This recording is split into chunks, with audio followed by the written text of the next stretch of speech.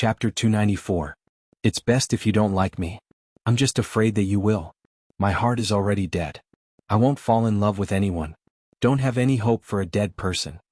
Qin Baiyuan continued to drink as he spoke. Su Dai didn't know what to say, so she just drank with him silently. When he was so drunk that he was lying on the bar counter, she helped him up and staggered out. Qin Baiyuan looked thin, but his body was full of muscles. He was very heavy, and Su Dai had a hard time carrying him. Qin Baiyuan. Can you use more strength? You're so heavy. I want to vomit. Qin Baiyuan pushed her away as he spoke. He leaned against the pole and vomited. He hadn't eaten for a few days, so all he vomited was water. The people around him covered their noses and took a detour. Su Dai held his waist and massaged his back as she panted. Are you okay? You'll feel better if you vomit. Go on, vomit. Qin Baiyuan vomited for a long time. His whole body seemed to be hollowed out. He staggered and fell to the ground. He frowned in discomfort, with tears and snot all over his face. After vomiting, he seemed to sober up a little. He lowered his head and sat there, looking very dispirited. Why am I so miserable? What?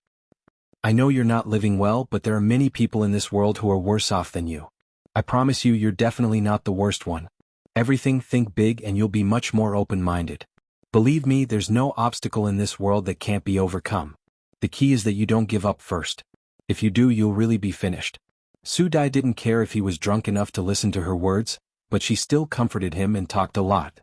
Let's go later. She was suddenly pulled into his arms. Even though he was drunk, his strength was still so strong. She bumped into his strong chest, and there was a moment of dizziness in her head. His strong arms hugged her tightly, almost suffocating her. However, she felt more strongly that she couldn't resist his strength. Her body melted and so did her voice. Qin Baiyuan, who knows how bitter my heart is? Who can I tell? Everyone was looking at the Qin family as a joke. Everyone was waiting for me to die. But I can't die. My dad and my mom have to rely on me. I have to live for them. You are a good son. The heavens will definitely treat you well. Believe me, the darkness will pass and light will come. I don't know if there will be light after the darkness. I just want to have someone who belongs to me by my side. I'm willing to accompany you. Su Dai blurted out. But you can't give me what I need. Qin Baiyuan smiled bitterly. I will never have that feeling again. The two of them hugged for a long time before Su Dai helped Qin Baiyuan into the car. She foresaw that they would be drinking today, so she brought the driver along. Miss, where are we going now? She glanced at Qin Baiyuan. He had a terrible headache. He pinched the space between his eyebrows. Whatever. Hilton Hotel. The car started. Qin Baiyuan kept his eyes closed in discomfort. Su Dai asked, Are you feeling very uncomfortable? Do you want to buy some hangover medicine? No need. The blue light stung Qin Baiyuan's eyelids. He opened his eyes uncomfortably and suddenly saw a familiar figure. It was her. Stop the car. He shouted hurriedly. He rushed out of the car before it came to a complete stop. Shi Shujing. He grabbed her hand. Shi Shujing was wandering aimlessly on the street when he suddenly saw Qin Baiyuan's red face. He was stunned. It's so late. Why are you walking alone? Where's Si Wenchen? Shi Shujing's eyes were instantly filled with tears. Did he bully you? Damn it. I'll avenge you. He staggered as soon as he turned around and almost fell. However, his eyes were burning with anger. Sai, be careful. Su Dai quickly helped him up and nodded at Shi Shujing to greet her. Let go of me. I'm going to find Si Wenchen. Qin Baiyuan, don't be like this. He didn't bully me. I'm the one who feels bad. You're crying because he didn't bully you? Don't cover for him anymore. It must be him. I'm going to get even with him. Stop it. Su Dai grabbed him and refused to let go. Look at you now. Can you even walk in front of him? It's not like you don't know how good Brother Si is to Shi Shujing. How could he bear to bully her? Maybe there's some misunderstanding between them. You're an outsider, don't interfere. Then why are you crying? I can't tell you now. Miss Su, please send him off. I'll leave first. Don't go. Qin Baiyuan shook off Su Dai and grabbed her hand. How can I let you walk on the street alone like this? It's so dangerous out there. What if you meet someone who's going to hurt you? Since you don't want to go home, come with me first. I don't want to. You still don't believe me? Shi Shujing, I know you're feeling bad. You must need someone to talk to. You can tell me. You trust me, don't you? Shi Shujing bit her lip and nodded. Her heart was in a mess. Qin Baiyuan was her family. She really had a lot to say to him. How about this? I'll send you back first, okay? Su Dai asked. Qin Baiyuan didn't even look at her. He helped Shi Shujing into the car. Su Dai felt like she had completely become the background. She couldn't even be considered as a background. She was completely invisible. She couldn't help but feel a little disappointed. The driver who had been following behind Shi Shujing called Si Wenxin to report the situation. "Xio, do you still want to follow them?" "Yes. Follow them and make sure they're safe." Si Wenxin stood by the floor-to-ceiling window and rubbed his eyebrows tiredly. He replied in a low voice. It was better to have Qin Baiyuan with her. He could enlighten her. Otherwise she would have more thoughts if she was alone. Qin Baiyuan brought Shi Shujing back to the apartment. "Miss Su isn't coming up." "What is she doing here?" "She will only disturb our conversation." "I think she cares about you. It's not good for you to let her go back like this." "There's nothing bad about it. I'm not very familiar with her." Qin Baiyuan poured a cup of hot water and handed it to her. "It's cold. Hurry up and cover it." Shi Shujing sighed. Qin Baiyuan was a smart man. But when it came to love he was always slow. As an outsider she could see clearly that Su Dai liked him, but he didn't feel anything at all. She was really worried that he would only understand Su Dai's kindness after losing her. "I see that you can't even walk steadily. You must have drunk a lot." "I'm fine." In fact, Qin Baiyuan's head was hurting so much that it was about to explode. But when he looked at her, he could calm down a little, and his heart was not so painful. "Go take a shower first. After that, we can talk slowly. There are 2 bathrooms here. I'm going to take a shower too." "Okay." After washing up, Shi Shujing wore Qin Baiyuan's clothes and blanketed the sofa in a daze. Qin Baiyuan came out while drying his hair. He was dressed very neatly. "Is the heater enough? Do you want to turn it on a higher temperature?" "No, it'll be hot if it's any higher." "Okay." Qin Baiyuan sat on the sofa opposite her and looked at her for a long time. "Do you want to talk to me? Maybe you don't want to talk now. Go to bed early." Shi Shujing buried his chin in the blanket.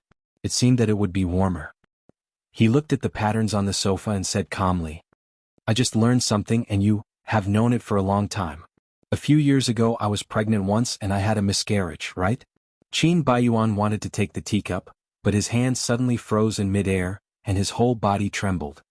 He never thought that she would tell him this. "Actually, it's nothing surprising. You will know what you should know eventually. Did you change your attitude towards me because of this?" Shi Shujing always thought that Qin Baiyuan hated her because of the forced marriage. Now that she thought about it, he actually mentioned the child several times when he was angry, but she didn't understand, so she didn't care. "Who told you that?" "Stony Moon. That year I was drugged by her." "What?" Qin Baiyuan was surprised. After the accident, Stony Moon told him that Shi Shujing went to a bar and got pregnant accidentally, so he didn't know who the father of the child was. At that time he believed in her unwaveringly, so his good impression of Shi Shujing was greatly reduced, and he thought that she was a very casual girl. After that, she insisted on marrying him. He thought that she was a broken shoe that had been played by someone and asked him to take over. He had always suspected that her so-called amnesia was just an act. After they got married, Qin Yuning didn't allow him to mention that in front of Shi Shujing, so he didn't say it. However, there must have been a big knot in his heart, and even touching her was dirty. He didn't expect that a few years later, he would find out that she had been drugged by Stony Moon. The truth was often shocking, and Qin Baiyuan couldn't accept it for a long time. However, Stony Moon had always hated Shi Shujing. When people are driven by hatred, they can do all kinds of terrible things. "I can't believe that she is so vicious." "That's right. I don't want to believe it either. Our relationship has always been bad, but I always feel that we have the same blood flowing in our bones. Even if she doesn't acknowledge me, it's not to the extent of, the heavens are playing tricks on people, to actually make me lose my memory and forget about this matter. It's fine if I forget about it, but I just have to remember it. The heavens really love to play tricks on people."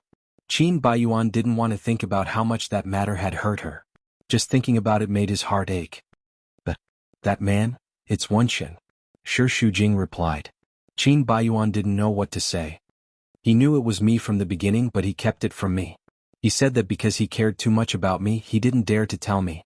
"What kind of bullshit excuse is that?" Qin Baiyuan said that, but he asked himself, if it was him, would he have the courage to say it?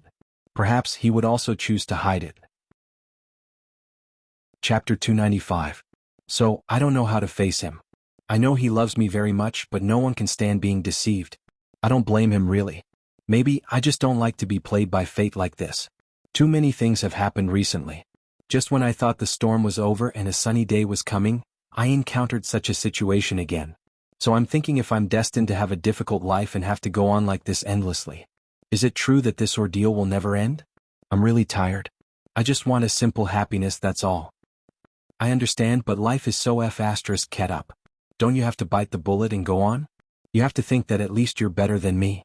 Look, my dad is in jail, my mom betrayed me, blue sky is in a storm, and the whole world is waiting to see me make a fool of myself. Am I not living like a heartless person? You're still a little weaker than me. Although Qin Baiyuan said it in a joking tone, Shi Shujing knew how bitter he was in his heart. I'm sorry, I was too busy complaining to you and didn't care about you. I'm so selfish. It's okay, I'm a man. What can I get through? At most, if blue sky closes down, I'll be a male prostitute to support my family. Shi Shujing was speechless. I'm serious. Look at how handsome I am. I'll definitely become the most handsome male prostitute.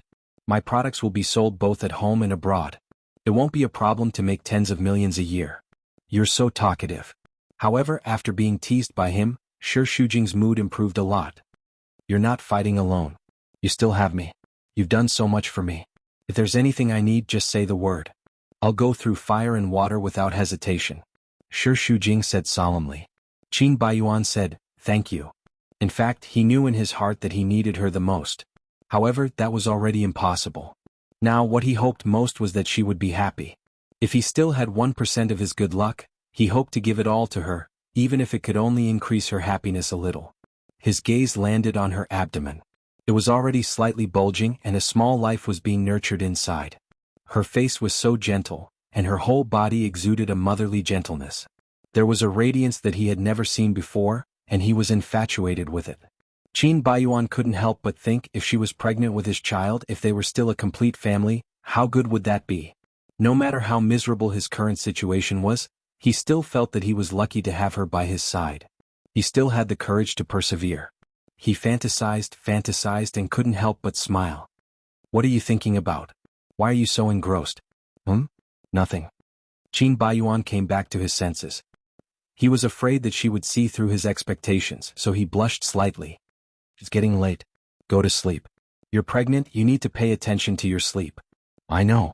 Thank you for taking me in. Aren't we family? Why are you treating me like an outsider? Yes. To Shi Shujing, family was the best relationship between them and it made her feel warm. Shi Shujing slept in the master bedroom, and Qin Baiyuan slept in the guest room. He looked at the wall under the dim moonlight, thinking that she was next door, and he felt very at ease. It had been a long time since he had this kind of moment of peace in his heart. He probably wouldn't have this kind of time again in the future, right? But to him it was already a comfort. He slowly closed his eyes. That night, Qin Baiyuan slept very soundly and didn't even dream. When he woke up, the sky was already bright. Usually when he woke up, his head would hurt and be in a mess, but at this moment he was extremely awake and his whole body was quite carefree. Thinking that Shi Shujing was next door, the corners of his mouth curled up again. He had to prepare breakfast for her. Unexpectedly, when he left the room, Shi Shujing had already served breakfast on the table and smiled at him in the warm sunlight. Morning, did I wake you up? No. Qin Baiyuan was dazzled by the gentle smile on her face. He felt that he would never see a more charming smile in his life. He looked at her deeply, wanting to firmly imprint such a smile in his mind and never forget it for the rest of his life. Have breakfast. Okay. Happiness came too suddenly, and Qin Baiyuan suddenly didn't know what to do. When he sat down he looked a little awkward. I should be the one to prepare breakfast for you, but you, a pregnant woman, have to take care of me instead. You made breakfast? Can I eat it? Are you trying to make me have diarrhea? Shi Shujing winked playfully. Qin Baiyuan. Don't look down on me, okay? There aren't many ingredients in your fridge, so I just made some fruit salad and fried an egg. You can eat whatever you want. Okay. What do you want to eat? I'll go down and buy it later. No, I don't plan to stay here for long. It's too much trouble for you. If you think it's awkward for me to stay here, I'll leave this place for you. I'll move somewhere else. You can stay here with peace of mind as long as you want. But I have to go back eventually. I'm not breaking up with Wuxia. I just want to find a place to calm down. When I think it through, I'll go back. It won't take long. Okay. Qin Baiyuan was a little disappointed. You usually eat takeout at the company. It's not nutritious. You need to eat more fruits. I see that you've been overworked and haggard recently. You need to eat more nutrition. Only when you're full will you have the strength to fight against fate. Has Si Wenshin ever despised you? Despised me for what? Despised you for being so long-winded. Do you usually talk so much when you're with him? Shi Shujing was speechless for a few seconds. I care about you and you despise me for being long-winded? I'm joking. Qin Baiyuan thought to himself that if he could get the same treatment as Si Wenshin, how good would that be? She used to care about him very much, but he let her down. Oh yes, there's one thing. I know it might not be appropriate for me to say it, but I can't help it. Tell me, who are you and who are you? Su Dai is a very good girl, don't you think? Qin Baiyuan took a bite of the salad and thought that the taste was really not that good. It was like eating grass. But he liked it when she made it herself. He replied casually. Yeah. She's also very good to you, don't you think? Yes, she's very good. Then, what do you think of her? Nothing much. She's just very loyal and a good friend. You're actually not very close to her. She doesn't need to be loyal to you. She treats you well because she likes you. Don't tell me you can't tell. Really?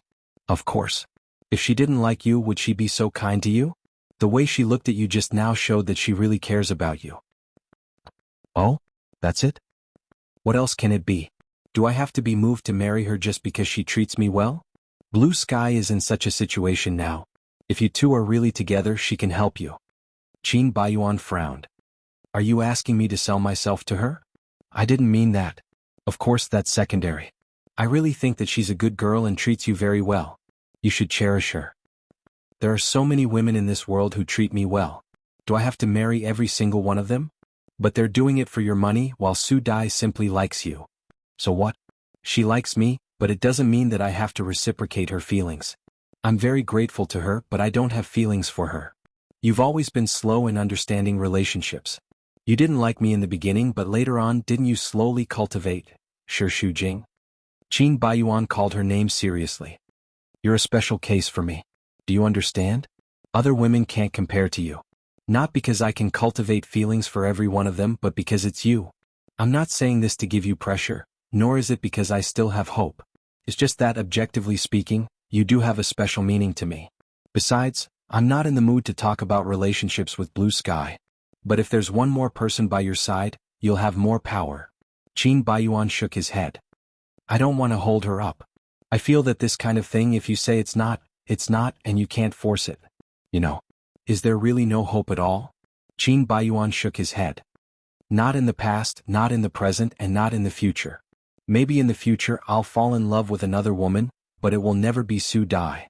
Shi Shujing was a little disappointed. What a pity. You always like to worry about others. Are you addicted to being a matchmaker? Or are you afraid that I'll pester you, so you want to quickly push me to her? To solve a problem for you. I didn't mean that. I just think that you two are quite compatible. She's a good girl, but unfortunately, you're as blind as a bat. Is there anyone who talks like that? I'm as blind as a bat if I don't like her? Shi Shujing smiled helplessly. Forget it. Anyway, I'm just saying. It's not up to me to decide whether it works out or not. It's good that you know that. Don't mention this kind of thing in the future. I don't like to hear it. Got it. Drink more milk. After breakfast, Qin Baiyuan asked. Do you want to go to the supermarket to buy more? No need. It's getting late. You should hurry to the company. What will you do if you're alone? Starve to death? Am I that weak? I'll go down and buy some later. Hurry to work. Don't worry about me. Qin Baiyuan nodded. Then I'll go. But when he went downstairs, he was still worried about her. He bought a lot of things and asked the shop assistant to send them upstairs before he went to work. Shi Shujing curled up on the sofa and read for a while. Then he took out the quilts for 2 rooms to dry. The sun was just right. It was warm and very comfortable when it shone on her. She squinted her eyes in the sun. She felt that the yin qi in her body was being exposed by the sun. She felt more energetic. Looking at the world shining with sunshine, she felt that everything was still very beautiful. Even if there was a storm the previous night, the sun would still dispel all the haze when it came out. It seemed that as long as she faced the direction of the sun, she would be full of hope. Chapter 296. Their first child was gone, and she could only accept the reality. In order not to let the regret continue, she should take good care of their second baby. Her hand gently touched her upper abdomen, thinking of the crystallization of their love inside. Growing up day by day, she felt at ease, and felt that no matter how difficult it was, it could be overcome. Shi Shujing stayed in the apartment for 2 days, but Qin Baiyuan did not come back. He probably felt that their identity was awkward, and he did not want Si Wenxin to misunderstand anything. It was good for her to be alone in peace and quiet. In the evening, she took a walk on the commercial street by the river.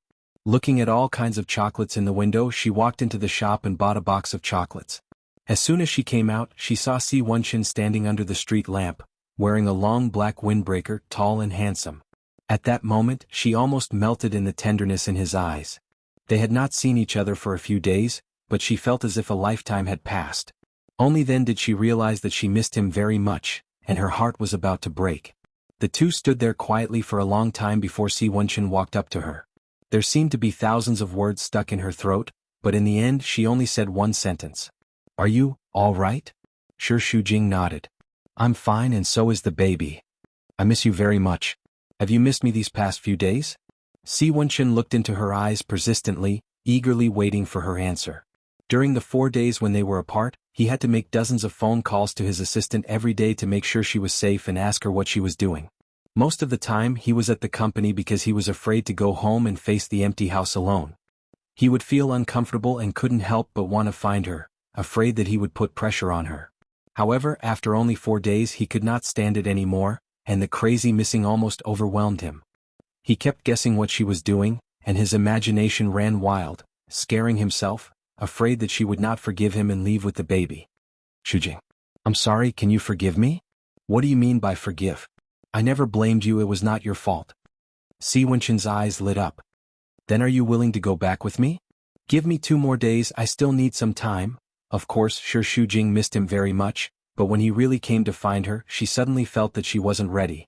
She didn't know what exactly she was resisting, but she probably wasn't mentally prepared. She was afraid that she would overthink things if she went back to that house before she could sort out her feelings. "Can you go back with me first? If you need some space, I can move out. That family can't be without you." "Wenxin, I can't do it now." "Why? You still can't forgive me, can you? Do you still not want to face me?" Si Wenxin was anxious. "I know you still blame me, right? I didn't, don't force me, okay? It's not easy for me to calm down. Give me some more time. But I can't live without you. Shujing, do you know how I spent the past 4 days? Every minute and every second was incomparably torturous for me. I thought about you, I didn't stop thinking about you for even a second. If this goes on, I'm going to go crazy." His anxious words messed up Shi Shujing's heart. She wanted to escape the passionate feelings. "I'll go first. I'll go home when I've thought it through." "Shujing, don't go. Let go of me, don't force me." She pushed and shoved. "Shujing, I can't let you leave me." At this moment, the shed above their heads suddenly fell down. At that moment, Si Wenxin used his body to protect Shi Shujing, completely protecting her in the crook of his arm. Shi Shujing only heard something collapse. Rumble, rumble, it was very noisy, followed by the screams of passers-by. "Oh my God, someone was hit." At the hospital, Shi Shujing paced back and forth anxiously in the corridor. As soon as the doctor came out, she immediately grabbed him and asked, "How is he?" "He was hit in the head by a steel bar. He has a slight concussion and his right hand is fractured. Fortunately, it's not a big deal. He'll be fine when his arm recovers." "Is he really okay?" The doctor shook his head. Only then did Shi Shujing heave a sigh of relief. She had been in fear for half an hour and was almost scared out of her wits. She was not injured, but his entire arm was covered in blood. She was really afraid. "Can I go in and see him?" "Yes, but don't talk for too long. He needs to rest." "Okay, thank you, doctor." Shi Shujing walked quickly into the ward. Si Wenxin was sitting at the head of the bed. One of his hands was wrapped in bandages, and there were a few abrasions on his face. He looked quite miserable. But when he saw her coming, his eyes immediately lit up. "Shujing, sit down and don't move. How's your head? Are you still dizzy? Does your arm hurt?" "It doesn't hurt anymore. Don't worry. Such a small injury is nothing to a man. Why is there blood on your arm? Are you hurt?" "I'm not hurt. It's your blood. When the shed collapsed, you protected me. How could I be hurt?" "That's good. You fool, you could have dodged it." Why did you block it for me? Don't you know how dangerous it is? Silly girl, how could I let my woman get hurt? The accident happened too suddenly. My mind was blank. The only thought in my mind was that even if I had to risk my life, I would protect you. Shi Shujing knew that at the moment of the disaster, his action of protecting her was an instinctive reaction. He had already put her safety before his own. To him, she was the most important person. Any woman would be moved by such a deep love. I'm sorry. If I agreed to go back with you earlier, the accident wouldn't have happened. I really deserve to die. You're so good to me. How could I have the heart to quarrel with you? I'm sorry. I'll go home with you. I won't quarrel with you anymore. Did you do it because you felt guilty? No. Shi Shujing shook her head desperately. I don't blame you at all. I just want to go home when I completely calm down. But you see me as more important than your own life. What reason do I have to leave you? These few days I've thought it through very clearly. The past, whether it's good or bad, is in the past. The most important thing is that we're together now and in love. The misfortune of our first child must not happen a second time. After going through so many hardships, we should be together and guard this hard-won happiness. Shujing, Si Wenchen was touched by her words. As long as you don't blame me, I'm willing to be hit no matter how many times. She smiled through her tears. Are you stupid? How can you say such things? I'm stupid. That's because of you. For you, I'm willing to be stupid. You only know how to torture me. These few days I've been tormented. Promise me no matter what happens in the future, don't leave me. Even if there's a conflict, don't run away from home, okay? I didn't run away from home. I just go to your ex-husband's house for a few days? Si Wenchen had a jealous expression on his face. Although I know there's nothing between the two of you, I feel very uncomfortable at the thought of you living in his house. I'm very jealous. He's not at home. I'm the only one living there. Why are you jealous? The two of you really love each other. One moment you feel at ease leaving me to him, and the next moment you're jealous of him and want to kill him.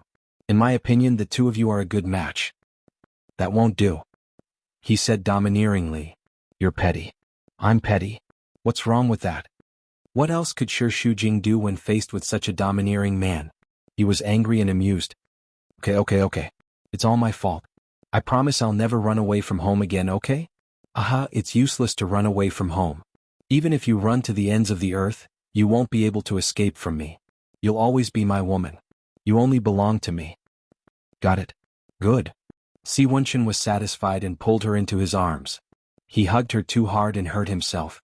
He let out a muffled groan. However, this was the only way he could truly feel her existence and feel that she belonged to him. Only then could he feel at ease. What's wrong? Did you touch my wound? It's okay. My hand hurts, but my heart is sweet. He deeply inhaled the fragrance of her hair and said passionately, Oh my God, I miss you so much. When you're not around, I don't even know how I got through it. At night, I hugged your pillow, smelled your fragrance, and pretended that you were still by my side. But when I thought that you were no longer here, I felt even more disappointed. Shujing, I won't lie to you anymore. Well, I won't lose my temper and quarrel with you anymore. Every relationship wasn't smooth sailing. Only when we tolerate each other can we reach the end of happiness. The knot in her heart from a few years ago was completely untied from Shi Shujing's heart at this moment. She also heaved a sigh of relief. There was still a long way to go. Thinking about it made her feel tired. But every step in the past had never been easy. Didn't she persist step by step until now? The longer she persisted, the more she understood the value of this relationship. Now, even if they encountered great difficulties, it was impossible to separate them again. Their tightly clasped hands had been firmly clasped together and could never be separated. During the week when Si Wenchen was hospitalized, Shi Shujing took care of his daily necessities. In her words, he was a super troublesome giant baby. In the evening, when Shi Shujing returned to the ward, Si Wenchen was anxiously looking for her. Where have you been? His nervous expression made her nervous too. I want to buy porridge for you. What's wrong? Are you not feeling well? Do you want to call a doctor? I didn't see you when I woke up. I was worried that you had left. Didn't you say that you would always stay with me? How could you leave me alone in the ward? Si Wenchen's tone was quite sad, like a child, which made Shi Shujing feel funny. Please, I sat by the bed with you for 2 hours, okay? Who knows how long you were going to sleep? It's already past 5 o'clock. If I don't go down now, I won't have your favorite yam porridge anymore. At that time you will make trouble for me again. Who made trouble for you? You still deny it? Who was the one who didn't have yam porridge yesterday and rolled on the bed? I'm just short of crying. Si Wenchen refused to admit it. Chapter 297. Other people are getting more mature as they live, but you're getting younger and younger. You're getting more and more childish. Not only do I have to take care of the baby in my stomach, but I also have to take care of you. Do you think it's easy for me? Shi Shujing shook her head, feeling tired for herself. What? You're angry now, aren't you? You don't want to take care of me anymore, right? Men will only show their childish side in front of the woman they love. Do you understand? Yes. Anyway, you're in the right. I can't argue with you. Si Wenchen pinched her nose. You say you can't argue with me, but you're the one who has me under your thumb. For a lifetime. Since I'm giving you food for a lifetime, you should give me food too, okay? As he spoke, he hugged her and wanted to kiss her. Stop it. Eat the porridge. I don't want porridge. I want to eat you.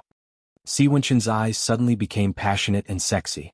Shi Shujing soon melted in his eyes and was swallowed by his kiss. She unconsciously wrapped her arms around his neck and responded to his kiss. The kiss lasted for a long time before Si Wenchen let go of her lips reluctantly and bit her red and swollen lips as a punishment. Are you a puppy? How can you bite me? You're so charming. I can't get enough of you. Mushy. You like me mushy, right? Shi Shujing pursed her lips. She couldn't deny this, but she didn't want him to succeed. Hurry up and eat the porridge. It's getting cold. Okay. You feed me.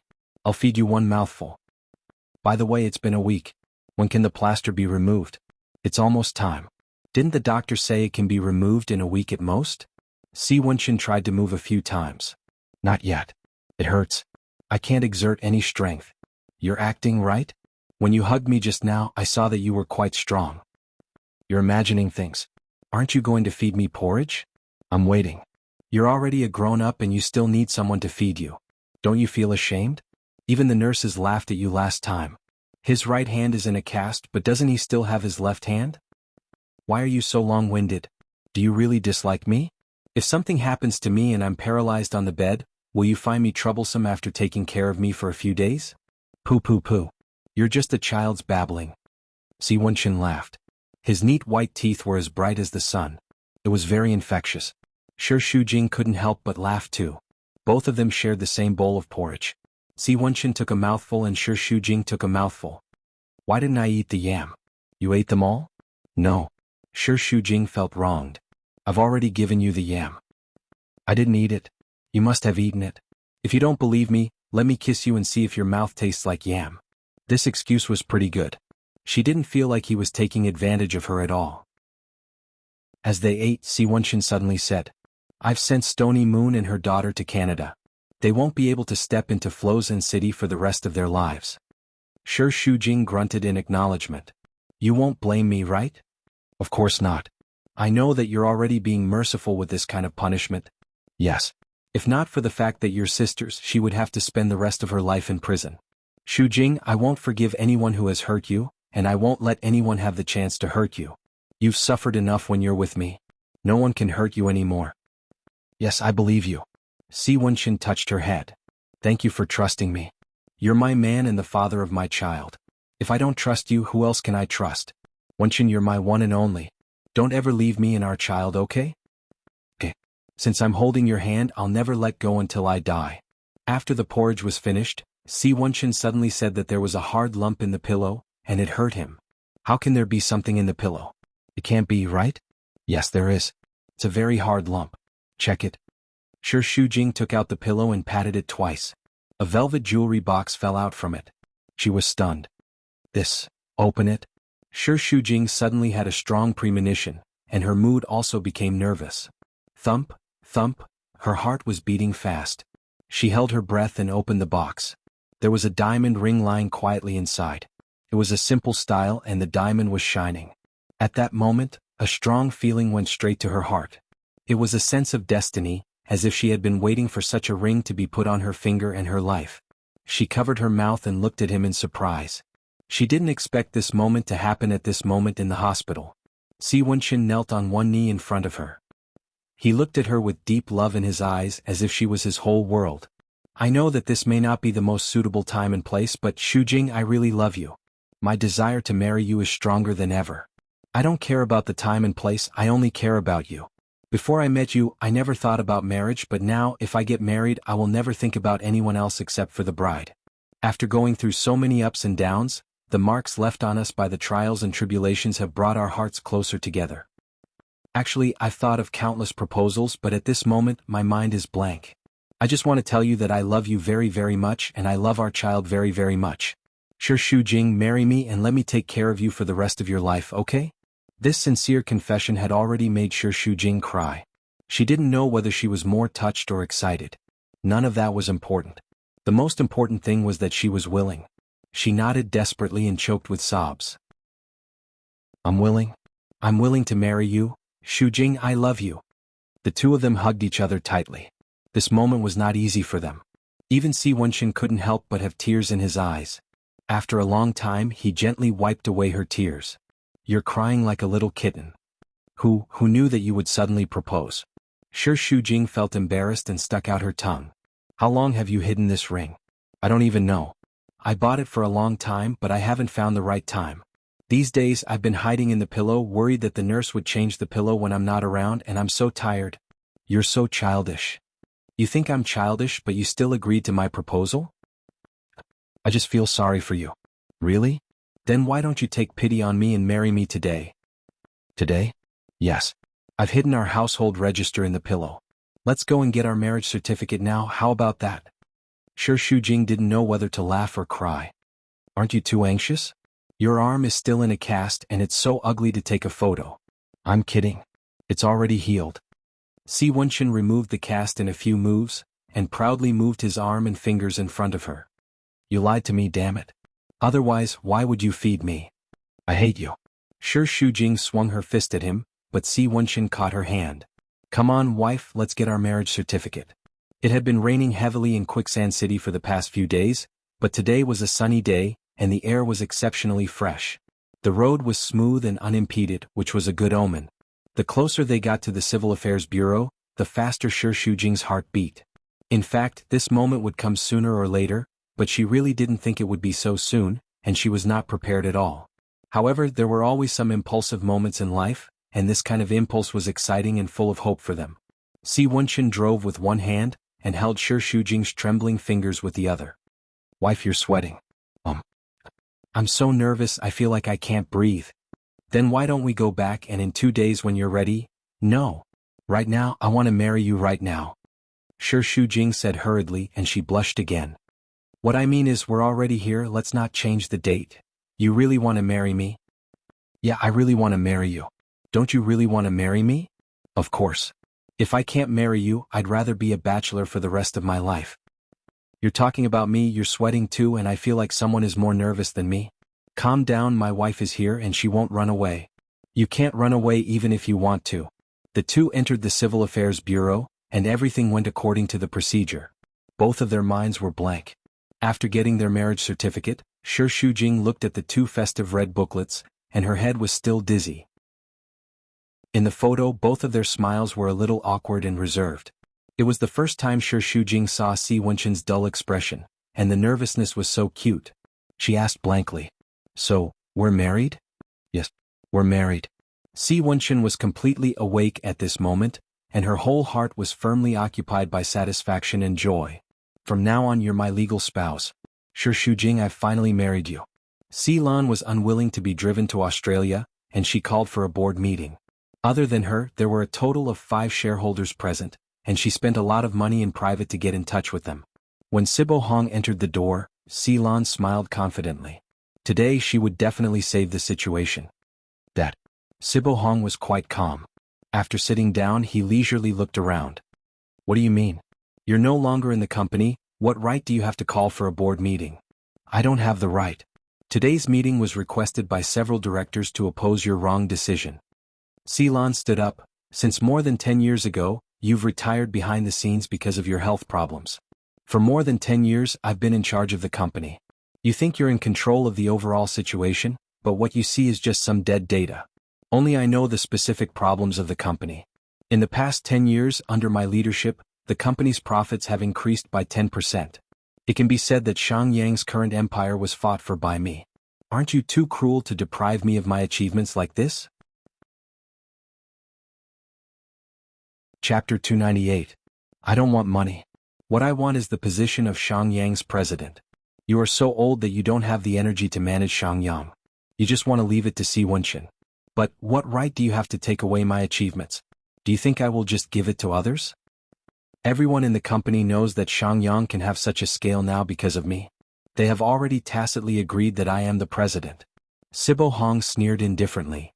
So what do you want now? The company has a rule that the president can be decided by the board of directors. It's not just what you say. It also depends on what the 5 shareholders say. Shangyang is the country of our Si family. How can it be decided by outsiders? Silan smiled and shook her head. You are still so stubborn. Who do you think you are? The emperor of Shangyang? Now, it is about the capable who can take over. It is not about you giving orders alone.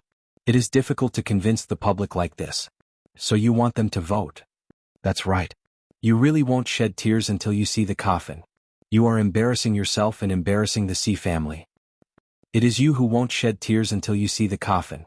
You will pay the price for your stubbornness. Okay. Don't you want to vote? Then hurry up and start. I don't have so much time to waste with you. Silan hooked up the corner of her mouth. Uncles, all of you have seen the painstaking efforts I have put into Shangyang over the years. Whether I have the ability or not, all of you are very clear. The future of Shangyang is now in your hands. I believe that uncles will make the right choice. Please raise your hand if you support me to be the president. Silan was full of confidence. She thought that even if there were not 5 votes, there would be at least 4 votes. However, none of the 5 shareholders raised their hands.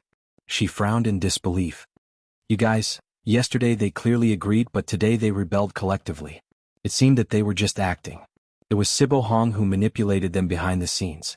For a moment, she fell into a helpless predicament. You want to fight with me? You are really too inexperienced. Do you think that after being the acting president for more than 10 years, Shangyang is in your pocket? Naive. Remember, the master of Shangyang will always be me, Sibo Hong. If I want to give it to you, I will naturally give it to you. I don't want to give it to you, so don't even think about touching Shangyang. Is there any use in bribing them? In the past, they followed me to conquer the country, so how could they be bribed by a little girl like you? You want to steal my Shangyang? That's just a pipe dream. Silan was utterly defeated, and her expression changed drastically. Dad, it's my fault. I shouldn't have thought about Shangyang. I just did such a wrong thing because I was unwilling. Please forgive me, Dad. I don't want the position of president. Please let me continue to work for Shangyang, Dad. She knelt down and hugged Sibo Hong's thigh, begging, but he pushed her hand away. I gave you a chance, but you didn't know what was good for you. You actually dared to provoke me again. Shangyang, there is no longer a place for you. Pack your things and leave Flozen City. There was only one light in the room, and it was eerie. The door did not open. Silan's back was facing the door. In the darkness, her face became increasingly gloomy and terrifying. No one knew what kind of plot she was hatching. Her entire body emitted a cold and gloomy aura. Cough, cough, cough, cough. The sound of coughing could be heard. Sibo Hong passed by the door and stopped. Have you packed your things? What time is your flight tomorrow? Silan did not move. I'm talking to you, did you hear me? If you don't want to pack, then just go there and buy more. Why do you have to do this to me? Silan slowly stood up. Because of the light in her hair, her 2 eyes seemed to be deeply sunken like a devil. Seeing her like this, Sibo Hong felt very uncomfortable. How did I do this to you? It's because you don't like daughters that I've never received your love since I was born. I've been living in fear every day. Ever since I was young, I've always strived to do my best. I want you to be proud of me, I want you to change your mind. However, no matter how much effort I put in, I can't compare to Wenqin doing nothing. The reason is because I'm my daughter. Dad, I'm also your child. Why are you so unfair to me? There's no why. If you want to blame someone, you can only blame yourself for not being a man. But I'm no worse than a man. For so many years I've done my best for Shangyang. You've seen it with your own eyes, haven't you? You're not doing it for Shangyang. You're doing it for yourself. I've warned you many times not to have any ideas about Shangyang, but your ambition is getting bigger and bigger. It's you who forced me to take measures. I'm ambitious because I've done too much for Shangyang. Moreover, my ability matches my ambition. If it were you, would you be willing to give away the fruits of your hard work for so many years? Don't talk so much nonsense. I've already made up my mind. Nothing you say can change it. Must you be so cruel to me? You're the one who forced me. Silan completely gave up. Fine. Since it's like this, don't blame me for being cruel. Ceylon snapped her fingers. Four bodyguards rushed out and surrounded Sibo Hong. What do you want? I want you to give Shangyang to me. I want you to change your will. How dare you do this to me? Sibo Hong expected that she would resist, but he didn't expect her to be so ambitious as to force him to this extent.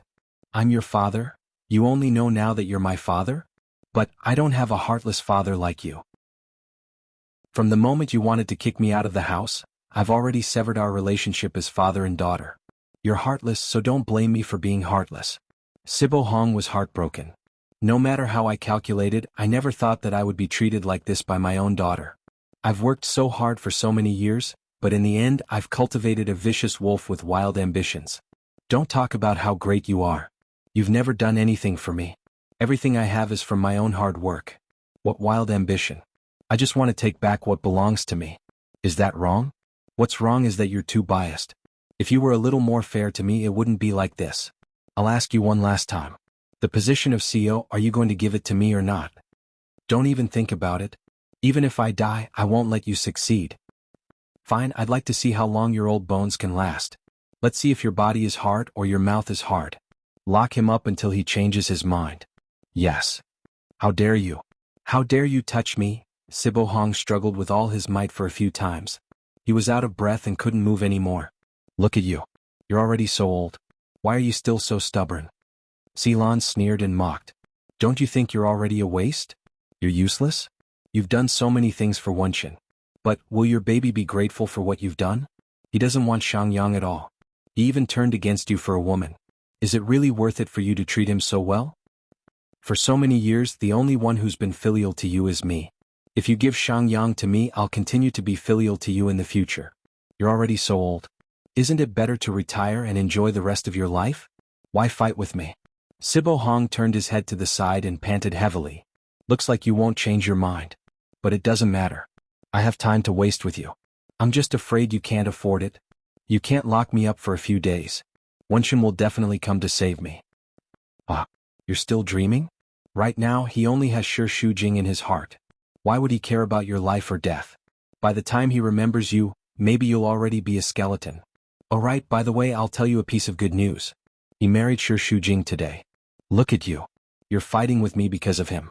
He didn't even tell you that he's getting married. He even married the woman you hate the most. With this comparison, doesn't it seem like I'm a filial daughter? Filial? You're an ungrateful wretch. Speaking of ungrateful wretches, I don't dare to compare with him. He's the real ungrateful wretch. I lost because I'm a daughter. But I won't just sit and wait for death. In the end, you'll definitely agree to my conditions. If you don't believe me, let's wait and see. Ceylon gave a look. The bodyguard dragged Sibo Hong into the room. Ceylon didn't feel a trace of guilt in her heart for treating Sibo Hong like this. On the contrary, there was a crazy revenge. She should have done this a long time ago. She wasted a few years of her youth. In this world, there was no one she could trust and rely on.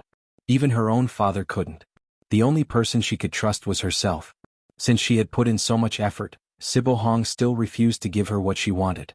Then she could only rely on herself to snatch it. Shangyang's empire would eventually fall into her hands. No one could stop her. Ceylon sat in the living room. She was still monitoring Shangyang's situation through the company's spies. Although Sibo Hong had ordered her not to step into Shangyang, she still thought that she was the CEO of Shangyang. Mississippi, the bodyguard walked in and looked at her with a troubled expression. Has that old thing eaten yet? The bodyguard shook his head. It's been 3 days. He still hasn't eaten? Not only hasn't he eaten, he hasn't even drunk a drop of water. If this goes on, I'm afraid the master can't hold on anymore. How about, or what? Do you think he'll let me go if I let him go now? What are you afraid of? The old man is very tough. He won't die so easily. Of course, Ceylon couldn't let Sibo Hong die. If he died, the will would take effect. At that time, she wouldn't get a single cent. Prepare a bowl of porridge. I'll go see him in person. Half an hour later, Ceylon opened the door with the porridge. She didn't need to be careful to prevent him from running away. Sibo Hong was dying of old age and had no energy left to struggle. Sibo Hong curled up on the sofa and hugged himself. He was thin and now he was shockingly thin. He looked haggard, reminding people of a dying beast. No matter how fierce he was when he was young, he was miserable and useless when he was old. Any prey could easily kill him. Chapter 299. Dad? She half squatted in front of him. Sibo Hong seemed to be in a semi-conscious state. She pushed him a few times and he slowly opened his eyes. His eyes were bloodshot and looked a little scary. Ceylon breathed a sigh of relief. He didn't respond just now, so she thought he was dead. Dad, how are you? Sibo Hong coughed twice. His voice was heavy and weak, as if he would pass out in the next second. Cough, cough, cough, cough. You haven't eaten for 2 days? Drink some porridge. Go. I don't want to see you. Ceylon pretended to be worried. How can you be like this? Your body can't take it anymore. Drink some porridge first, okay? You go. Dad, why are you being so stubborn? Do you think I want to do this? You don't know how much my heart aches seeing you like this. We are father and daughter. Blood is thicker than water.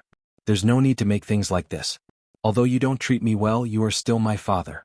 Do you really not remember how I have taken care of you for so many years? I also want to be a filial daughter, but you have to give me a chance. If you don't eat or drink, your body will suffer and I will also suffer. Pretending? You just want to trick me? Make me give Shangyang to you? But I would rather die than, Dad.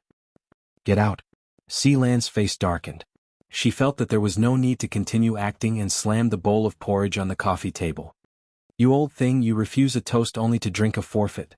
Do you think I can't do anything like this? Shangyang, even if I can't have him, your precious son can forget about having him. There's no point in fighting me like this. What do you want? You don't treat me as your daughter, but your son treats me as his sister. I can make him give up Shangyang's inheritance with just a word. You dare? I dare to lock you up. What else do I not dare to do? Let me tell you, if I can't have him, then he can forget about having him. If you want to continue wasting time, then continue wasting time. If you die, then no one can stop me. Eat or leave. Ceylon knocked over the bowl of porridge and turned to leave. You unfilial daughter, unfilial daughter. Sibo Hong was so angry that he couldn't breathe and his eyes almost rolled back. Ceylon returned to her room, removed her makeup and purposely made herself look haggard. Then she arranged to meet up with Si Wenchen. When he arrived at the restaurant, he was shocked by her haggard appearance. Sis, what's wrong? Ceylon just lowered her head and smiled bitterly without saying a word. Is it Dad? Don't worry, Dad's body is fine. Then why do you look so haggard? It looks like you haven't rested for days. What happened? Ceylon's eyes reddened in an instant. Si Wenchen had asked her, but she had refused to answer. He was very anxious. Ever since he was young, he had never seen Ceylon cry. When he asked her, she wouldn't say anything, so he didn't know what had happened. Sister, what's the matter? Tell me. I'll deal with it for you. You can't solve it. Ceylon shook her head and tears streamed down her face as if she had suffered a great grievance. It's my hard life. My husband treats me like this, and now Dad. I just have no one to love me. I deserve to be alone for the rest of my life. What's wrong with Dad? Dad changed his will and gave you Shangyang and all the shares. He didn't leave anything for me. He even drove me to Australia and didn't let me step into Shangyang again. How could this be? Dad can't treat you like this. Why not? You know how biased he has been all along. He only has you as his son in his heart. He has never had me. In his eyes, I'm no different from an ordinary employee. After using me, he kicks me away. I'm so miserable. Dad is a bit unfair to you, but it's not to the extent. Si Wenchen frowned. He knew how much unfair treatment Ceylon had received at home over the years, so he treated her better and wanted to make it up to her. He thinks I have ambition and want to be the president of Shangyang. He's afraid that I'll endanger your inheritance, so he wants to drive me away. Wenchen, in all honesty, I've never wanted to be the president of Shangyang. I've put in so much effort for you. I know that you've done too much for Shangyang. The position of the president should have belonged to you. I've never thought about getting it back. Dad is too stubborn to treat you like this. Isn't Dad doing everything for you? All these years, you know very well whether my sister has treated you well or not. I really can't stand it anymore, so I came to you for help. How do you want me to help you? Seeing him fall into her trap step by step, Ceylon was secretly proud, but she still pretended to be very pitiful. I don't want Shangyang, but what Dad did this time really made my heart cold. If he wants you to inherit Shangyang, it definitely won't be my turn, so I can only... You want me to give up Shangyang's inheritance? Ceylon didn't make a sound, looking as if she was embarrassed to say it. I know it's very unfair to you, but my heart is really too uncomfortable. For me, the important thing is not Shangyang. I just want Dad to understand that you don't want Shangyang, and he can't treat me like this. Okay. Si Wenqin agreed without hesitation. All these years, I haven't done anything for you. If this can make it up to you, I agree. Furthermore, I've never thought about Shangyang. In my heart, he has always belonged to you. The greatest happiness in my life is having a younger brother like you. Wenqin's sister thanks you. Si Lan expressed her gratitude on the surface, but a cunning and cold glint flashed across her eyes without batting an eyelid. How about this? You sign this agreement to give up your inheritance, then I can talk to Dad.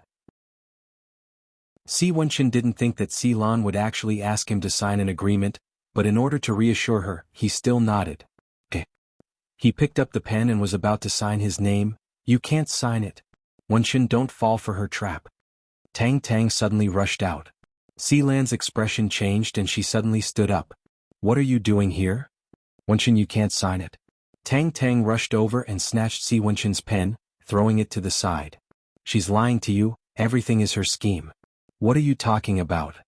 She was the one who told me to sow discord between you and Shi Shujing, including making Stony Moon look for Shi Shujing. She was also the one who told me to do it.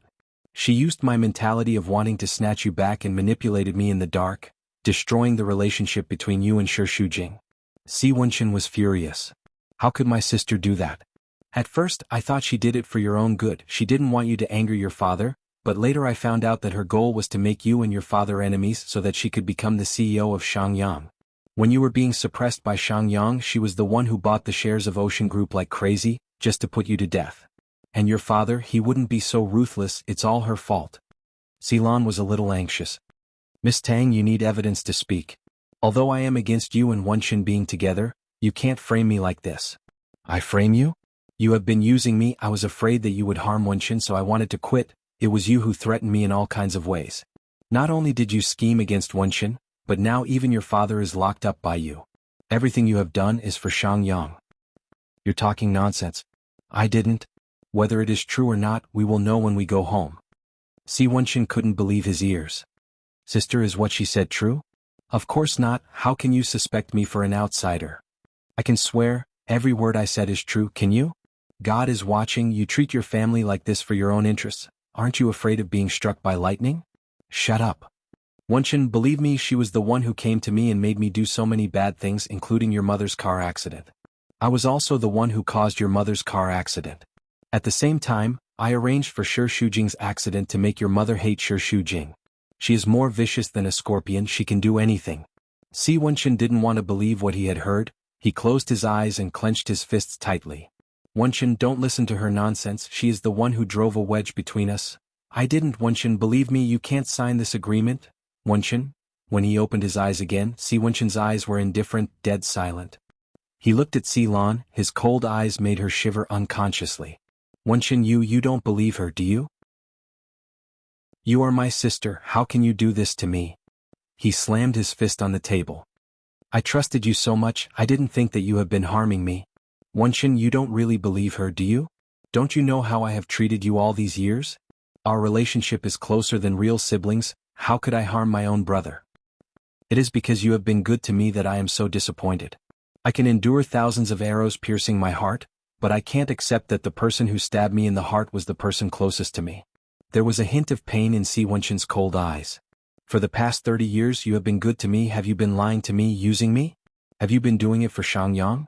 In your heart, has there ever been a moment when you have treated me as your own brother? Facing Si Wenqin's questioning, Si Lan knew that it was useless for her to argue. She didn't want to pretend in front of him anymore. After pretending for more than 30 years, she was really tired. At this moment, she finally took off her mask and smiled coldly. She gritted her teeth and said, "No, not even for a moment. Because my mother gave birth to me, my father despised her and chased her out of the house. After that, he married your mother and gave birth to you. Just because you are my son, my position in the family is even lower. Do you think that I would treat a bastard born by someone else as my brother? The moment you were born, when I held you, I wanted to strangle you to death. But that would be too easy on you.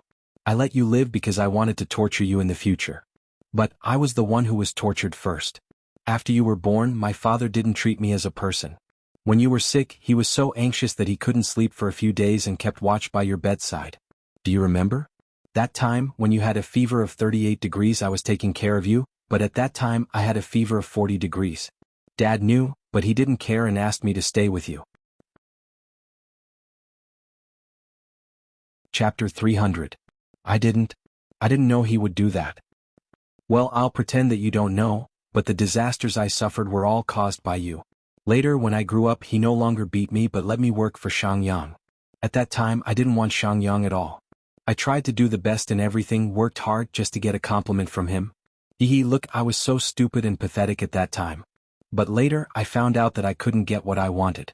Because in his heart, he only had you as his son and I was just fighting for you. Do you know how much hatred and unwillingness I had in my heart? Why should I work for the person I hate the most? I want to live for myself. But in the end, I still lost and he kicked me out of the position of acting president. He said that I was ambitious, but I just wanted to get back what belonged to me.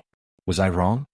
Si Wenxin didn't expect that the brother and sister would eventually become enemies because of this. I said I never wanted Shangyang. But even if it's something you don't want, he won't give it to me just because I'm a woman. I don't deserve it. The more I hate him, the more I hate you. I want to retaliate against you crazily and I want you to die. In front of you, I played the role of a good sister for more than 30 years. I'm very tired and I can finally say all the hidden words in my heart. Sister, I know you have suffered a lot. I will pretend that the past never happened. Let's start over. Impossible. Even if you are willing to let me go, the old man will not let me go. It's better to end it quickly. Si Lan suddenly took out a gun from her bag and pointed it at Si Wenxin. Tang Tang screamed in fear. Ah, the old man is so cruel to me, isn't it all for you? If you die, let's see who else can he give Shangyang to. Si Lan pulled the trigger. Wenxin, don't. At the last moment, Tang Tang rushed up and hugged Si Wenxin, using his back to block the bullet for him. What are you doing? Stop. The waiter ran over and Si Lan hurriedly ran away. Tang Tang's body slumped down from his body and Si Wenxin quickly supported her. Call an ambulance. Blood flowed all over his hand. Tang Tang, hold on.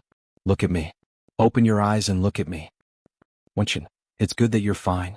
I'm sorry. I did so many wrong things. I don't deserve to love you. Please forgive me, okay? Please, forgive me. Tang Tang shed tears of regret. I was really wrong. Try to hold on and I'll forgive you. Do you hear me? If you give up like this, I will never forgive you. Si Wenxin picked her up and rushed downstairs. Si Wenxin stayed in the hospital for 3 days after Sibo Hong was hospitalized. Although the father and son did not talk much, the relationship between them had gradually eased up. The nurse was taking Sibo Hong's temperature when Si Wenxin walked in with a bouquet of lilies in his hands. The nurse was stunned when she saw him, then quickly lowered her head with a red face. How's the situation? Well, everything is normal, much better than 2 days ago. Thank you, you can go ahead. Okay. Before leaving, the nurse could not help but sneak a glance at him. Sibo Hong pulled down his sleeves and Si Wenxin immediately covered him with a quilt. The weather is cold, do you want an extra quilt? No need, I'm in good health, I'm not afraid of the cold. He always liked to put up a strong front. Si Wenxin could not help but think of Sibo Hong's dying look that day, and his heart ached when he thought of it. Sibo Hong was much older than he thought, and he was really unfilial to him in the past. In the future he would definitely be filial to him. She found him? Yes. Where is she now? She's already in Australia and she won't come back. Sibo Hong sighed. I didn't expect that I raised such an ungrateful wolf and almost killed myself. Sister just couldn't get over it. When she gets there she'll slowly figure it out. She only has Shangyang in her heart, it would be strange if she could figure it out. This time, I won't settle the score with her, just pretend that I don't have a daughter. Don't mention her, I get angry when I mention her. I heard that you're married to Shi Shujing? Don't think that I'll compromise. So what if I'm married? Just get a divorce. Dad, since we're married, I've never thought about getting a divorce. Shi Shujing and I are going to be together for the rest of our lives. You've just got married, it's too early to talk about a lifetime. In the future, who knows who you'll meet? Maybe there'll be someone better and you'll regret it. I've never thought that Shi Shujing is the best, but I love her, I only love her. Stupid. Stubborn. How can a man only love one woman? You're too idealistic. Are you sure your body can argue with me about this? Dad, I'm not begging you to accept Shi Shujing immediately, my only request is that you give her a chance. Just treat it as giving me a chance. We've been fighting for long enough and you've seen the results. Neither of us has benefited. After all this, I have to reflect on myself for not being filial to you in the past. I really don't have enough time to spend with you. In the future, I'll spend more time with my family. Sure, Shujing is already 5 months pregnant, and she'll be giving birth in a few months. When that time comes, our family of 4 will definitely be very happy. These sweet words are useless to me. I haven't even accepted her, let alone the one in her stomach. Sibo Hong rolled his eyes. Even if it's our C families, what's the use if it's a daughter? Whether it's a daughter or a son, I like it the same. I hope it's a daughter more. A daughter is a father's sweet little jacket. What sweet little jacket? Now I'll show you a living example. A daughter is the most unreliable. That's because the way you treated my sister was wrong. You've been unfair to her from the start. I can understand the resentment in her heart that accumulated over time. If I had a daughter, I would definitely dote on her like a treasure. What's the use of a daughter? Can a daughter inherit the C family business? I don't need her to inherit the company. I just need her to be safe and healthy, to be carefree for the rest of her life, and to have someone who loves her. Sibo Hong shook his head. Ever since you met that woman, you've become more and more useless. A man's ambition is his career, while a woman can only stay at home and take care of a child. Do you understand? Times have changed now. You're too stubborn. Fine, I'm not going to argue with you. Is the child in her stomach a boy or a girl? Sibo Hong already had the intention to compromise. If it was a boy, he could consider accepting the child. As for Shi Shujing, he would just be a puppet. It didn't matter if she was one more. I don't know yet. I'll find out when she's born. Can't we see the gender now? If it's a daughter, then earlier. Si Wenchen frowned. I said it's the same for a son and a daughter. I prefer a daughter. Fine, I'm not going to argue with you. We'll talk when she's born. So you're saying that you've accepted Shi Shujing? I didn't say that, but she's 5 months old now. Can I still force her to have an abortion? What if something happens to her? Won't you fight me? I've already lost a daughter. I don't want to lose a son. You know, I'm very tired now. I don't want to care about anything. I just want to live a few peaceful days. During this period of time, I won't fight with you. We'll talk about it after the child is born. Although Sibo Hong didn't give in completely, he had already made a big concession. Si Wenchen's eyes lit up. Thank you, Dad. Don't thank me. I didn't do it willingly. It's just that I'm old and useless. I don't have the strength to fight with you anymore. Moreover, the older I get, the more I cherish family. You're my only family now. If I die in the future, someone has to send me off. Don't say that. You'll live to a ripe old age. I used to think that I was very strong. However, after this incident, I finally realized that I'm old and I have no choice but to accept my old age. However, everyone will grow old one day. Who can escape birth, old age, sickness, and death? I just hope that I'll be old and have less trouble. In the future, when I let go, I'll be satisfied with you and my grandson by my side. In the company of Si Wenchen, Sibo Hong quietly closed his eyes. His heart hadn't been so peaceful for a long time. Tang Tang's back was injured and he had a cast on it. It was difficult for him to move his upper body. He couldn't even reach the teacup on the table. Don't move. Let me do it. You? Tang Tang frowned when he saw Shi Shujing. His eyes were full of resistance and his tone was very rude. What are you doing here? To see you. Shi Shujing handed the teacup to her, but Tang Tang didn't take it. Are you here to see how miserable I am?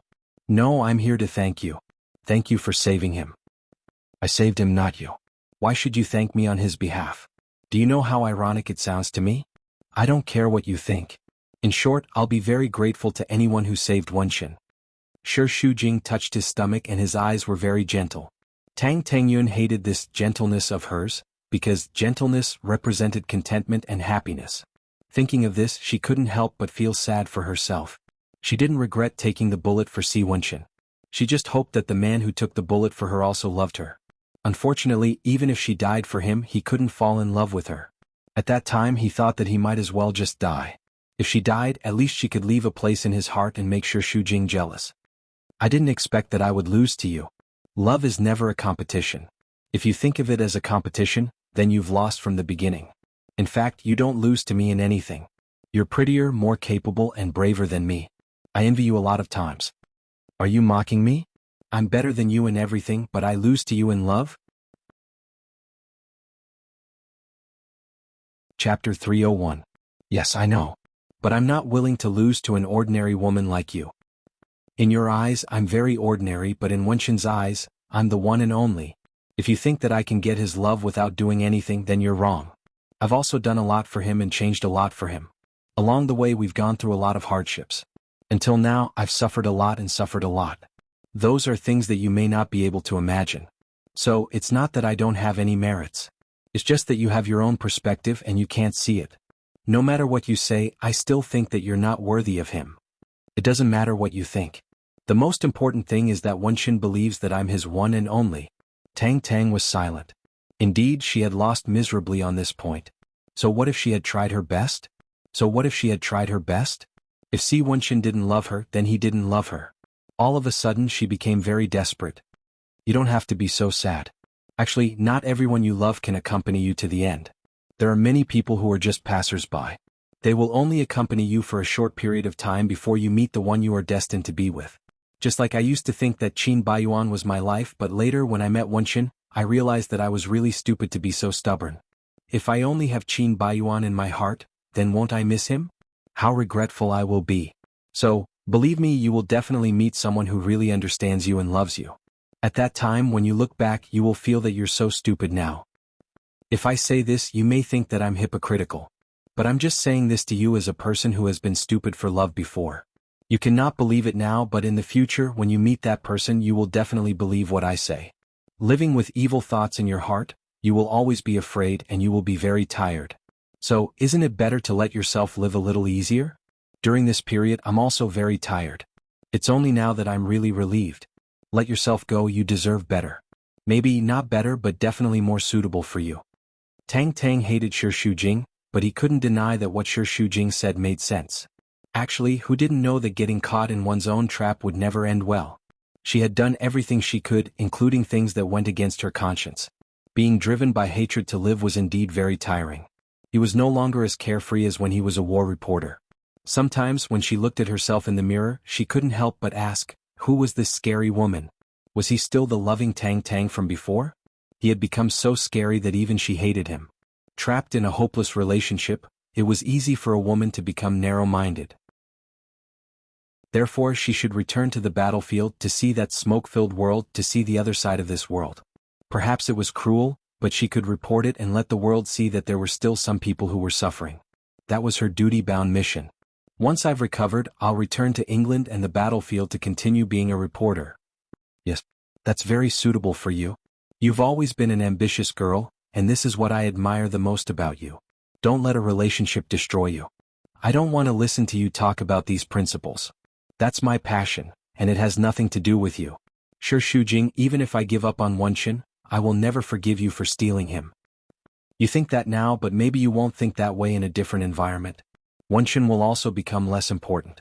No matter what, I hope that everything will go well for you in the future, and I hope that you can meet the person who treats you sincerely. Outside the window, the sun was shining and everything was beautiful. Tang Tang couldn't help but think that after the harsh winter, her spring would also come, and she would start a new life. Shi Shujing left the hospital and saw Qin Baiyuan getting out of the car. Why are you here? You left a scarf behind last time, so I came to return it to you. He handed the paper bag to her. It's very cold today, put it on. Thank you. It's just a scarf, there's no need to specially send it over. Qin Baiyuan knew that he just wanted to see her more. Now that all the suffering was over, he no longer had a reason to protect her. In the future there might be very few opportunities for them to meet. Therefore he always wanted to see her more, wanted to say goodbye to her properly. Congratulations, the day has finally come. Yes. It's not easy, Shi Shujing shrugged and narrowed her eyes, her face beaming with a smile. But at least I persevered. Perseverance will definitely be rewarded as long as I believe in this relationship. Yes, you're a strong girl. Shi Shujing wagged his finger playfully. I'm not a girl now, I'm a strong mommy now. Yes. I heard that Blue Sky situation is slowly improving. Yes. Ocean Group has helped a lot behind the scenes, thanks Si Wenshin for me. It should be us thanking you. I can't repay what you've done for me in this lifetime. There's no need to thank me, you're treating me like an outsider. My biggest wish now is for you to be happy and well. Although I'm an ex-husband, I'm also your family. If he bullies you, you can look for me, I'll teach him a lesson for you. I don't think there'll be such a chance. Hey, can you give me some face? Alright. If I'm bullied, you must help me vent my anger. Okay, leave it to me. Qin Baiyuan looked at the happy smile on her face and knew that he should let go completely. Although he was still reluctant, he knew that he had to cut it off. Can I hug you? Shi Shujing nodded. Qin Baiyuan held her in his arms, his movements very gentle. This hug was without any desire, just a warm hug between family members, so warm that it made Shi Shujing feel at ease. Thank you, Qin Baiyuan. I wish you happiness, you must be happy. I will, you too. After the two of them let go, Shi Shujing saw Si Wenqin waiting for her by the car. There was no displeasure on his face. He smiled, his face full of tolerance and doting. Her man was tall and straight, with the most domineering face in the world, and the most gentle heart in the world, the most love. The moment they looked at each other, the tide of happiness almost gushed out from the tip of Shi Shujing's heart. Qin Baiyuan silently watched Shi Shujing walk to him. He lowered his head, kissed her forehead, tightened her coat for her, and pinched her face, his eyes full of love. Just as she said, maybe he would never have the chance to stand up for her in this life. Ah, this was for the best. He hoped that she would be happy forever and not suffer any grievances. Their figures were bathed in the sunlight, gradually walking away and finally disappeared from his sight. Qin Baiyuan lowered his head and smiled. Goodbye, Shi Shujing. On the tree-lined path, the tall man held his petite wife in his arms and walked slowly. It's Christmas in 2 days. Shi Shujing said. Yes. A year has passed so fast. Yes. Although it's fast, I've gained something. Do you still remember when we first met? I mean this year. The first time I met you, you saved me. At that time, I never thought that this man would become my husband, the person who would accompany me for the rest of my life. I didn't expect it either, but life is so wonderful. You never know what will happen in the next moment. Will the person you meet be your lifelong partner? Yes. So, this is the best thing in life. I'm looking forward to it. Are you going to start the wedding now? Shi Shujing shook his head. I'm so fat, I don't look good in a wedding dress. Let's wait until the baby is born and I lose weight. Okay. I'll give you a grand wedding and let the whole world know that you, Shi Shujing, are the wife of Si Wenqin. I wanted to keep a low profile, but after hearing what you said, my vanity was aroused.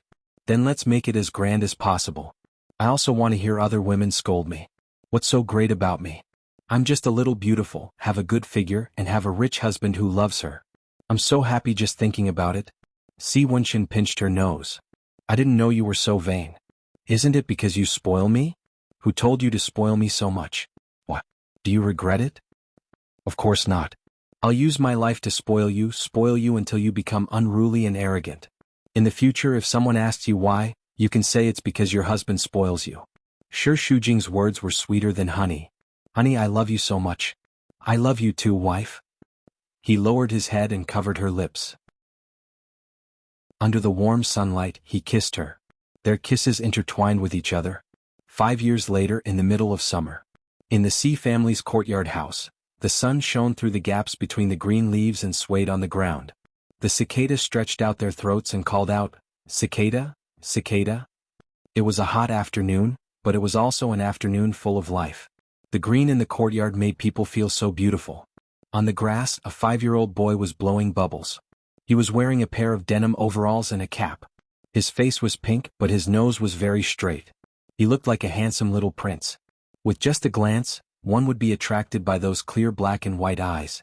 Sibo Hong sat on a chair at the side and watched his precious grandson play with a smile. He played with him for half an hour. Although he was tired, he was very happy and in high spirits. 5 years ago, when Shi Shujing gave birth, he had been guarding outside the ward. In the end, it turned out to be a boy and he was overjoyed. Watching his little grandson grow up day by day and become more and more adorable day by day, he had never been more satisfied. He didn't want to care about the scheming in the business world. He just wanted to accompany his cute little grandson all day long. In order to see him every day, he asked Si Wenqin and his wife to move into the Si family home. Out of love for his little grandson, he slowly accepted Shi Shujing. Si Wenqin watched for a while at the door, then waved for Si Qin to come over. "Daddy, play bubbles with Chen Qin." "Daddy, there's something more fun." "What is it?" His big black eyes were full of anticipation. "This year's latest game console, do you like it?" Chapter 302. Wow. Game console great. Chen Qin loves it the most. Si Qin excitedly reached out his hand, but Si Wenqin hid it behind him. If you promise Daddy one thing, Daddy will give you the game console. Si-chin nodded. Look, you've already slept with Mommy for a few days, isn't it time to return Mommy to Daddy? If you sleep alone for a week, Daddy will give you the console, okay? Si Wunchin had already planned for his own happiness. When necessary he would threaten and bribe his precious son. Si-chin hesitated. But Chinchin wants to sleep with Mommy. A man should sleep alone. But Chinchin is still a kid. That's still a little man. This game has the world's most difficult maze. Don't you like mazes? Wow, the world's most difficult maze. Chinchin likes it. Then, do you want to trade? Si Wunchin waved it in front of him. Si-chin hesitated for a few seconds, then finally nodded. Good son. Si Wunchin gave the game to Si-chin, thinking that he could finally monopolize his little wife tonight. When this brat grew up, he would steal his woman every day. Poor him, he could only sleep in the children's room. It was too cruel. Si Wunchin sat on the sofa, crossed his legs, reading the newspaper, happily thinking about which outfit Shi Shujing would wear tonight. Unfortunately, his sweet dream didn't last long before Si-chin ran over. Here, Daddy, I'll return the console to you. Give me back Mommy. You don't want to play anymore? I solved it. Si Wunchin almost vomited blood. The world's most difficult maze, you solved it in 15 minutes? Even if his son inherited his genes, isn't his intelligence a bit too scary? That's right. Daddy, are you lying to me? Such a simple maze, how can you say it's the world's most difficult, so boring? Si Wunchin held the console, feeling very depressed. That won't do. We agreed that I would give you the game console and you would give your Mommy to me. Yeah, but I've returned the game console to you. But the terms of exchange are still valid. Daddy, it's like this. When you give me the game console, Mommy, I'll give it to you. But now, I don't want the game console anymore. Mommy is mine. Daddy, don't bully a kid just because you're 40 years old. Now it looks more like you're acting shamelessly. Chinchin didn't go back on her word. Oh, even if she did, Daddy, haven't you heard of the phrase, all's fair in war? Who taught you this idiom? Uncle Chin. Chin Bayuan. Si Wunchin gritted his teeth. He knew that he shouldn't have shown kindness and let them meet. What else did he teach you? Uncle Chin taught me a lot, like how to pick up girls and how to make girls happy. Chinchin made Mommy so happy. Uncle Chin is too awesome. Si Wunchin grabbed the little person and asked sourly. Is he better or am I better? In terms of picking up girls, Uncle Chin is better. Si-chin, I think you want to get beaten up. Si Wunchin pressed little Si-chin on his lap and was about to beat his butt. Si-chin cried out loudly. Grandpa, save me. Daddy is hitting Chinchin. In less than 3 seconds, Sibo Hong ran over angrily. You actually dare to hit my precious grandson? Who gave you the authority? As he spoke, he raised his dragon-headed walking stick and was about to hit Si Wunchin. Dad, I'm also your precious son. Right now, I only have one precious son and that's my grandson. You dare to hit my flesh and blood, I think you're asking for a beating? Sibo Hong held his walking stick and chased Si Wunchin around the hall. When Si Wunchin saw his son cheering at his misfortune, he felt like dying. Now in this family, Si-chin was the treasure of the whole family, and he had completely fallen out of favor. Even if he was an old man in his 40s, he still needed to be doted on, okay? How could he treat him like this? Too heartless. Si Wunchin suffered a beating and his mentality was extremely unbalanced. He made up his mind to occupy Shi Shujing tonight, even if he had to be a hooligan. At night, when Si-chin was not around, Si Wunchin sneaked into the bedroom. Wife, I got beaten up today. Shi Shujing was wearing cream on her face. Apparently, she was used to such complaints. She smiled and said, You bullied Chinchin again and got beaten up by Dad? When did I bully him? Now it's my son bullying me, okay? You don't know how cunning he is, he's simply a little devil. His obedient appearance is all an act in front of you. In front of me it's completely different. When Si Wunchin told him about the game console, Shi Shujing almost collapsed from laughing. No matter how I hear it, I feel like you're bullying your son. Your son did the right thing. How is that possible? I gave him the game console and regardless of whether he finished playing it or not, he should have given you to me. He's being shameless, you can't let him. You're the one being shameless, right? They all say that men are more mature and responsible when they become fathers, but you're the complete opposite. You're even more childish than your son. I don't even want to scold you. You deserve to be hit by Dad. Si Wunchin immediately cupped his chest and pretended to be hurt. Even you're helping the little devil. As expected, I've fallen out of favor in this family. I don't have my position anymore, so I might as well run away from home. Okay, when no one comes to find you, you can come back yourself. Don't say it's embarrassing. You really don't want to find me? I have to take care of Chenshin, I don't have time. And now that Ocean Group has merged with Shangyang, shouldn't you have a lot of things to do? Why do you still have time to fight for favor with your son? No matter how busy I am, my wife is the most important. Si Wenshin was tempted to make a move as he looked at his lovely wife. Honey, we've been sleeping in separate rooms for 8 days. Do you know how I've survived these 8 days? He hugged her from behind, his thin lips caressing the side of her neck. It's been too hard. I've been thinking about you all the time, so much that my hands are sore. Shi Shujing raised an eyebrow. Stop fooling around. I'm not fooling around. I know you must miss me too. Si Wenshin kissed her fragrant neck, slowly moving down to her collarbone, where the beautiful curve was faintly discernible. His big hands also wandered over her body. Honey, so soft, so fragrant. Shi Shujing gently pushed him away. Wenshin, you... He didn't allow her to say more. Honey, it's just the two of us tonight. Shi Shujing could only put her arms around his neck under his gentle attack and let him press her down on the bed. Just when the two of them were kissing passionately, Mommy, mommy. Knock, knock, knock. Si Wenshin was so depressed that he wouldn't stop no matter what and kissed her even more deeply. Chinchin is calling me? He wouldn't stop or let go of her. It's okay, the door is closed, he can't come in. Knock, knock. Mommy, what are you doing inside? Mommy, Chinchin misses you. The childish voice of a child made Shi Shujing anxious. Our son said he misses me. He didn't care. His wife seemed to be more important than his son. He's already 4.5 years old and he doesn't want to drink milk. Why does he keep pestering you? Si Wenshin's eyes were burning.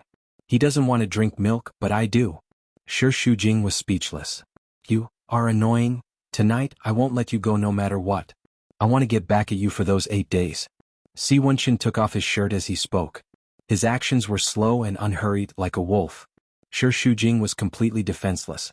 She was still a little worried about the little thing outside the door. But, our son? Don't worry about our son. Tonight you're mine. The CEO of Wild Wolf smiled evilly. Honey, tonight you can't escape. His protest was blocked by his domineering lips, and he couldn't hear the voice outside the door anymore. Si Wenshin knocked for a long time, but the door didn't open. She pouted strangely. Does mommy not love me anymore? Sibo Hong walked over. Chinchin, why are you standing at the door alone? Daddy is bullying mommy, why don't you let mommy open the door? How do you know that your daddy is bullying mommy? Mommy keeps calling me don't. 3 black lines appeared on Si Bai Hong's forehead. Let's go first, Grandpa will take you to bed tonight. But Chinchin wants to sleep with mommy. Grandpa will tell you a story. Really? Chinchin wants to hear a story. The old and young left hand in hand, and the atmosphere in the room was full of love. It was 9 o'clock in the morning, and the bustling city was operating in an orderly manner. Everyone was playing their own role. The sun shone on the skyscrapers and they rose into the clouds, making people feel excited. Qin Baiyuan stood on the top floor of Blue Sky, drinking his first cup of coffee of the morning. After working hard for the past 3 months without rest, and with the help from Ocean Group, Blue Sky finally got through the crisis and everything returned to normal. Only he knew how hard the past 3 months were. But it also made him feel as if he was reborn and he became a new Qin Baiyuan. The secretary knocked on the door and entered. When she saw the tall and straight figure in the sunlight, she couldn't help but feel her heart skip a beat. The current CEO had lost his youthful frivolity and impetuousness, and he became more charming and mature than ever.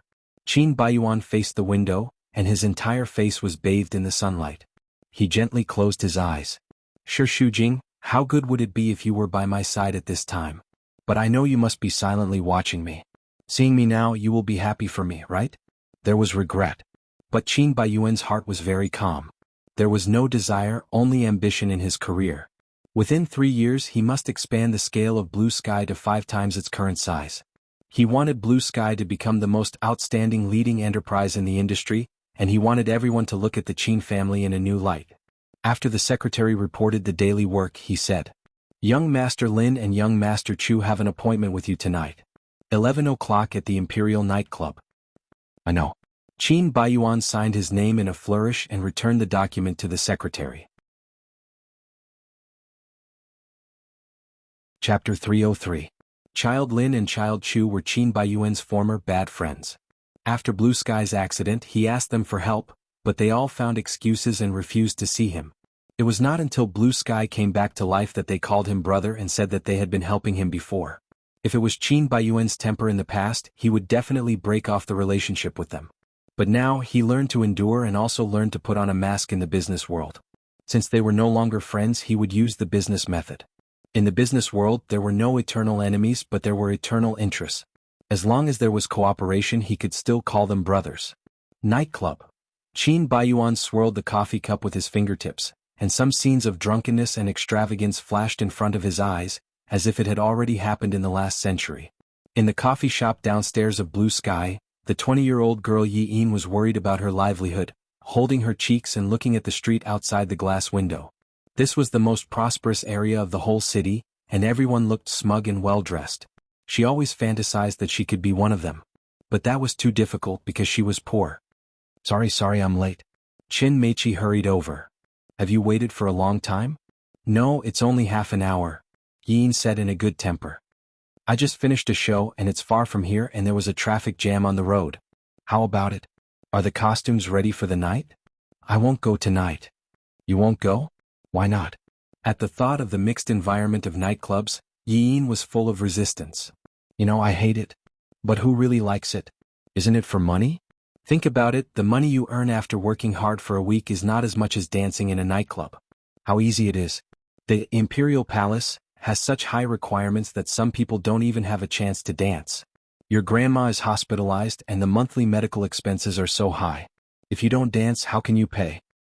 But every time she asks me where I work, I don't know what to say. I feel so guilty. What's there to feel guilty about? You were just dancing there, not selling yourself. The money we earn is all from dancing. It's clean. But that place is too complicated. I'm afraid I'll sink deeper and deeper. You're just too naive. Qin Meiqi shook her head. I know you're still a student and haven't seen much of the world, so you're always afraid of this and that.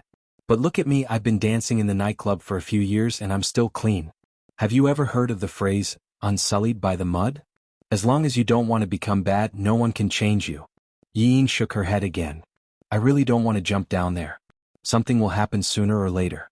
Then let's dance one last time tonight. My eyelids have been twitching today.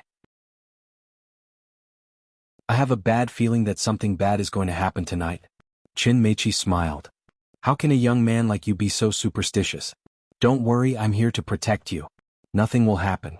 Rest in peace. Think about the $500. Yi Yin didn't want to go, but $500 was enough to pay for her grandmother's medical expenses for a week. Considering this, she had to compromise. At 11 o'clock in the evening, the nightclub was at its busiest. The dazzling lights in the hall swept wildly, and men and women twisted their bodies in the music, indulging in sensual pleasure. In the middle of the stage, a girl in a leopard print skirt was pole dancing, which made the audience's blood boil. Backstage, Yin looked at herself in the mirror with heavy makeup, almost unrecognizable. She felt that she had not only changed into another body but also another soul. She was no longer herself. Meiqi said that the environment couldn't change a person, but she thought it could. This nightclub was constantly corroding her soul, because here she saw all kinds of filth and promiscuity, which devoured the good and beautiful side of human nature. Therefore she had to leave this place and leave this place. It's the last night. I'll be free after holding on, she said to herself in the mirror.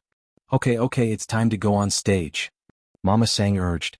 Yi Yin, Qin Meiqi and several other girls went on the stage together. There were many men around the stage.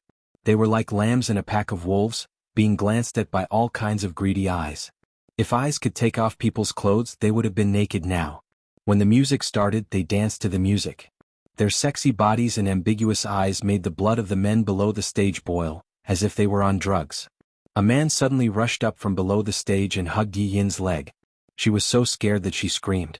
Fortunately, the bodyguards dragged him away. Looking at the crazy world in front of her, she felt that a group of monsters had been released from the gates of hell. Each of them had a ferocious face, and they were opening their bloody mouths to swallow her. Several men came in through the door, escorted by bodyguards. Yi Yin didn't know why her eyes were attracted by the man in the middle. Not only because he stood in the middle but also because he was different from the others. In her eyes, those people were all wearing masks of monsters, but he had a human face. Outstanding and eye-catching. In this place she had seen too many handsome men, but he was definitely the most handsome one. He was a man who could cause the downfall of a country, and he was breathtakingly handsome. The colorful lights swept over his face, creating a mysterious and dangerous atmosphere.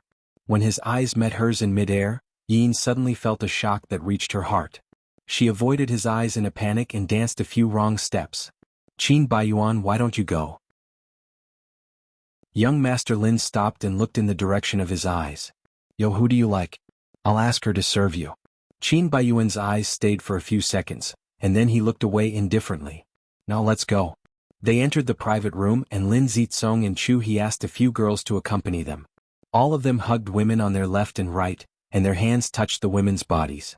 Qin Baiyuan sat on the left and right of two women, and they fought to please him, but he was unmoved and only drank. He used to love to come to such places, but now it made him feel irritated. A face flashed in front of him.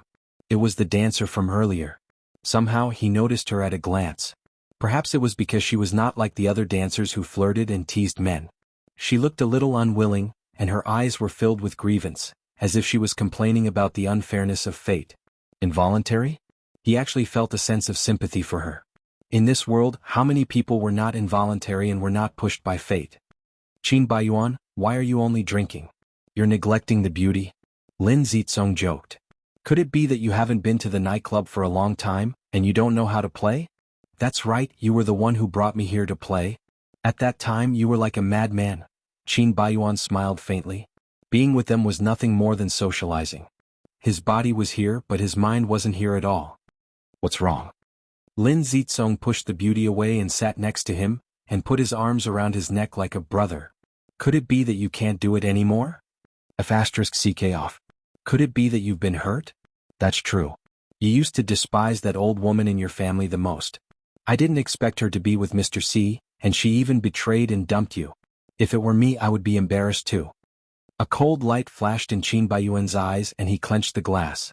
But Lin Zitsong continued to speak recklessly. "I think she's really not that good looking. I don't know what Mr. C sees in her.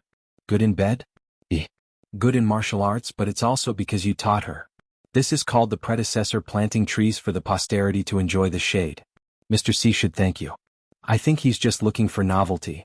Men are all despicable. They always think that others are the best and want to snatch it. But once they get it, they won't care about it anymore. When the time comes, you can just kick her away and vent your anger." "That's right. Don't give up a forest for a tree. You often don't come out to play, so you must be trapped. Now that you're back, there will be a lot of hot girls waiting for you.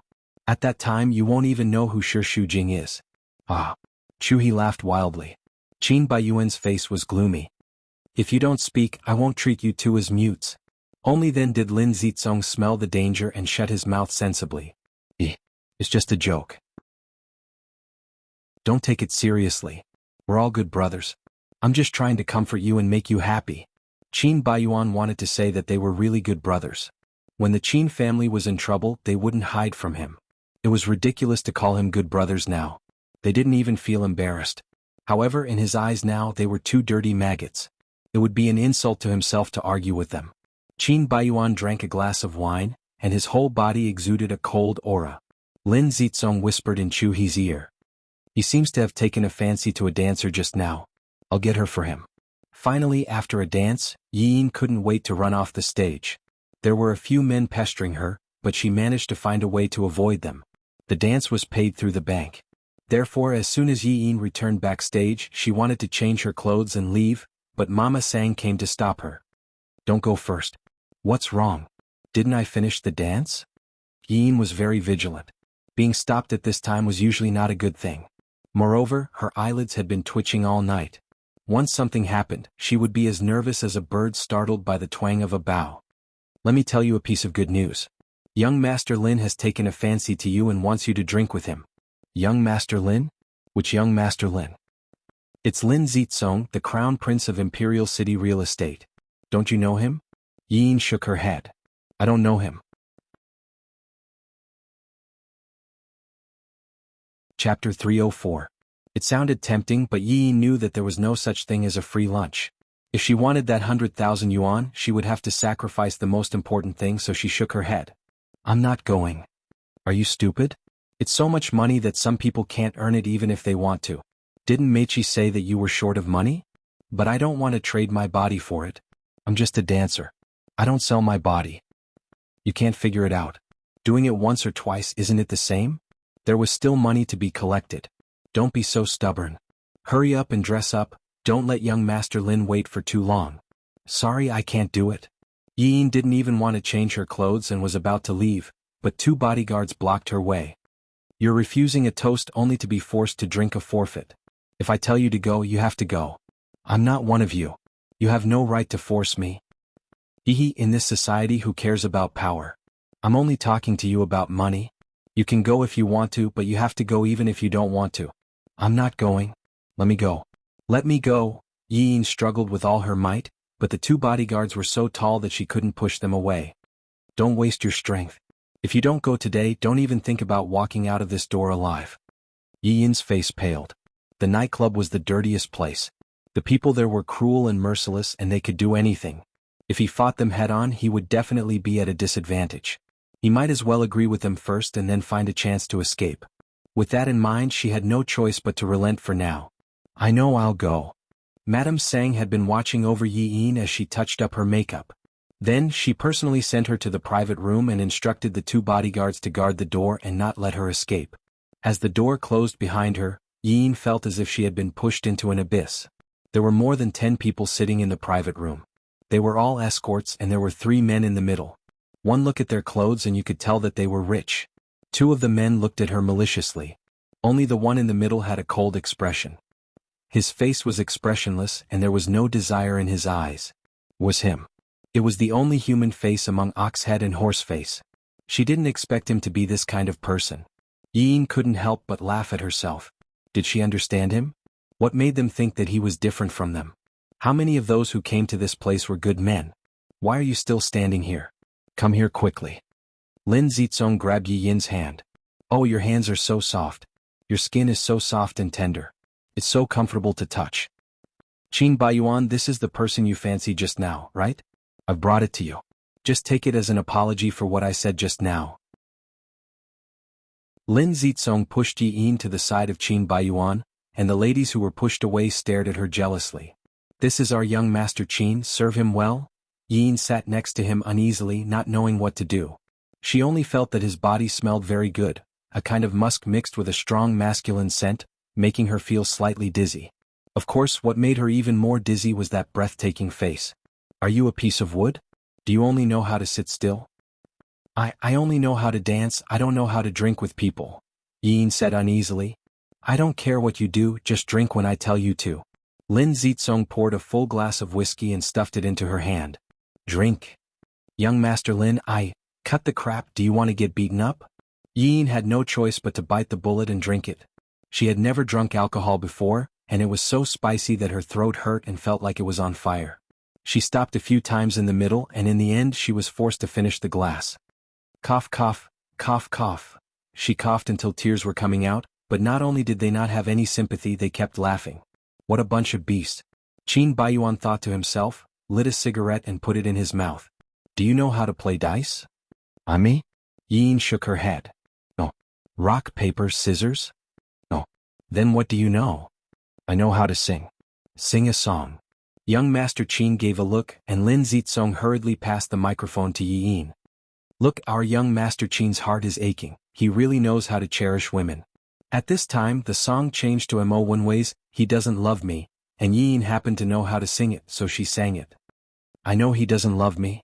His eyes say his heart. I see through his heart. And the back view of others lingering. His memories are not clean enough. After drinking some alcohol, her hoarse voice sounded like she was weeping and complaining, and the song went straight into Qin Baiyuan's heart. He felt that this song was singing about his feelings for Shi Shujing. Every word was like a needle piercing into his heart, making him feel uncomfortable. He couldn't help but drink a few mouthfuls of alcohol, and his temples tightened. I see his heart, it's all about him and her. He doesn't love me. Even so, he still won my heart. I know he doesn't love me. His eyes say his heart. I see through his heart. And the back view of others lingering. His memories are not clean enough. Bang! A glass was smashed against the wall, breaking into pieces. That's enough, stop singing. Qin Baiyuan suddenly roared angrily. Yi Yin was so scared that she didn't know what to do. Lin Zizong's expression also changed. He pulled Yi Yin up and gave her a hard slap. "You unlucky thing, how dare you make our young Master Qin unhappy? You're courting death." As he spoke, he gave Yi Yin a few more slaps. The force of the slaps knocked her out. "That's enough." Qin Baiyuan rushed up and grabbed his hand. Looking at the unconscious Yi Yin with red marks on her face, his heart ached slightly and he carried her up. Lin Zizong was afraid of making him unhappy, so he trembled. Young Master Qin. Qin Baiyuan didn't even look at him, and directly left the room with Yi Yin in his arms. There was a hotel above the nightclub. Qin Baiyuan booked a room, kicked the door open and put Yi Yin on the bed. He was irritated by the song she sang and he tore his tie. He wanted to leave her alone, but when he saw the slap marks on her face, he couldn't bear to do it, so he got a basin of ice water to wipe her face. Hiss! Yi Yin woke up from the pain and looked at him in a daze. Don't move. He carefully applied an ice pack on her and his face was very close. When he breathed, a gust of hot air drilled into Yi Yin's nose. It was as if some insects had drilled into her body and it was very itchy. Her body started to heat up and she couldn't control it. The heat drilled from the soles of her feet to her brain, and her whole body felt like it was boiling in hot water, getting hotter and hotter. "I'm so hot." Large beads of sweat broke out on her forehead. She wriggled her body and grabbed his hand. I'm hot. I'm hot." Qin Baiyuan frowned. The temperature in the room was very low, and she was applying an ice pack. How could she feel hot? Could it be that Lin Zizong put something in her wine? Damn it. Qin Baiyuan cursed. Yi Yin arched her body and stuck to him. "I'm hot. Help me." "It's so hot."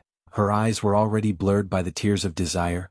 She looked a little embarrassed but strangely charming, like a charming fairy. Qin Baiyuan originally wanted to take her to take a cold shower, but the moment his hand touched her, Yi Yin wrapped around his body like an octopus. Don't leave me." Her body wriggled helplessly and she kept rubbing against him. Qin Baiyuan drank the wine and for a moment he was very excited, panting heavily. "Damn it, don't move." But Yi Yin was already dominated by her desire. She didn't know what she was doing. Her burning hot hands held his face, and her fiery lips pressed in, squeezing as much as she could into his mouth. An impulse rushed into Qin Baiyuan's brain. The taste between her lips and teeth was actually so sweet. He was like a traveler in the desert who had been thirsty for many days. When he saw a spring, he instinctively drank it like crazy. He pressed the back of her head and deepened the kiss. The desire that he had endured for a few months completely burst at this moment. Qin Baiyuan didn't care who the person below him was. He could only rely on his body's instinct to push her down on the bed. Dry firewood was like a raging fire. The hot night burned crazily. The next day, when Yi Yin regained some consciousness, she only felt that her body was very painful. It was as if she had been repeatedly crushed by a heavy object countless times. She was sore, painful, and powerless. She slowly lifted her heavy eyelids and looked around the unfamiliar and luxurious room. Where was this? Why was she so tired? Ouch. It hurts? Yi Yin suddenly felt as if she was struck by lightning. She hurriedly pulled the quilt. Her body was naked and covered with bruises. It was a horrible sight to look at. Could it be that last night, Calm down. She tried to comfort herself that she didn't reach the last step. However, on the snow-white bedsheet, that glaring scarlet was an inescapable nightmare. A charming scene appeared in front of her eyes. That woman, was it really her? It hurts. The feeling of being torn in half was still very clear. Hua hua hua, the sound of the bathroom water stopped. A man wrapped in a bath towel walked out of the bathroom. The sunlight was dazzling. When their eyes met, the hatred in Yi Yin's eyes was as sharp as a knife. "You're shameless." She grabbed a pillow and threw it at him. Qin Baiyuan tilted his head to avoid it and slowly walked over. "What are you doing so early in the morning?" "You're forcing me." "I'm forcing you?" Qin Baiyuan looked like he was listening to a joke as he coldly twitched the corner of his mouth. "Are you kidding me? Even if you're forcing me, you should be the one forcing me. Last night, you were the one who took the initiative. You were the one who kissed me first and begged me to take you." I can't do that." "You were drugged. How is that impossible? However, even if you don't take the medicine, you can still do it just because of my face." "You drugged me?" "I wasn't the one who drugged you. It was Lin Zizong." Qin Baiyuan sat on the sofa, crossed his legs and puffed out a cloud of smoke. Last night she cried in pain. Her face was colorful like a palette. He felt that it was ugly, so he removed her makeup. He didn't expect her to be so beautiful without makeup. Her skin was crystal clear and delicate. To the touch, it was as soft as tofu. Chapter 305. You guys are in cahoots. You guys conspired to drug me and then rape me. You bunch of bandits, I'm going to sue you. I'm going to sue you until you go to jail. Qin Baiyuan squinted his long and narrow eyes. Like an elegant fox, he slowly blew a smoke ring at her. Sue me? Do you have any evidence? Since when is bringing a prostitute to the dance considered strong? I'm not a prostitute, I'm still a student. So what? There are more students in this line of work. Or are you looking for a higher price? I don't want your stinky money. I'm only here to dance and was forced to drink by you guys, and Yi Yin's eyes were even redder than a rabbit's. You bunch of spoiled brats, you just rely on your family's money to do evil. Has your conscience been eaten by dogs? Since you know, why are you asking me? Isn't it obvious? Qin Baiyuan just wanted to make her angry. He knew that she was harmed by Lin Zizong. Last night was her first time, which proved that she was still very pure and not that kind of woman. But he really couldn't stand to hear her scolding him. Since she thought that he was that kind of person, then he would use that kind of identity to piss her off. You want to sue me for rape? Don't say that you don't have any evidence. Even if you do, who would dare to meddle in my affairs, Qin Baiyuan's? His attitude was insufferably arrogant, which made Yi Yin so angry that she wanted to hack him into pieces. But what he said was the reality. This cruel society was full of injustice. How many girls were mercilessly harmed by people like him, yet they couldn't seek justice and lived in pain for the rest of their lives. Even if the law can't punish you but God is watching, you'll get your retribution. I don't believe in retribution, I only believe in myself. Don't say that you raped me last night, even if I really raped you, even if I killed you, what can you do? You're inverting right and wrong. You're the one who doesn't have self-respect. A girl who has self-respect wouldn't go to that kind of place to dance and wouldn't get into trouble. If I want to do anything to you, you have to give me a chance, right? Do you think I want that? Isn't it all for the money? You just want me to give you more money after taking such a big detour. Tell me, how much do you want? 100,000? 1 million? 10 million? Yi Yin gritted her teeth in hatred. I want your life. I will pull out your tendons, peel off your skin, and drink your blood. Didn't you almost take my life last night? It's so tight, it's so comfortable, yet you're still so passionate. You? Shut up. It seems like you have the same feeling as me? I believe that your passion is not the effect of drugs. You are a passionate little vixen, am I right? Qin Baiyuan's face did not even blush as he said those explicit words.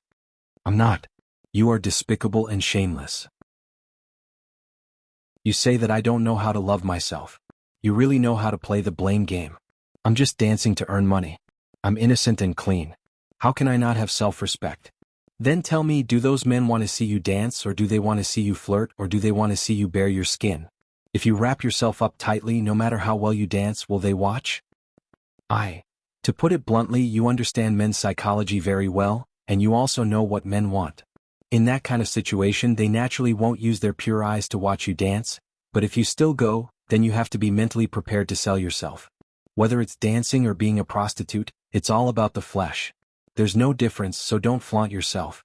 If you don't do it, then you're not selling yourself, understand? Yi Yin was so angry that she couldn't speak. Every word that came out of that pair of beautiful thin lips was as hurtful as ice shards, piercing her heart with a piercing pain. I'll fight you. Yi Yin jumped up and her body suddenly turned cold. Only then did she remember that she was naked and exposed in front of Qin Baiyuan. Her body was as white as a lamb, pure and beautiful, and it made his eyes suddenly warm. He didn't even notice that the cigarette but burned his hand. After a few seconds he threw it away and said while smoking, "Are you seducing me?" Yi Yin pulled up the quilt to cover herself in exasperation. Her face was burning and even her ears were red. Close your eyes. Don't look. I saw clearly what should and shouldn't be seen last night. Isn't it too fake to cover up now?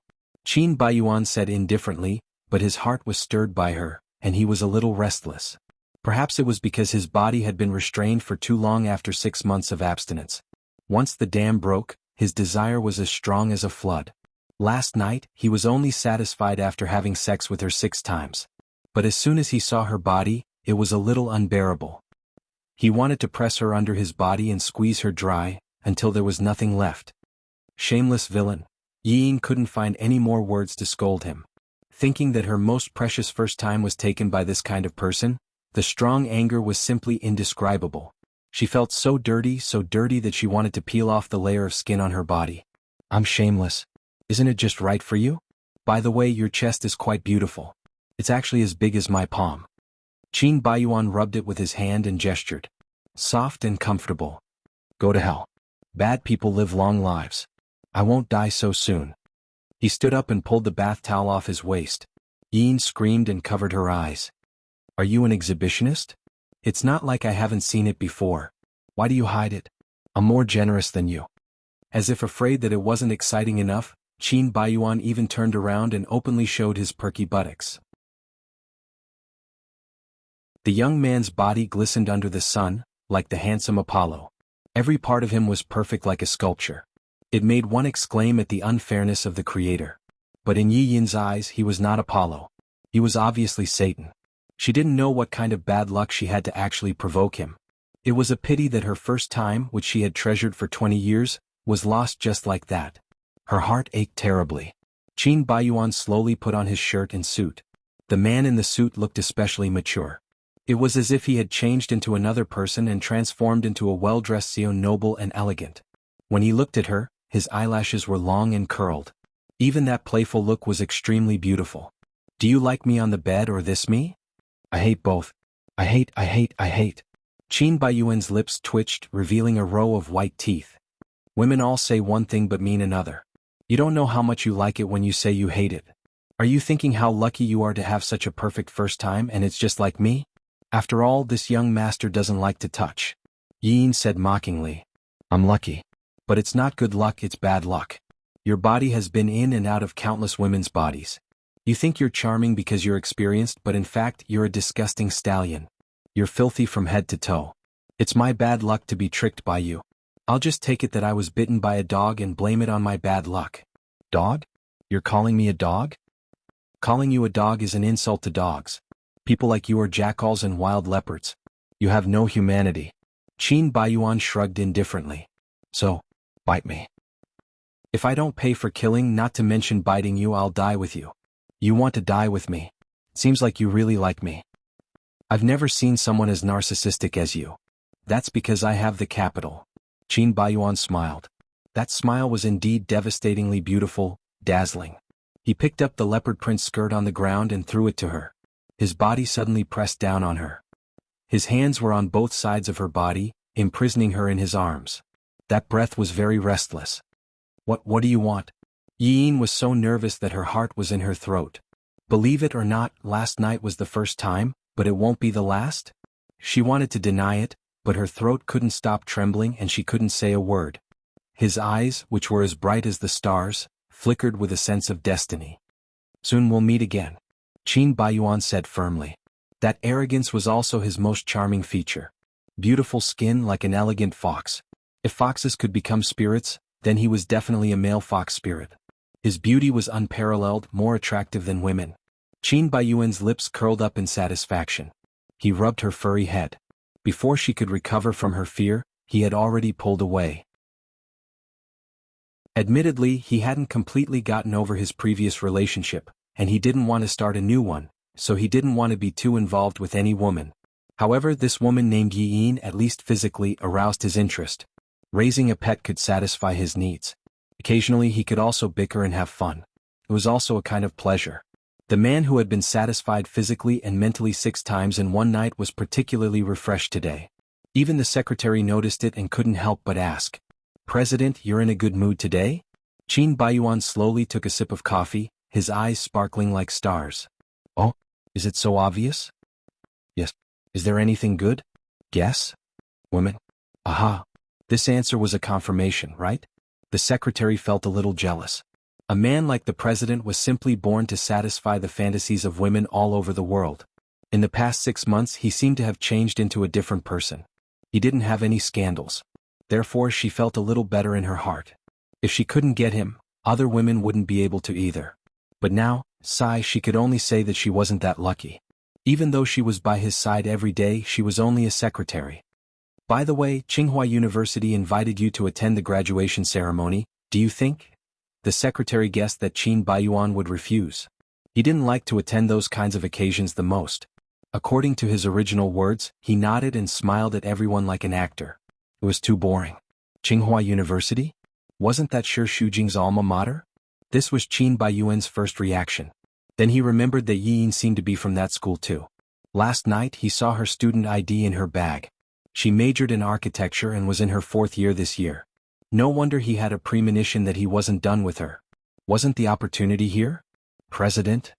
Reply to them that I will attend on time. Yes, I got it. Chapter 306. Yi Yin returned to her slum and cried while taking a shower.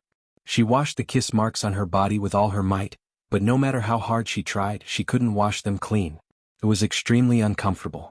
She regretted jumping into the fire pit even though she knew it was dangerous. Compared to hating them, she hated herself more.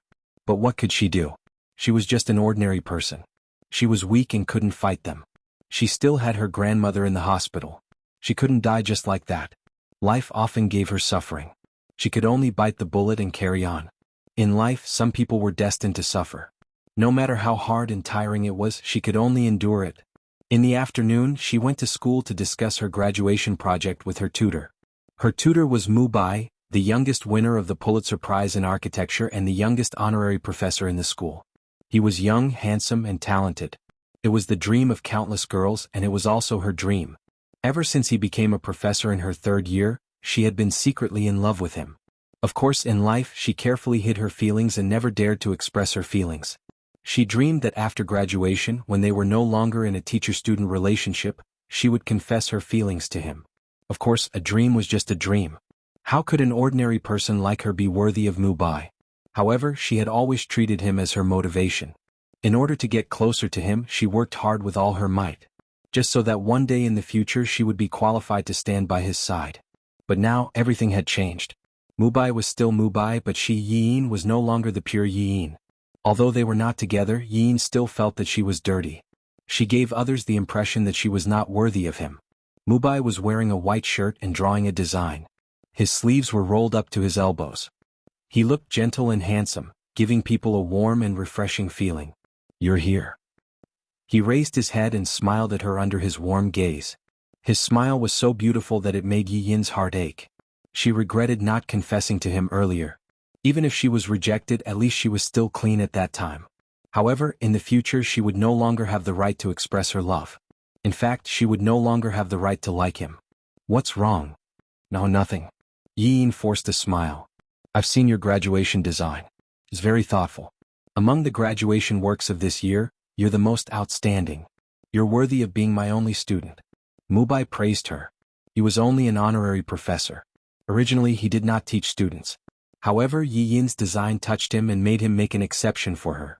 She was very smart and had a talent for design. He wanted to personally train her. Thank you, teacher. Let me tell you a piece of good news. In a few days, the president of Blue Sky will attend the graduation ceremony. You know that I'm the chief designer of Blue Sky. At that time, I'll recommend you to the president. After graduation, you can work at Blue Sky. Mu Bai had his own selfish motives for doing so. Initially, he did become Yi Yin's mentor because of her talent. However, as they slowly got along, he was moved by her personality. When he was with her, he was very happy and always looked forward to seeing her every day. This kind of feeling was a man's love for a woman. It was between the sexes. It was only because of their current relationship that he didn't confess. Now that she was about to graduate, he wanted to keep her by his side and find an opportunity to pursue her. To Yi Yin, this was indeed very good news. However, right now she was a little depressed, so she wasn't very excited and only nodded her head. What's wrong? Are you unhappy? No, I might be too tired from designing recently and don't have much energy. You're just too hard-working. Girls can't stay up late often. You have to pay more attention to rest. To celebrate this good news, I'll treat you to dinner tonight. Yi Yin originally wanted to refuse, but she still liked him greedily. Unable to refuse his invitation, she nodded her head. Mu Bai helped Yi Yin revise her graduation design and went to dinner at 7 o'clock. Mu Bai chose a Western restaurant. Yi Yin rarely came to such a high-class place and was a little unused to it. She really didn't understand a lot of Western etiquette and was afraid of making a fool of herself. Actually, you can just eat casually in school. There's no need to travel so far. This is the first time I'm treating you to dinner, of course it has to be grand. Mubai joked. Drink red wine? I don't want to drink. Therefore Mubai only poured a glass. As graduation approached, they often discussed design together, but it was the first time they had a meal together like this. Coupled with the romantic candlelight dinner, it gave Yi-Yin the feeling that they were on a date. She knew that she shouldn't have any extravagant hopes. How could an ordinary person like her get Mubai's favor? He only treated her as a student. And she too had to treat him as a teacher. She was more or less a little disappointed in her heart, so she could only find a topic to talk about. About the design? Today we are just eating as friends, not a teacher and a student. Let's not talk about the design first. Then what should we talk about? Only then did Yi-Yin realize that when the two of them were together, other than the graduation design, they really didn't seem to talk about anything else. Other than knowing that you're very talented, I don't know much about you. You can talk more about yourself. Me? There's nothing to talk about with me. I'm just an ordinary person. Every ordinary person has something unusual about them. My parents passed away and my grandmother raised me. You can say that I'm half an orphan. Other than that, there doesn't seem to be anything special about me. Yi-Yin didn't sound very sad when she said this. It had been so many years and she had long since gotten over it. No wonder you're so special. Special? Yes. You have a very tenacious strength in you. You're very independent and hardworking. Sometimes, misfortune can be turned into strength, which will become an asset in your life. Yes. What about you? I only know that you graduated from Stanford University, and you were born and raised in America. I don't seem to know much about other things. There's nothing worth talking about a man who buries himself in drawing designs. You've never had a girlfriend before? Don't tell me you already have a fiancé at home? Mubai seemed to find this question very interesting. Why do you think so? I just feel that from your upbringing, you must be a descendant of an aristocratic family. Don't those families pay attention to a well-matched social status? My parents received a Western education, and they don't have such traditional views. In terms of relationships, they respect me very much. As long as I like it, it's fine. They won't arrange it for me. That's great. I'm currently single and I don't have a girlfriend. Mubai suddenly said this sentence very seriously. That look in his eyes made Yi-Yin's heart burn, and she couldn't help but let her imagination run wild. Did he say this deliberately for her to hear? What was he hinting at? The 20-year-old girl's heart was thumping wildly. Don't think too highly of yourself, Yi-Yin. I'm just playing along with your words because you asked. How could it be a deliberate hint to you? Don't think too much. Yi-Yin hurriedly drank a mouthful of water, trying to quench the restlessness in her heart. In the end, she drank too quickly and choked. Cough, cough, cough. Cough, cough, cough. Mubai handed her a handkerchief. It's just a meal. Don't be too nervous. I'm sorry, I'm always being silly today. Cough, cough.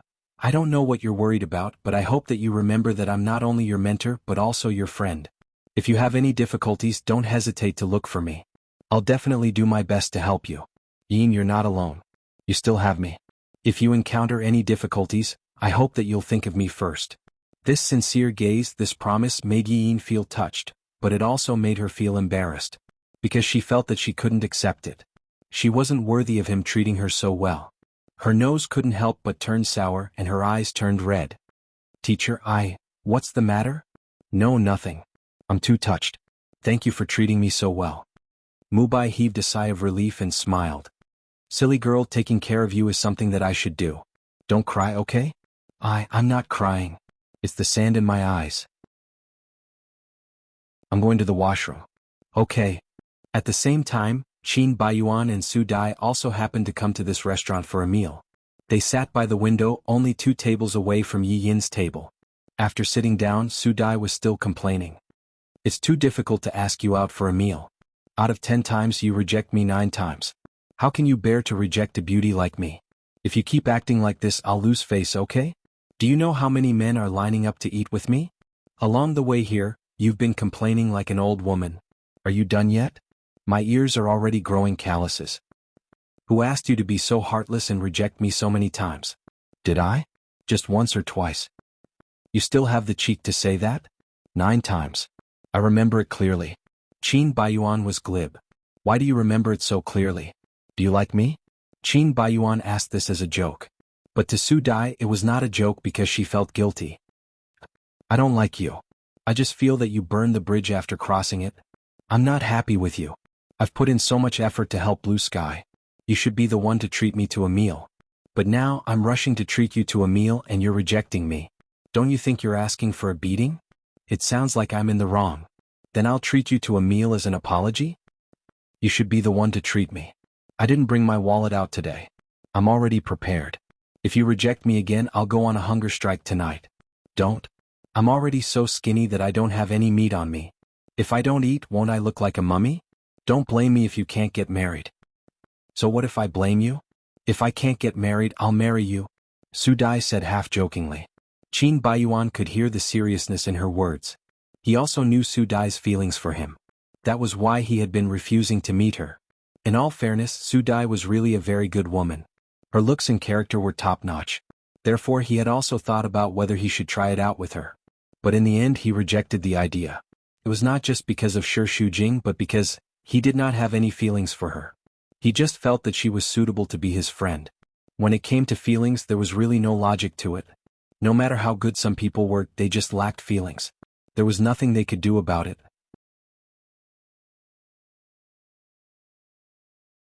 Chapter 307. It was because she was so good to him that sometimes he really couldn't bear to reject her directly. Instead, he hoped that she could understand and back off so that they could still be friends in the future and avoid awkwardness. What have you been up to recently? Isn't it just the company stuff? Su Dai pursed her lips and pretended to ask casually. You don't have a girlfriend? Yes. You have a girlfriend? She suddenly screamed. Damn, my ears are deaf from all the screaming. I have a girlfriend, why are you so excited? It's not like you have a girlfriend. When did you have a girlfriend? Why didn't I know? That's strange, do I need to report to you if I have a girlfriend? You? Of course you need. Aren't we friends? Su Dai's jealousy was all overturned, and she kept guessing who his girlfriend was. She had never heard of her. Where did a girlfriend come from? Who's your girlfriend? You know her. I know her? Qin Baiyuan waved at her mysteriously. Su Dai put her ear over and heard him slowly say one sentence. My girlfriend is a job. Damn it! How dare you fool me? Su Dai slapped him hard, feeling angry and amused at the same time. She heaved a sigh of relief, feeling like she was on a roller coaster. Why are you so indecent? Who asked you to be so nosy? Isn't it because I care about you? Look at how nervous you were just now, as if the sky was going to fall. Isn't it normal for me to have a girlfriend? Sooner or later I'll have to hand it over. Have you forgotten about Shi Shujing? She's already someone else's wife and the mother of our child. What's the use of always thinking about her? I don't want to burden her. I really looked down on my last relationship. If I give up, maybe I'll get married soon. Who knows? You mean you'll marry someone you don't love? Maybe. But maybe God is kind to me and there's another person who can move my heart? Su Dai wished it was her, but from Qin Baiyuan's tone, it was obvious that it wasn't her. In fact, she knew that Qin Baiyuan didn't like her, but it was her own wishful thinking that refused to give up. She had never lost in her life, and this was the first time she had truly fallen in love with a man. She would not allow herself to lose. Therefore, she always took the initiative to contact him and cared about everything about him. In terms of relationships, hard work might not be rewarded in a while. However, if she didn't work hard, there would be no hope at all. She didn't want to miss him. Therefore, even if she felt tired, disappointed, or humiliated most of the time, she still persisted until now. As long as Qin Baiyuan did not have a girlfriend, she would still have hope. She felt that she would not give up. She even thought that even if he had a girlfriend, they might break up or divorce. At that time, she would have a new hope.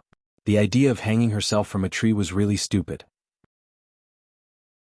However, she was a stubborn and stupid woman when it came to love. Anyway, she had set her sights on Qin Baiyuan, and she would not give up anytime soon. However, there were a lot of thoughts in her mind, but she was laughing on the surface. You're a bad person. If God bestowed a good girl to you, it would be a waste of a good girl.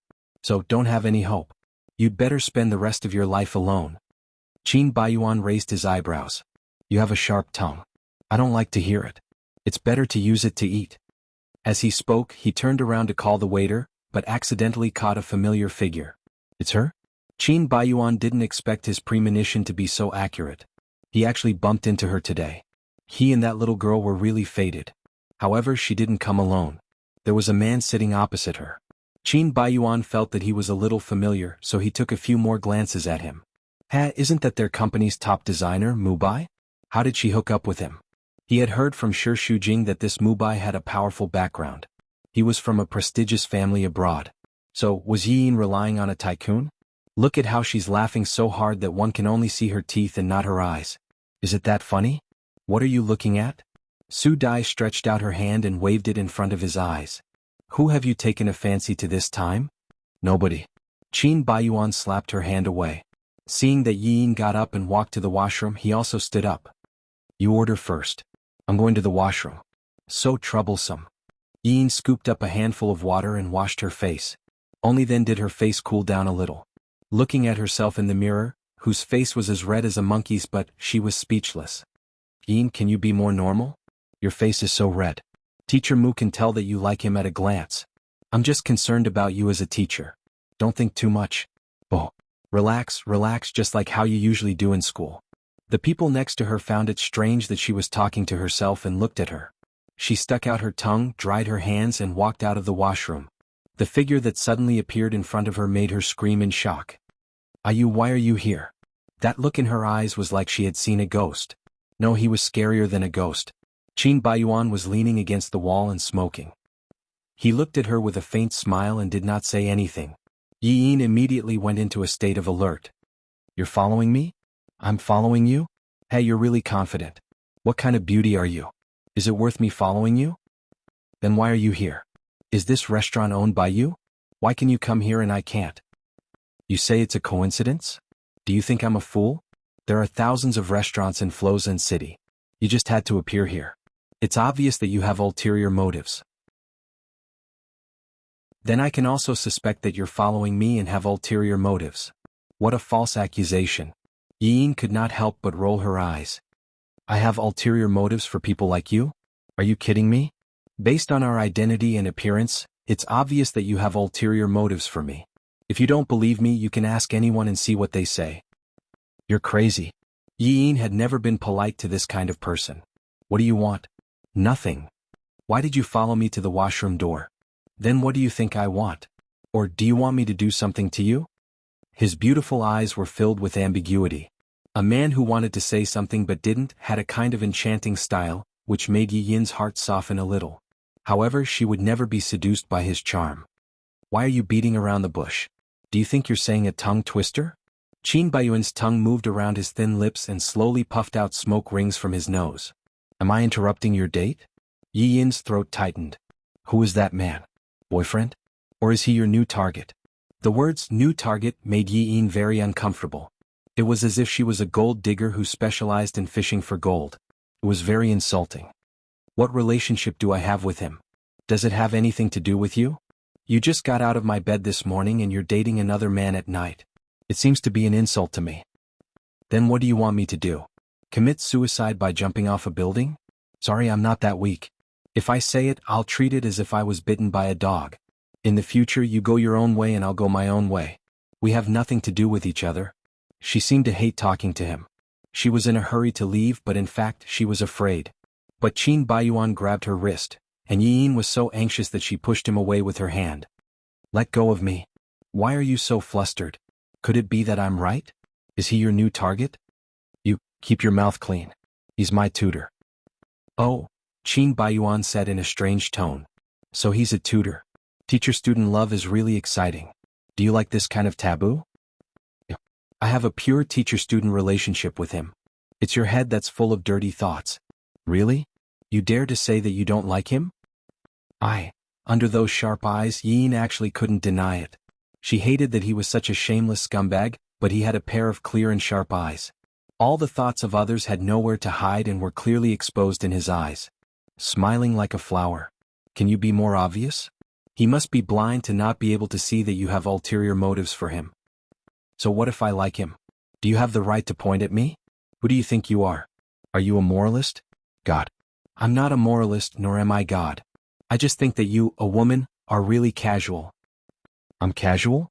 Yi Yin's brows were so tightly knitted that a fly could be squeezed to death. Isn't that so? At night, you sell your body in a nightclub, but in the day you pretend to be a pure college student. Aren't you tired of playing two roles? However, I can see that you seem to enjoy it and your disguise is not bad. I'm a college student. Dancing in a nightclub is a proper job. What right do you have to look down on me? Oh? Then I'd like to ask that tutor of yours if he also thinks that dancing in a nightclub is a proper job? As Qin Baiyuan spoke, he was about to walk over, but Yi Yin hurriedly held him back. Her fingers were locked tightly into his muscular arm, for fear that he would take another step forward. Don't go. Aren't you very magnanimous? What are you afraid of? How do I know that you won't add oil to the fire and spread rumors? I don't have the time for that. I'll just tell her the truth about your job and last night. Don't say it. Yi Yin jumped up to cover his mouth. Unexpectedly, Qin Baiyuan kissed her palm. She retracted her hand in a fluster as if she had been scalded. You, so fragrant your head. I didn't wash my hands after going to the toilet just now. Yi Yin was also flustered. Her palm felt hot and numb. Just say it. What do you want? I don't want anything.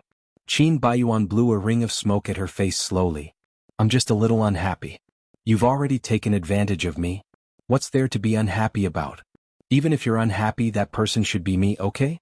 Don't tell me that you're obsessed with my body and then fall in love with me. That's why you're following me around like a ghost? Yi Yin was trying to provoke him, but Qin Baiyuan did not fall for it. Instead, he laughed. Chapter 308. She was so angry that her face turned red. Don't say it. Anyway, you had a night with me and you were branded with my mark. You hooked up with other men and I felt a little uncomfortable in my heart. What kind of possessiveness is this? I'm not your possession and I can like whoever I want. Also, don't use those dirty words to describe the pure feelings between me and Teacher Mu. Even if it comes from your mouth, it's an insult to us. Really? I like to insult you. What can you do? Qin Baiyuan's back was facing the passage, and he stood in front of Yi Yin, so he turned around and pressed her against the wall. She didn't dodge and could only stick to the wall, wishing that she could melt into the wall. Get out of my way. Look, you're blushing. That's because I made you angry. You know very well whether it's because I have influence on you. Qin Baiyuan whispered in her ear, and the tip of his nose rubbed against Yi Yin's ear, burning her earlobe. Although they had the most intimate contact last night, Yi Yin was completely under the influence of the drug, and she didn't feel it was real. So this kind of intimacy was unfamiliar to her, and it was extremely exciting. The contact between the sexes would make one's heart beat faster. Moreover, Qin Baiyuan was a very beautiful man, and it made Yi Yin's hormones soar. Her throat couldn't stop itching and she couldn't control her restlessness at all. Qin Baiyuan found that he really liked her pure and innocent appearance of a college student. Even at such a close distance, she didn't have any pores. Her skin was white and rosy, glowing with the vitality of a young girl. It made him want to bite her cheek. But what he wanted to do more was to taste the sweet taste of her honeyed lips. The taste last night was really good, and it made him savor it for the whole day. Had he really not had a woman for a long time? He was actually so thirsty, and his desire was aroused by such a little wild cat. In the past he only liked docile women, but now his taste had changed? The man's heart was also very restless. He could almost hear her heartbeat, but he didn't know if it was hers or his own. Yi Yin was so anxious that her scalp went numb. On one hand, she hoped that someone would pass by and save her. On the other hand, she was afraid that someone would come and misunderstand their relationship. It had been so long. What if Mubai was worried and came to look for her? What if he saw this scene? Thinking of this, she recovered from her momentary intoxication and became even more anxious. You let go of me. I like the way you smell. He inhaled the scent of her hair. The last time he smelled such a light fragrance was from Shi Shujing. There were very few girls who could still exude the fragrance of flowers without wearing perfume. In some aspects, she was really similar to Shi Shujing, which was why he was so attracted to her. But at the same time, he also knew that they were two completely different people, two different kinds of people. Shi Shujing was not as sharp-tongued as her. But I hate the smell of your body. Yin lied. She didn't want to admit that his breath made her slightly dizzy. His appearance was a little feminine, but he was a man with a very strong aura. Even his breathing was extremely invasive, drilling into her nose. Women often had no resistance to men's domineering and gentle teasing, not to mention that he was so good-looking. It doesn't matter if you hate me. It's enough that I like you. I know what you're thinking. You're afraid that he will come, aren't you? Qin Baiyuan deliberately spoke very slowly. Afraid that he will misunderstand our relationship? Afraid that I will provoke your relationship? But what's the use of hiding it from him? Paper can't cover fire. One day in the future he will definitely know about your past, including the fact that you have slept with me. Do you think that your teacher Mu will think that you have deceived him with an innocent mask? You? Yin clenched her fists. You're a demon. That's right, I'm a demon, and unfortunately you've provoked a demon. I just said in the morning that we would meet soon. It's only been a few hours and we've already met, which means that my prediction is accurate. Then let me tell you again, I don't intend to let you go just like that. The more you fear me, the deeper I will make you fall, until you are beyond redemption. He chuckled beside her ear, and it was obvious that her blushing cheeks were turning pale. He liked to scare her like this. He slowly pulled away, his smiling eyes staring at him as he pulled away. Yin leaned against the wall, unable to move for a long time. When Qin Baiyuan returned to his seat, the dishes were already served. Su Dai complained. Why is a man taking so long to go to the washroom? Is he hiding inside to put on makeup? If there's food, just eat. Why are you talking so much nonsense? Tiske. So what if you're treating? Seeing how arrogant you are, I have to make you pay for it tonight. I just ordered the most expensive wine here, 1 million. Does it hurt? Only 1 million and you're hurting? Am I that stingy? The one thing this young master doesn't lack is stinky money. Su Dai was amused by him. Go ahead and show off. Mubai waited for a long time for Yi Yin to return. He was worried that something might have happened to her, so he went to look for her. When he saw her standing at the corridor in a daze, with a frightened look, he hurriedly asked. What's wrong? Are you feeling unwell? Ha! Yi Yin returned to her senses in a daze. No, nothing, just a little dizzy just now. Actually, she felt very wronged and scared. Mubai's concern made her want to cry. She wanted him to teach that guy a lesson. However, she did not have the face to say it, so she could only swallow all the grievances. Mubai touched her forehead. You don't have a fever, why do you feel dizzy? I'll go with you to the hospital. No need, let's go. This place was suffocating her. You're leaving without eating? I'm sorry, I don't want to eat here. Let's go somewhere else, okay? Yin forced a smile. I don't have much appetite here. Okay. Mubai nodded, held her shoulder and left. A pair of smiling eyes followed them closely from behind until they left the restaurant. Qin Baiyuan withdrew his gaze and carefully tasted the 1 million yuan bottle of red wine. He closed his eyes and recalled Yi Yin's frightened and pale face. He felt that the wine was getting more and more mellow. Mubai and Yi Yin ate some noodles at a nearby noodle house. After escaping from the big demon, Yi Yin felt a lot more relaxed. Moreover, she felt that high-class Western restaurants were only suitable for dates. It was impossible for her to fill her stomach. Noodle houses were more down-to-earth. After the meal, Mubai sent Yi Yin home. When he arrived downstairs, he turned around and found that she had fallen asleep. He heard from other students that she often worked part-time. Sometimes she worked several jobs a day. She must be very tired. A little girl of this age should be carefree, but she bore too much pressure in life. Thinking of this, Mubai felt a little heartache and did not wake her up. He wanted her to have a good sleep. When she slept, she was like a quiet baby. Her breathing was even and relaxed. He could see that she trusted him. Her hair wrapped around her palm-sized face. Her facial features were clean and delicate, as if they were drawn with a brush. She was not very stunning, but she was quite beautiful. The more he looked at her, the more beautiful she became. Although she bore the hardships of life, she was not polluted by the cruel society. She was like a pure white lotus that grew out of the mud in this impetuous society, untainted by the dust. This purity was very rare, and it made Mubai want to protect her. Other than designing, he had no interest in other things. But tonight he was surprisingly patient. He quietly looked at Yi Yin for a long time. Yi Yin was awakened by the sound of the horn. The corner of her mouth was wet. Mubai smiled at her. She quickly sat up and touched the corner of her mouth awkwardly. I fell asleep? Why didn't you wake me? I couldn't bear to see you sleeping so soundly. She stuck out her tongue. What time is it now? 11 o'clock. Oh my God, I slept for 2 hours? And you just looked at me like this for 2 hours? Ha! Yin wanted to find a hole to hide in. Do I look terrible when I'm sleeping? Talking in my sleep? Grinding my teeth? Snoring? No, don't be nervous. You sleep very peacefully. Yin was very doubtful of his words. Didn't she know how restless her sleep was? The space in the car suddenly became ambiguous. She blushed. Teacher Mu, thank you for sending me back. It's not in school. You can call me Mubai. Mubai. Yin murmured. It was really a nice name. It was just like the feeling he gave people. He was gentle and handsome.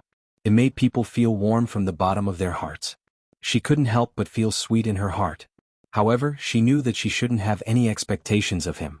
So, it was better to keep a distance to avoid sadness in the future. Whether outside or inside the school, you are my teacher. It's more appropriate to call you Teacher Mu. Sorry to trouble you today. The area where you live is not very safe. Why are you staying here? Mubai knew that this area was a slum. The alleys were so narrow that cars could hardly squeeze in. There were all kinds of people living here. Just now he saw a few gangs of gangsters. It's cheap here. But you're a girl. It's not safe. Why don't you stay in school? I often work part-time. The dormitory closes early, so I don't want to trouble the dormitory manager every time. It's freer to live alone. The people living here are very complicated. Actually, it's not bad. You see, I've been living here for 4 years. Isn't it still fine? Mubai sighed. It's better to be safe than sorry. I know you care about me. I'll take care of myself. I'll go up first. Drive carefully. Wait. Mubai unbuckled his seat belt. I'll send you. Yin felt very warm for his gentlemanly attitude. She had lived here for 4 years. This was the first time a man sent her upstairs. Moreover, it was the man she had a crush on. Her heart was beating like a drum. Knock, knock, knock. Knock, knock, knock. Actually, it's just a few steps. There's no need. I'm worried. Since I'm here, a few more steps won't matter.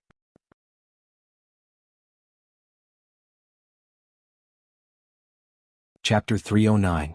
Yin stomped her feet a few times and shouted a few more times before the corridor lights came on. It's like this here. The corridor lights are often broken. The floor is a bit slippery, so be careful. Yin walked in front while Mubai walked behind. Under the dim light, they couldn't see the road clearly. The floor was dirty and the air was filled with a stench. Yin felt a bit awkward. She didn't mind letting others know that she was poor, but she felt bad for letting Mubai suffer with her. As she was lost in her thoughts, she didn't notice that her feet suddenly slipped.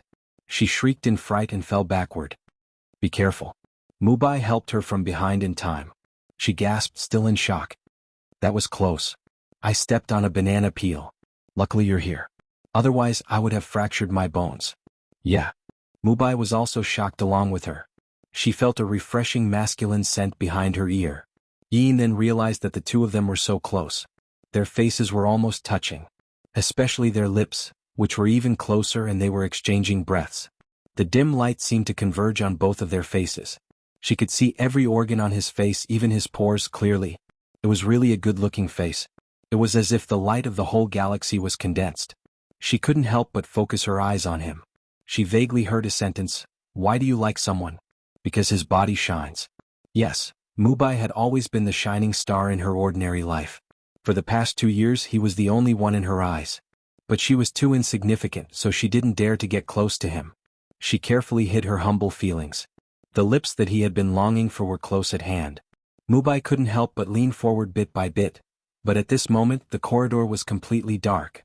Yin hurriedly stomped her feet a few more times before the light came back on. Although Mubai was disappointed, he heaved a sigh of relief. The atmosphere was too ambiguous just now. It caused him to lose control of his rationality and almost kissed her. Fortunately he didn't. Otherwise their teacher-student relationship would be at an impasse. How could he be so impulsive? It really shouldn't have happened. I live on the 3rd floor. This is it. As soon as Yin turned the corner, she saw her suitcase thrown at the door. Her things were scattered everywhere. How could my things be like this? The fat landlady came back from next door and raised her voice to yell. You're finally back. Why didn't you answer my call? Did you do it on purpose? Why is my luggage here? I'm not renting this house anymore. You're not renting it? But you didn't tell me in advance. I've been living here for 4 years and I've paid the rent on time every month. How could you just say no? The landlady said impatiently. The house is mine. If I want to rent it, I'll rent it. If I don't want to rent it, I won't rent it. Why do you care so much? Sister Zhang, you can't be so unreasonable. I'll be honest with you. The government is going to demolish the house. I'm going to sell the house. All the residents here will have to move out. Then what do we do? That's your business. Whether you want to move to another place or sleep on the street has nothing to do with me. Here, this 1,000 yuan is the deposit you paid. As for this month, you've already lived half of it. I won't refund you the rest of the rent. No, we've signed an agreement. If you don't rent it to me, you have to compensate me. There's no such thing. You can sue me. Anyway, I'm not renting it. You can think of a way yourself. It was really like when it rains, it pours. Everyone was bullying her. Yin flew into a rage out of humiliation and took a step forward. I'm not going to. Mubai pulled her gently and shook his head. Forget it. Let's go. He was worried about her staying here. It would be best if she could move away. How can I just let it go like this? If she doesn't compensate me, how can I afford to rent another house? The landlady looked at Mubai and said sarcastically, Isn't this man very rich? Just ask him for it. How can I rent the house to someone like you? You're still spouting nonsense. Handsome, let me remind you. She often comes back very late. She definitely doesn't have a proper job. She's probably doing that kind of thing. Don't be fooled by her. You, Mubai smiled. Yi Yin is a student of Tsing University. I'm her mentor. I know what kind of person she is. Please don't slander her. Diske, I'm reminding you out of goodwill. It's fine if you don't believe me. The landlady rolled her eyes impatiently. Don't block here. Take your things and leave, Yin complained as she moved her luggage. She kept nagging after getting into the car. Mubai comforted her patiently. It's okay.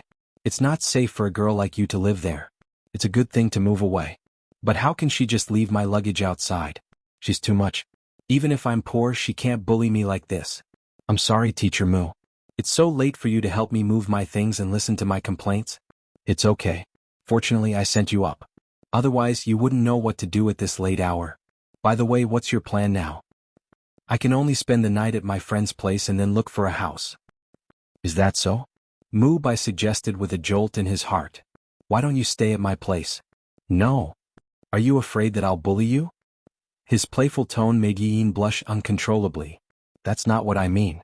But there's a difference between a man and a woman. If word gets out, I'm afraid it won't be good. It's so late. Your friend must be asleep. Besides, looking for a house isn't something that can be solved in a short time. You should stay at my place for a few days. You can move out when you find a house. It's a 2-bedroom apartment. You can stay in the guest room. Yin was conflicted. She wanted to be closer to Mubai, but she was afraid that such intimacy would make her greedy and lose control. She twisted her skirt and didn't know how to answer.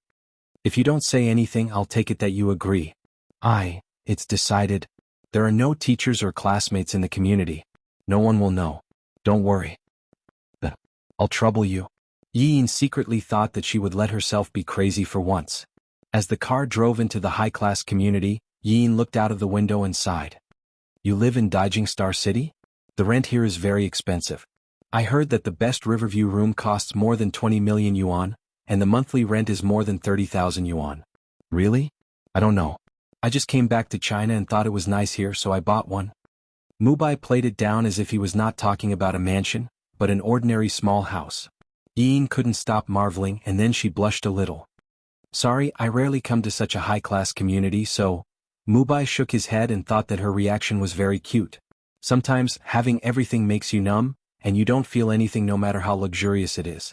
On the contrary, when people have nothing, it's easier to be happy, and it's easier to see the new side of the world. The night view of the community was spectacular enough, but the view of the room was even more amazing. Yin leaned on the floor-to-ceiling window, widened her eyes and looked at the bright river view. Wow, the night view here is so beautiful. Quick, pinch me. Am I dreaming? Really? You'll get used to it after a long time. However, it's really a pleasure to sit on the balcony at night and enjoy the river view while drinking. This house is so big. Are these furnishings antiques? They look so valuable. Yin touched this and then patted that and was very curious about everything. You live in this room. I can also see the river view from my room? Great. She threw her head back and rolled on the bed. The bed is so soft and comfortable. Mubai coughed and turned his head away. Yin realized that she accidentally exposed her thigh, and hurriedly covered it. She was so shy that she didn't know what to say. Did he think that she deliberately seduced him? There's a bathroom in your room. Go take a bath and rest early. Yin got up and sent Mubai to the door. Teacher Mu. Thank you so much. If it wasn't for you, I don't know what to do tonight. Mubai smiled and rubbed her hair. The intimate action made her shrink her neck and tremble. Good night. Good night. Closing the door, Yin looked at the clean room and still felt like she was dreaming. She was actually living with the Prince Charming that she had a crush on for 2 years? It felt so unreal. She secretly pinched herself. It hurt, it wasn't a dream. Yin, calm down. He only temporarily took you in because you were homeless. You must not have any unrealistic expectations. Through the door, Mubai slightly lowered his head, and the corner of his mouth gradually raised. 2 shallow dimples appeared on his fair face. That night, because Yin slept next door, Mubai was very happy and fell asleep very late. When he got up the next morning, he was still a little confused. Suddenly seeing Yin standing in the living room, he was stunned. Morning breakfast time. Yin had her hair tied up in a bun, tilted her head, and dressed in cartoon pajamas. She was very cute and playful. Mubai's throat tightened. Morning. There were 2 bowls of noodle soup and a vegetable salad on the table, which looked very delicious. You cooked the noodles? Yes. I'm used to getting up early and cooking noodles by myself. I wanted to clean up for you, but the house is so clean that I can't do it. Yin smiled and looked refreshed. You are very clean. Well, I have a slight obsession with cleanliness. You are a guest. How can I let you do this? I can't thank you enough for taking me in. This little thing is nothing. Sit down or it'll be cold. I know you grew up abroad and may be more used to sandwiches and milk. I'll go to the supermarket to buy some ingredients when I come back tonight and cook for you tomorrow. No thanks. I prefer noodles to dry sandwiches, Wang Yao said.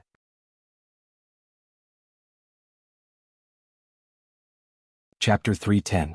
Mubai took a bite and a faint fragrance filled his mouth. It's delicious. Really? I used to think that if I stopped designing in the future, I would open a noodle shop. I even thought of a name, Nightingale Noodle. Mubai was infected by her energetic look. She was always full of positive energy, which made people like to be with her. She was happy all the time. Eating the fragrant noodles and looking at her bright little face, Mubai couldn't help but say, if you're used to living here, then you can always live here. Always live here? How can I do that? There are 2 rooms here anyway and they're empty. You'll graduate in a month and you'll be very busy during this time. It's best not to be distracted by looking for a house. It won't be too late to decide after your job is settled. Of course, Yin didn't want to move around, but she had her concerns. Will this disturb you too much? Of course not. If you feel bad about it, then make breakfast for me every day. Consider it your rent. Okay. With such a sincere invitation, Yin couldn't refuse it even if she wanted to. What's more, she didn't want to refuse it. She knew it was wrong, but it didn't mean she didn't want to. Then I'll have to bother you for another month. It's not a bother. I'm very happy that you can live here. Thank you, Teacher Mu. You're such a good person. Mubai thought that he wasn't a good person, but he actually had his own selfish motives. He just wanted to see her every day. If the 2 of them lived together, they could slowly cultivate their feelings, right? When she graduated and was no longer his student, he could officially pursue her. Thinking of this, he couldn't help but look forward to it. Teacher Mu? Teacher Mu? What are you thinking about? Nothing. Mubai blushed unnaturally. I'm just thinking about today's graduation ceremony. At that time, I'll introduce you to President Qin. You have to perform well. Okay. I know. President Qin, surname Qin again? Don't tell me he's that demon king? It shouldn't be possible. There were so many people surnamed Qin in the city, how could it be him? A person like him, acting like a spoiled brat, obviously only knew how to abuse his family. How could he be a CEO? It would be strange if the company didn't go bankrupt.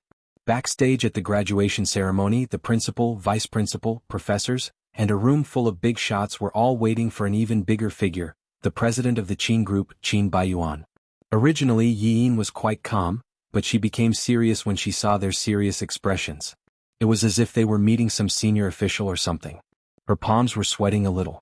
After waiting for about half an hour, a certain super big shot finally arrived. He was surrounded by everyone, and behind him were his secretaries and assistants. The moment that person stepped into the room, the smile on Yi Yin's face completely froze. It was like a bolt from the blue. The great demon is actually Qin Baiyuan? Was there only one person with the surname Qin in Flozen City? What the hell? She wanted to slip away, but Qin Baiyuan's eyes locked on her. That pair of clear and sharp eyes seemed to be smiling yet not smiling, full of evil intentions. Yin screamed in her heart. Oh no, this time she bumped into him. Oh no. The principal and professors went up to greet him attentively. Qin Baiyuan shook hands with them one by one, and finally came to Mu Bai and Yin. He and Mu Bai knew each other, so he greeted him directly. President Qin. Director Mu, what a coincidence. You are an honorary professor at Tsinghua University. Yeah. Qin Baiyuan's eyes slowly moved to Yin. And this beauty is? This is Yin, my student. Student? I thought she was your girlfriend when I saw you two standing together so well. Yin's face was completely red, not from shyness but from anger and anxiety.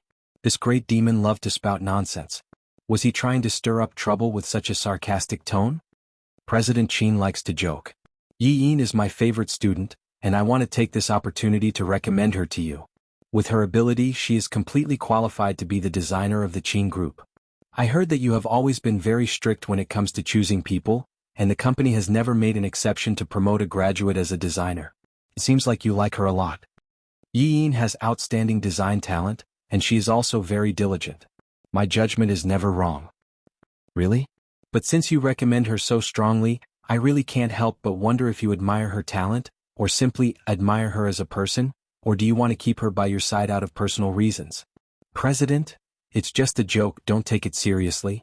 But even so, it's not a big deal. There are so many incest nowadays, let alone a teacher-student relationship, right? Qin Baiyuan asked as he looked into Yin's eyes. She kept her head down. In her heart, she had already cursed him from top to bottom and inside out 10,000 times. The principal came over and reminded him. President Qin, the graduation ceremony has begun. Okay. Only then did Qin Baiyuan leave. Yin heaved a sigh of relief and curled her lips. What kind of person is he? He is full of nonsense. Don't mind him. President Qin is like this. He didn't mean anything else. Yin thought that it was not that he didn't mean anything else. His words were full of other meanings. It was a pity that she couldn't expose Qin Baiyuan's mask. Instead, she was worried that he would talk nonsense to Mu Bai. She had heard that Qin Baiyuan was very difficult to invite and rarely attended public events. Therefore, there must be a reason why he attended the graduation ceremony, and it was most likely because of her. Thinking of this, Yin was very anxious. She could only keep comforting herself that she was overthinking. She was just an insignificant person to Qin Baiyuan, and he would never spend so much time and energy on her. But it was hard to say because he was really a super boring and super bad person. The graduation ceremony began. When Qin Baiyuan gave a speech, the female students below screamed excitedly. Oh my God, Qin Baiyuan is so handsome. I was fascinated by him when I saw him on TV. He is even more handsome in person. Yes, he is so mature and so manly. I'm almost suffocated. Hurry up and pinch me to see if I'm dreaming or not. The girls were chattering and Yin couldn't concentrate. However, she didn't need to concentrate on Qin Baiyuan's acting. He was dignified, but in fact there was only one word to describe him. His acting was so good that it was disgusting. Although Mr. C is also very handsome, Qin Baiyuan is really charming and naughty. He is my type. I really don't know why Shi Shujing was willing to divorce him. That's right. You see, he is still so protective of Shi Shujing after the divorce, which shows that he is a super good man who values friendship. It's such a pity. He must be very sad. I really hope I can comfort his hurt little heart. Yin was stunned for a moment. He was divorced? She was very busy working, so she had no time to pay attention to those gossip news, and she was not interested in the gossip of rich and powerful families. Otherwise she would have known what he looked like. Looking at him speaking confidently on the podium and his high-spirited appearance, she really didn't expect that he had such an experience. The divorce seemed to have left no scars on him. However, he was a man without a heart. Divorce was not a big deal to him. Protecting his ex-wife? It should be all an act. If he really valued friendship, she wouldn't have divorced him. His dignified appearance could only deceive ignorant girls. She wanted to vomit when she heard it. The speech of more than an hour was over, and the audience applauded thunderously. Yin didn't want to admit that Qin Baiyuan was very good at talking about business, and she had learned a lot from him. He was full of bad ideas. How could he be so smart? It must be someone else who helped him write the speech. Mu Bai went backstage with her. Mr. Muai, I suddenly feel a little uncomfortable. I can't accompany Boss Chin anymore. What's wrong? Shall I accompany you to the infirmary? No, it's okay. It's not a big problem. Before Yi Yin had time to slip away, Qin Baiyuan came over. Next, is it time to visit the campus and have a meal? When Mubai was about to nod, his phone rang. He said after answering the phone, "Sorry, I have something to do. Yi Yin, you accompany Boss Qin." Mubai hoped that the two of them could contact more, so that Qin Baiyuan could understand Yi Yin's ability. "I also have something to do," Yi Yin said hurriedly. Qin Baiyuan raised his eyebrows. "Then what should I do? You invited me here. Are you so irresponsible? Don't you still have the principal and the professor?" "I asked them to leave first." Mubai said a few words and left. Yi Yin was as anxious as an ant on a hot pan. Mr. Mu, stop calling. He won't come back. You did it on purpose." "What? You sent him away on purpose, didn't you?" "You're not stupid. But I did it for your own good. Do you want him to stay and listen to us?" The word warm came out of Qin Baiyuan's mouth. Yi Yin's ears turned hot. She gritted her teeth and said in a low voice, "Who wants to be warm with you? You go to hell. I'm a guest specially invited by Tsinghua University. How dare you curse me to go to hell? Is this the quality of Tsinghua University students?" Yi Yin rolled her eyes. "That's because you don't deserve to be respected. Whatever you say. Now, can you accompany me?" "Don't use the word, accompany. It's disgusting."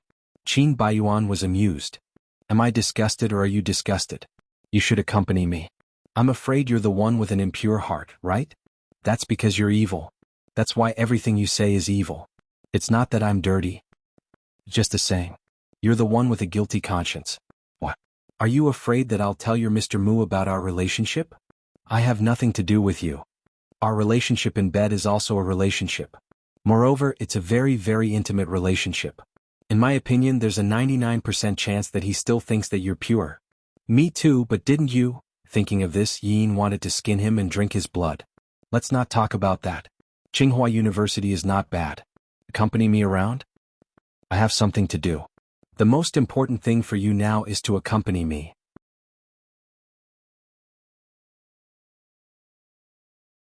Chapter 311. Men, what are you afraid of? Qin Baiyuan looked around and said thoughtfully, "This is her alma mater. I've never been here." Sure, Shujing's figure could be seen in every corner of this place. If he had known her better, they would be very happy now. She couldn't help but feel a little regretful. Yi Yin suspected that there was something wrong with her eyes. The emotion in Qin Baiyuan's eyes was disappointment. Sadness? How could he be sad? Didn't he have a heart? The she he was talking about should be his ex-wife, right? If he loved her, why would he divorce her? Or was he so cheap that he didn't know how to cherish her until he lost her? Don't think about it. His business has nothing to do with you. Don't worry about it. You'd better find a way to get rid of him first. I'm graduating soon. I have to finish my graduation project. I really don't have time. Boss Qin, you're such a big shot. You must be very generous and won't make things difficult for a little girl like me. Being a big shot doesn't mean being generous.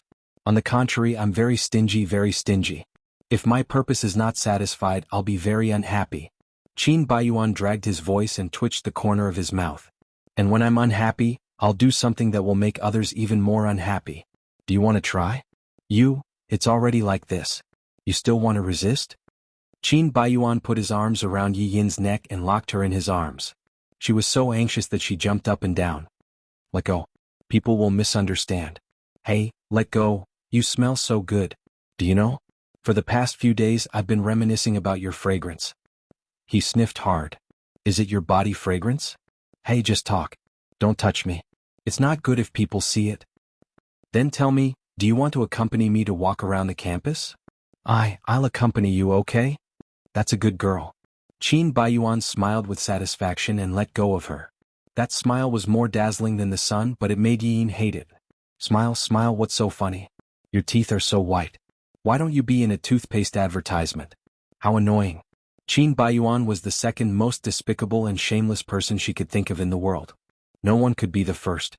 Yi Yin felt that Qin Baiyuan was definitely a sadist. If he wasn't, he wouldn't have wandered around the campus in the high temperature. Not only was he torturing himself, but he was also torturing her. She felt quite depressed. After walking around for more than an hour, they finally walked around the entire campus and rested in a coffee shop. Yin was already sweating profusely. The air conditioner was not enough, so she kept fanning herself with her hands. On the other hand, Qin Baiyuan was still refreshed. There was no sweat at all. Did this man not have pores? He was not sweating at all. Yin grabbed the glass and gulped down 2 mouthfuls of ice water. Girls shouldn't drink ice water. It's bad for the uterus. Qin Baiyuan kindly reminded her, but she did not appreciate it and made a face at him. I just like to drink. It's none of your business. Although it was hypocritical, he actually had such a caring side to him. Was he influenced by his ex-wife again? When the student part-time waitress came over to ask Qin Baiyuan what he wanted to drink, her face was so red that it was about to explode. She had a look of infatuation and could not bear to move her eyes away from his face for even a second. It was as if she had never seen such a good-looking man in her life. She did not even blink. Coffee, thank you. Qin Baiyuan nodded. Yin pouted. He was just born with a good appearance. What was the use of being good-looking? Character was the most important, okay? He was full of bad ideas, but he was much worse than Teacher Mubai. Yin asked for a glass of lemon juice. You like to drink sour? It's none of your business. It's the first time I've seen such a bad attitude as a tour guide. I can complain about you. I'm a person who treats people the way I treat them. If you think my attitude is bad, then you should reflect on your own problems first. What problems can a perfect man like me have? Perfect? With your character, you have the cheek to say that you are perfect? Don't you feel embarrassed? Narcissistic. The word perfect can only be used on Teacher Mu. As for you, you are an insult to this word. So that's why you look like an infatuated fool when you look at him, laughing so hard? Doesn't he know that you like him? What? Between me and Teacher Mubai, it's just a very, very simple teacher-student relationship. It's not like what you're saying. Between men and women, it's purely based on feelings. You don't understand. Is that so? Qin Baiyuan leaned forward an inch and stared at her eyes. Then let me tell you, there's definitely no such thing as pure friendship between men and women. Do you think that Mubai recommended you so hard just because he's a good teacher? Actually, he's very selfish. He took such a big deeder just to keep you by his side. Don't use your dark heart to infer an upright gentleman. Teacher Mu is a good person and you happen to be the opposite of him. You're as wretched as he is outstanding. Naive? Qin Baiyuan shook his finger. I'm sure that he has designs on you, and it's not just a matter of a day or two. He's been planning this for a long time. If he has designs on me, I'll wake up laughing even in my dreams. You're so thirsty. You're so wretched. We're both adults, why are you still having a crush? Do you think you're a primary school student? Childish. At least I'm pure, unlike you who only thinks with your lower body and wants to go to bed with a woman. Qin Baiyuan touched his lips. Do you need me to remind you who was the one who took the initiative that night? A woman who looks pure on the surface is actually the most impure in bed. He gestured for her to stop. Don't argue with me. I've slept with more women than you've ever seen with men. Whether it's men or women, I understand them better than you. I can't be bothered to argue with you. Anyway, a clean conscience is not afraid of a crooked shadow. Everyone knows who's in the wrong. Since you don't believe that your Teacher Mu is a wolf, why don't we do an experiment? If you work for Blue Sky, he'll naturally reveal his true colors. Yin rolled her eyes. So you went around in circles just to trick me into working for Blue Sky? Do you think I'm a fool? Didn't your Teacher Mu strongly recommend you to me? If that's the case, I'll give him some face. However, your position is not a designer but my secretary. When the word secretary came out of Qin Baiyuan's mouth, it naturally made Yin think of some very evil things. The secretary he was talking about should be a 24/7 personal service, including the kind that goes to bed, right? Tiske full of obscene thoughts, too wretched. I refuse. Why? Isn't the answer obvious? Because you're the CEO. So what? Do you know how many people fight to work for Blue Sky? Those people want to work for Blue Sky, not for you to sleep with them. When Qin Baiyuan heard this, he was delighted. Do you think I want to sleep with you? Isn't that so? I admit that you're not bad looking, but you overestimate yourself. What kind of person am I, Qin Baiyuan? If I want a woman, do I need to sleep with her? Then why do you want me to be your secretary? Do I need a reason? Yes. He thought about it. Because you're interesting. Whether you're pretending or not, at least you're different from other women. They've been racking their brains to attract my attention, but you haven't. Instead, you've been resisting me. At the end of the day, it's just that your male chauvinism is acting up. When others chase after you, you think it's very vulgar. When others look down on you, you feel that it hurts your self-esteem. Do you think you're R&B loved by everyone? In this world, there are people who like you, and naturally there are people who hate you. You can't control my thoughts, I just hate you. I'm not forcing you to like me, I just think that it's fun to bicker with you. I'll treat it as raising a pet and teasing it occasionally to add some fun to my life. You're the pet. We're all human, why do you think you're better than others? I'm a person of flesh and blood with dignity, not some random cat or dog. I won't be your pet. Oh. Since you're so dignified, then you won't mind the school and your teacher Mu knowing that you've been dancing in a nightclub, right? You? Yin gritted her teeth. Using this to threaten a woman, are you still a man? Don't you know very well whether I'm a man or not? Do you want me to prove it again? Qin Baiyuan's tone was extremely ambiguous and explicit. I've already said that I have 10 million ways to make you submit.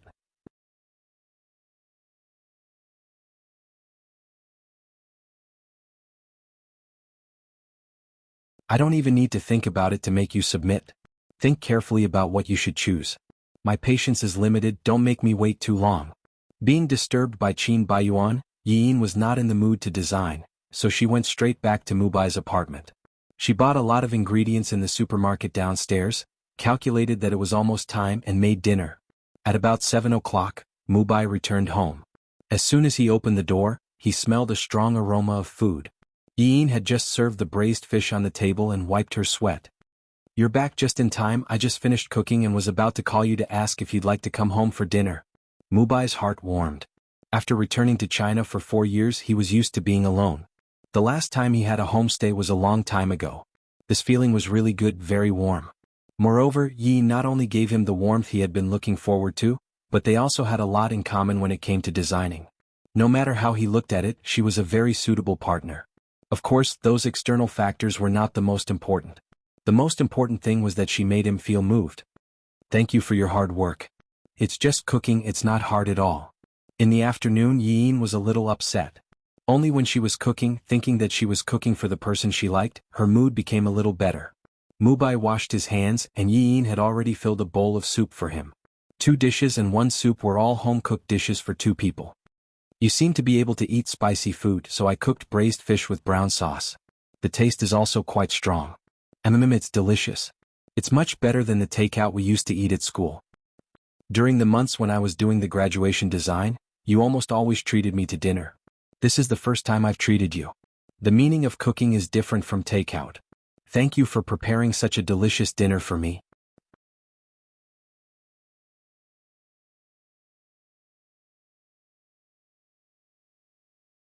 Chapter 312. What's wrong? What's on my face? No, nothing. As long as you like it. By the way, how about you accompany Xiao Qin to visit the school today? Hearing that disgusting name, the light in Yi Yin's eyes dimmed, and she said with some repulsion. What do you mean? That's it. Do you get along well with him? So that's it. What do you think of Xiao Qin? Yi Yin wanted to reply that he was a super invincible perverted demon, but she could only reply with one sentence. Not very good. You don't like him? Why should I like him? Xiao Qin is a very charming man. Many women like him. Mubai asked this to test Yi Yin's attitude. He knew that she was not a shallow gold digger. She would not like Qin Baiyuan just because he was rich and powerful. However, Qin Baiyuan was also very charming. On the one hand, he wanted to introduce them to each other. On the other hand, he was afraid that she would fall for him. It was really contradictory. It was the first time in her life that she had such a feeling. It's their business if they like him. It doesn't mean that I have to like him too. Anyway, I don't like him. I think he's a hypocrite. Oh? What hypocrite? I don't know how to say it. It's just a feeling. Ms. Mu, why do you care so much about my feelings for him? Do you want to give me to him? Of course not. Mubai immediately denied it. Giving the woman he liked to another man? How could it be possible? Then why do you keep asking me? I just want to ask what you think of him. Oh. Yin ate 2 mouthfuls of rice and didn't say much. Did he mention anything about work? No. Yin lied. She lowered her head and didn't dare to look into his eyes. But it's okay. I can arrange it. Actually, I don't have to work at Blue Sky. Didn't you say that this is your dream? Now that you have the opportunity, why don't you seize it? I just said it casually. I didn't think it through. Although Blue Sky is a large corporation, there are many other powerful companies in Flozen City, such as the Ocean Group. I don't necessarily have to enter Blue Sky. But I want you to work in Blue Sky. Why? Because I want you to stay by my side. Mubai couldn't help but say. The gentleness and expectation in his eyes made Yi Yin's imagination run wild. He said he wanted her to stay with him? Did that mean she liked him? The young girl's heart was thumping wildly.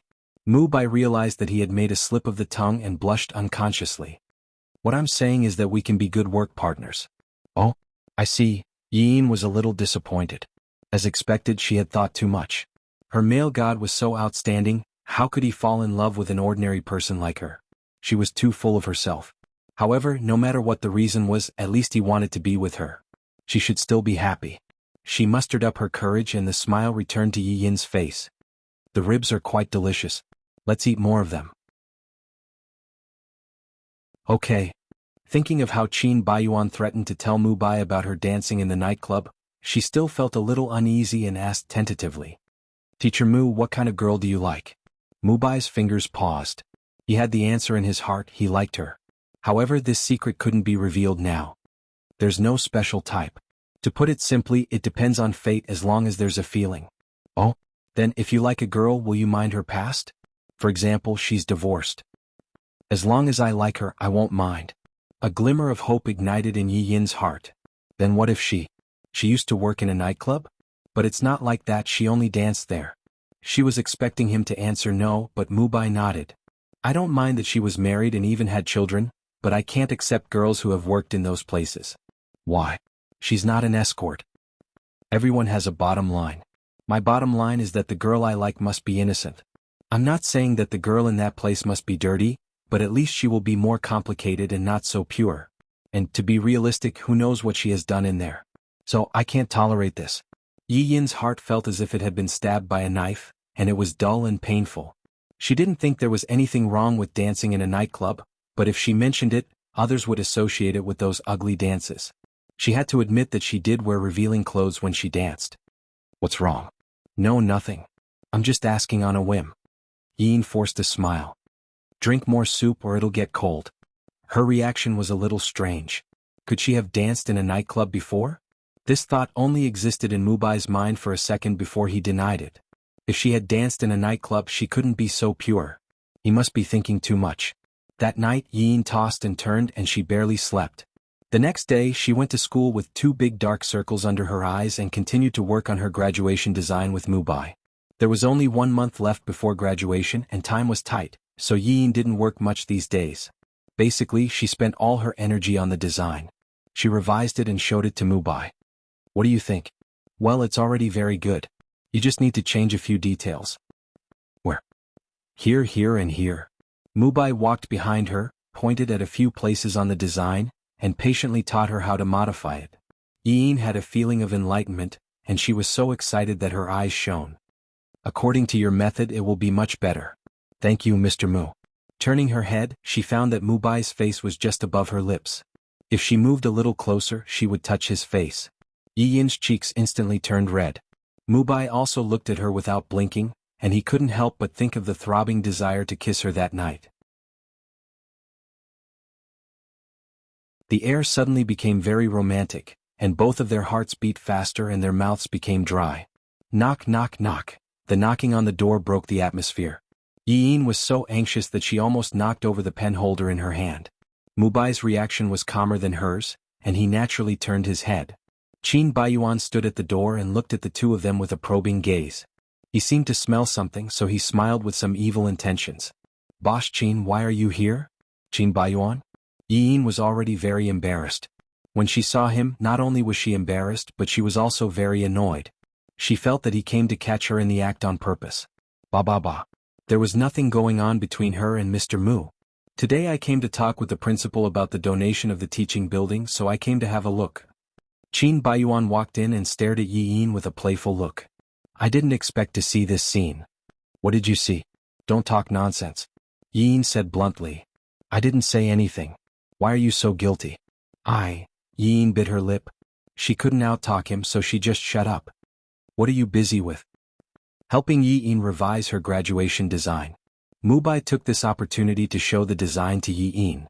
This is Yi Yin's design. It doesn't look like a student's work at all. Few domestic designers can reach her level now. It's really good. I didn't expect her to dance well, and the design is quite good. Yi Yin was so anxious that her face turned red, and she winked at him to shut up. Dance? Mubai asked curiously. Do you know how to dance?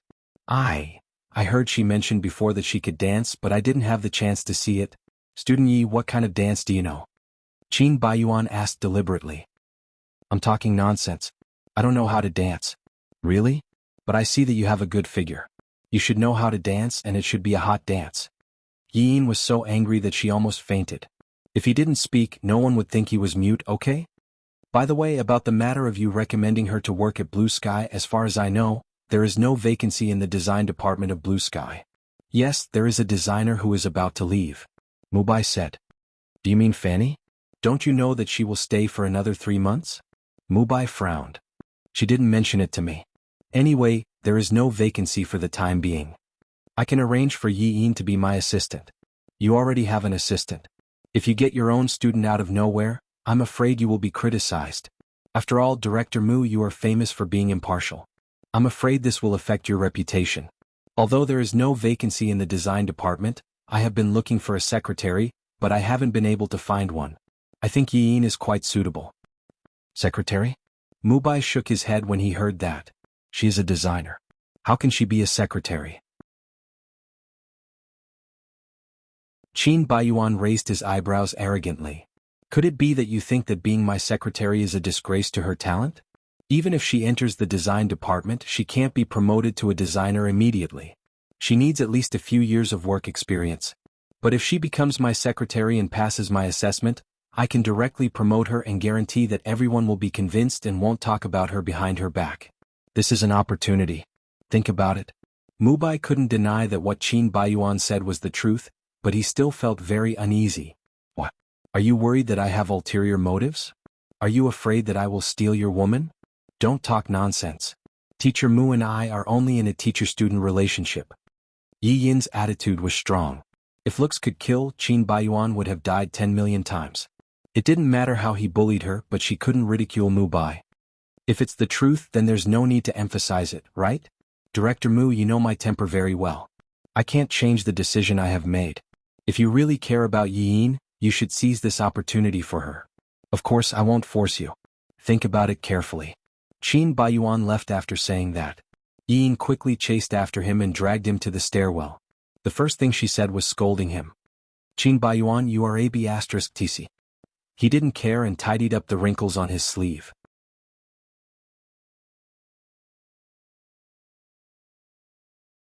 Chapter 313. If you have something against me, just come at me. Why did you come here? Do you want Teacher Mu to suspect us? I do, but it seems that his IQ is not high enough. He still can't see the clues. Or rather, he trusts you too much. As I said, my patience is limited. Since you can't make a decision, then I can only let your dear Teacher Mu choose for you. You, Qin Baiyuan slapped her finger away. Girl, talk nicely. Don't point your finger at people. I don't like it. I don't like you either, you shameless great demon. At least it's better than you trying to cover it up with lies. When was I full of lies? When weren't you? Qin Baiyuan took a step forward and held his arm, trapping Yi Yin between him and the wall. Relying on his tall figure, he suppressed her in terms of aura. You keep insisting that you and Mubai are just teacher and student, as if you two are the purest people in the world. But what did I see just now? If I didn't interrupt you, you would have kissed him, right? Or have you already kissed him? We didn't. That's just temporary. It will happen sooner or later. I really want to ask. You just had sex with me a few days ago, and now you're flirting with your own teacher. How does it feel? Is it exciting to cheat on two people at the same time? I'll emphasize it again. Qin Baiyuan covered Yi Yin's mouth with his palm. If you do, then you do. If you don't, then you don't. The truth won't change because of your denial. Do you understand? I don't like it when you're always lying through your teeth. I'll give you one last week. After 1 week, report to Blue Sky on time. Otherwise, you'll have to bear the consequences. After a week of struggle, Yi Yin finally accepted her fate. She reported to Blue Sky early in the morning. At 8 in the morning, not everyone came. Yin waited for a while and saw a person who looked like a secretary walk over. She asked, "Are you Secretary Lin?" "I am." "You are?" "I'm Yin. I'm here to report today." "Oh, it's you?" Lin Fei couldn't help but take a few more glances. Previously, the CEO had said that someone would be transferred over in the next few days. She had thought that it would be some extraordinary elite, but the person in front of her looked simple and innocent, like a graduate who had just come out of society. He did not look like someone who had been trained in a Fortune 500 company at all. Could it be that the president coveted her good looks? Women were more sensitive when it came to makeup. No matter how Lin Fei looked at her, she felt that she didn't have any makeup on. His skin was like jelly, sparkling and translucent, without a single pore. It was the legendary porcelain skin, so good that it made her jealous. Young girls were born beautiful. "What are you looking at?" "It's nothing. Come and fill in the job form." After completing the entry procedures, Lin Fei brought Yin around the company and gave her instructions.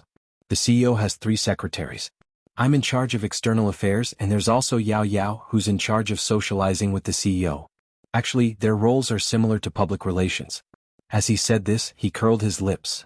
"As for you, you're in charge of the CEO's daily affairs." 3 secretaries? That's a lot? Is it a lot? For the CEO of a multinational financial group, it's not a lot at all. Because it's a lot, the workload is especially heavy. You have to be mentally prepared. Have you done this kind of work before? Yin shook her head. Before she graduated, she had been doing part-time jobs, such as serving dishes and delivering food. This was her first formal job, so she was quite nervous, afraid that she wouldn't do well. Lin Fei patted her on the shoulder with an expression that said, "Then I can only wish you good luck." There was a scent of perfume in the air. Yin looked in the direction of the scent and saw a butterfly flying in. It was not a real butterfly but a gorgeous beauty. Because it was too beautiful and too ostentatious, the first word that flashed through Yin's mind was butterfly. The other employees were all wearing work clothes except for her, who was wearing a pink spaghetti strap skirt, which was bright and attractive. If it were any other occasion, Yin would have felt that it was understandable. She had beautiful legs and breasts, and she had the capital to show off. She wanted to show off, but she couldn't. But in a workplace it seemed a little too unprofessional. The male colleagues in the company were only looking at her, and they were not in the mood to work. While they were absent-minded, the beauty had already walked in front of them. She was more than 1.7 meters tall, and with her high heels, Yin and Lin Fei looked like dwarfs in front of her. "Why are you only here now? Can't you come to work on time one day?" Lin Fei asked unhappily. "What does it have to do with you? We are all secretaries, so why do you care? I had a business meeting until 2 o'clock last night, and it's good enough that I can come to work today. If you can do it, then do it. Otherwise, don't talk nonsense. There are some things that I really can't do. Think about it, but she looks down on you." Yao Yao deliberately glanced at Lin Fei's flat chest. TSK, so pitiful. Looking at this situation, it was not the first time that the two of them had a conflict, and Yin did not want to be involved. "Who are you?" "I am the new secretary, Yin." "You are the one that the CEO specially arranged?" "I was talking about a national beauty, but it turns out that she is just an ordinary beauty. I'm really a little disappointed. If she had known earlier, she would not have dressed up specially today. A little girl could not even compare to one of her fingers." She pushed her away and walked away while twisting her slender waist. All the male colleagues in the office fixed their eyes on her perky butt. "Vixen." Lin Fei made a vomiting expression. "Vixen so ostentatious all day long. Is she here to work or to seduce men?" "Flirtatious. She likes to backstab people, so don't get too close to her." "Okay, I got it. I am almost done. The CEO is waiting for you in the office." "He is here?" Yin was very surprised. "I arrived at 8 o'clock, but I did not see him come in. Don't you know? The CEO goes to work at 7 o'clock every day, and arrives earlier than anyone else. Don't be fooled by his frivolous face, but he is very serious about his work.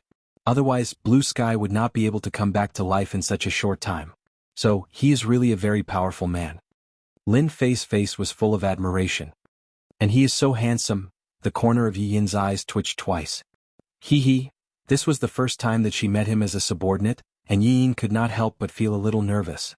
She adjusted herself at the door and took a few deep breaths before pushing the door to enter. Qin Baiyuan was busy with his work, and he raised his hand to make a gesture to wait.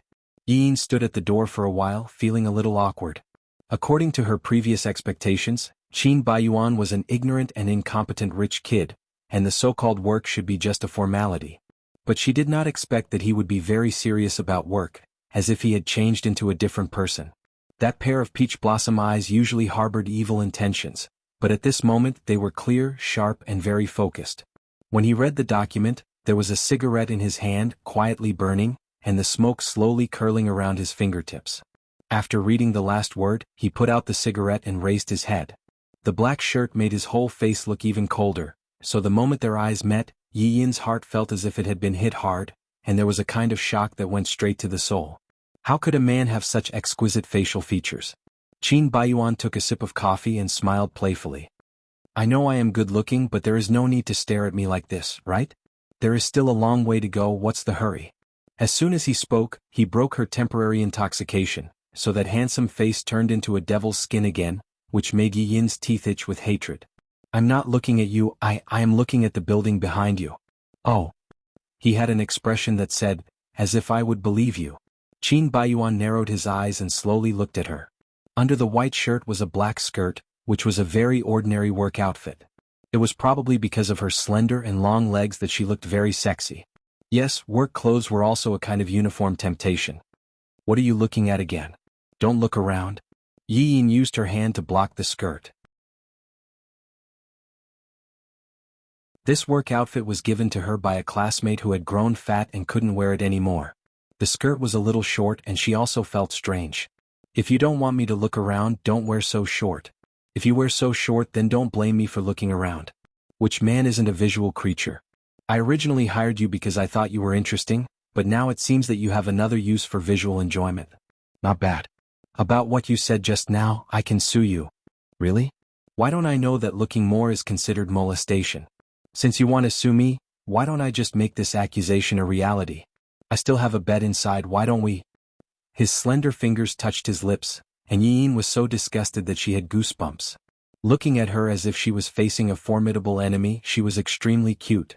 Qin Baiyuan felt that if he scared her every day, his life would be much more interesting. Don't worry, I'm not in the mood to eat you now. I'm hungry, buy me breakfast. Why aren't you eating when you're here so early? I'm too busy with work and forgot to eat. I'm your secretary, not an errand boy. Didn't Secretary Lin tell you clearly that you are in charge of my daily life? If she didn't tell you clearly, then it's her fault and I'm going to hold her responsible. No. Yi Yin hurriedly waved her hands. She said that it's my own understanding. I thought that being in charge of your daily life meant work. Although she had never been a secretary before, according to normal understanding, she didn't need to buy breakfast for the CEO, right? Was he bullying her because she had never worked before? How can work alone satisfy me? Qin Baiyuan deliberately paused on that word. He was already very handsome, but this made him look even more evil. What I need is a woman who can meet all my needs 24 hours a day in all aspects. Yi Yin was sure that she was not thinking about it, but Qin Baiyuan was really thinking. How on earth did a pervert like him, whose mind was full of dirty thoughts, become the CEO? In her opinion, he went to work at 7 every day because he secretly hid in the office to read dirty magazines, right? Okay, don't say any more. I'll buy it for you. What do you want to eat? Rice noodle roll from Song's Tea Restaurant. Song's Tea Restaurant? Where is it?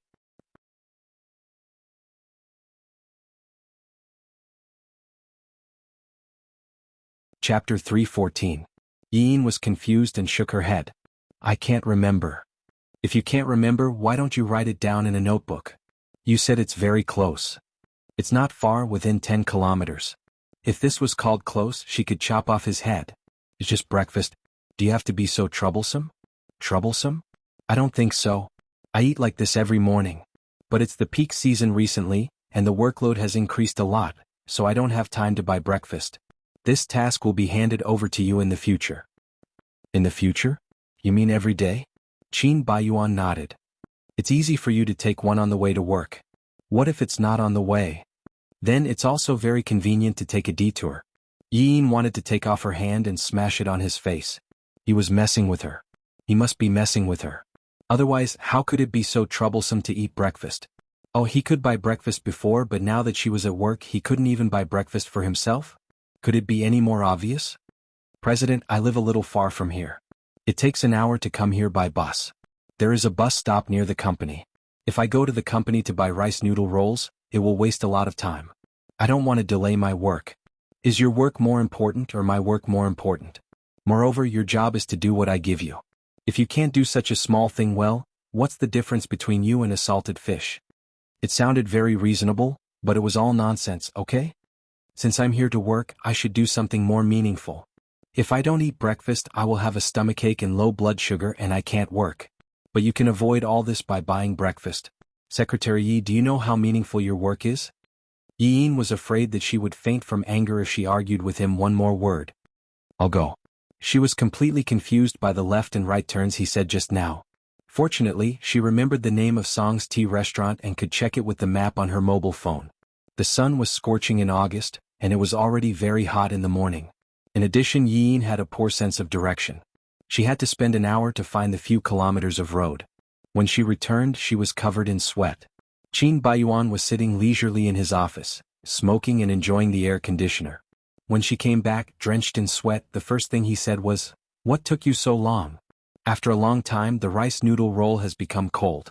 Yin rolled her eyes at him in annoyance. "You're still eating hot food on such a hot day? It won't taste good if it's too long. If you have something to eat, then eat. Why are you talking so much nonsense? I haven't eaten yet." Qin Baiyuan opened the box and frowned. "Soy sauce and spring onions? I won't eat it." "How do I know that you don't eat seasoning? Won't you ask? I've never eaten rice noodle roll before. How would I know what's inside? You're a big man, do you have to be so picky about your food?" Qin Baiyuan replied. "If I can't get the woman I love, I can't even eat the breakfast I want? Then you should have told me earlier. That's all I can do for today. Just make do with it first." The young master closed the lid and pushed it forward. "There's no such thing as making do in my dictionary. Then what should I do? I'll go buy another one." Yin felt as if 10,000 horses were galloping madly in her heart. She really wanted to curse. But what was the use of cursing him? Whatever the young master said, arguing with him would just be a waste of time. She could only suppress her anger and make another trip. In the end, she had already bought it. Yin came back to report. "I can't do anything even if it's sold out. You're the one who's too picky and didn't make it clear. I just remembered that the rice noodle roll is limited. It was sold out at 10 o'clock. Then why didn't you tell me earlier?" "Didn't I tell you? I just remembered." Yin didn't want to scold him this time. She just wanted to slap his smug face. "What's that in your hand?" "Shumai. I want to eat it. I bought it for myself. I've eaten it." "I don't mind." Qin Baiyuan crooked his finger. "Give it to me." "Didn't you insist on rice noodle roll?" "That's what I was thinking. But I think the food you've eaten tastes good." "Ah, well, I took a bite." "You've already kissed and slept with me. What's there to be afraid of?" Qin Baiyuan took the first bite and ate the half-eaten shumai. She was satisfied with the taste. It's delicious." Yin clenched her fists. "What? I'm not full myself." She was not full, but she was full from being angry with him. The breakfast problem was finally solved, and Yin could only deal with work now. She had never done a clerical job before, so she didn't know how to use a lot of software. She was overwhelmed. Fortunately, Lin Fei was there to help her. The two of them got along very well, so they got to know each other quickly and had lunch together. Yin was a little dumbfounded. "Wow, is this the staff cafeteria? It's as high class as the Western restaurants outside." "Yeah, and it's free." "Free?" "Yeah. Blue Sky is famous for its good benefits. You'll know it in the future. Just take whatever you want to eat." Yin was starving. She ordered a set meal and took a lot of bread and desserts. "You can eat so much by yourself?" "Yeah, I'm a big eater." "Didn't you say it's free?" "Of course I have to eat more." "Wow, it's delicious." "This is delicious too." The high-intensity work in the morning was quite depressing. So seeing her eating so happily, Lin Fei's mood suddenly brightened. "Young people are so energetic. You're not old either." "I'm 27. I'm old compared to you." "Oh, by the way, what's your relationship with the CEO?" "It's okay." "Why would he hire you if it's okay?" "He's a person who separates public and private interests." "Really? I just think he's a bit rude." Lin Fei opened her mouth in surprise. "You said the CEO is rude? Isn't it not good to say bad things about your boss?" Yin actually had a lot to say, but after thinking about it, she changed her words. Anyway, he's a bit weird and hard to serve. He's a perfectionist, not picky. Compared to other bosses, he's much better. Also, he's very handsome. Don't you think he's the male lead in a romance novel? All the female employees in the company see him as a fantasy object. Of course, that includes me. Unfortunately, I've been working for him for a few years, but he hasn't even looked at me. That's a good thing, right? If he likes you, you'll be the unlucky one. Why would I? If he likes me, I'll be so happy I'll go crazy. Don't you think he has a peach blossom face and looks very unreliable? Yi-Yin wanted to call him a pervert, but that would be too direct. Even if he's a playboy, he has the capital. Also, the CEO used to be a playboy, but now he's completely different.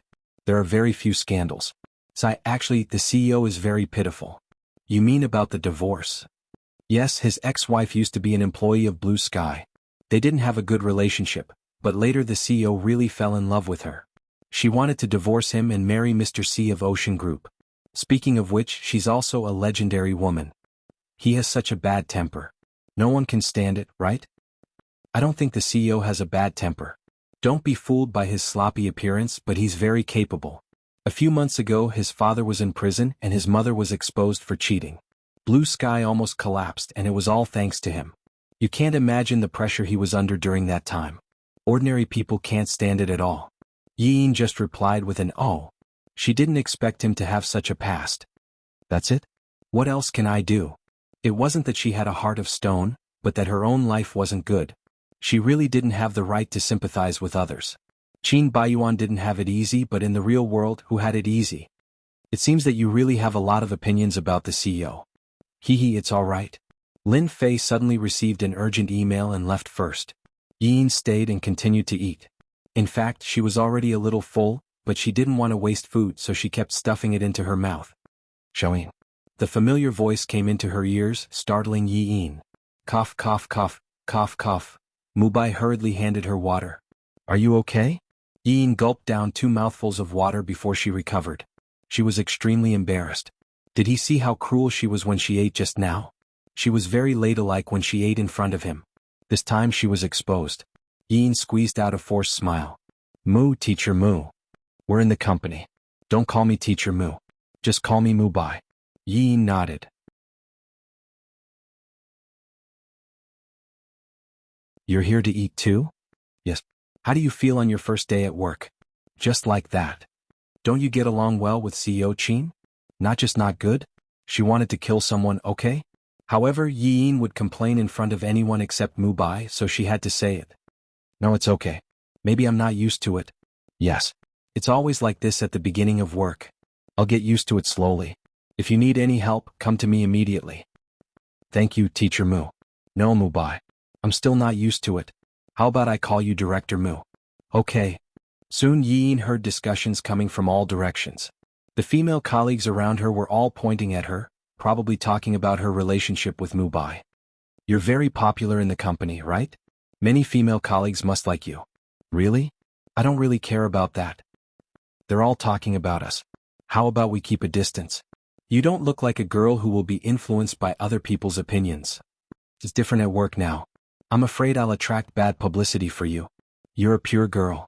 What bad publicity do you have? Don't care too much about other people's opinions, okay? By the way, I have good news for you. The project between Blue Sky and Ocean Group is already on the market. I'm the chief designer. Really? Yin was so excited that she almost jumped up. I heard that the skyscraper this time is known as one of the most eye-catching buildings in the world. You're amazing. Yes, I have the blueprint on my phone. Do you want to take a look? Sure.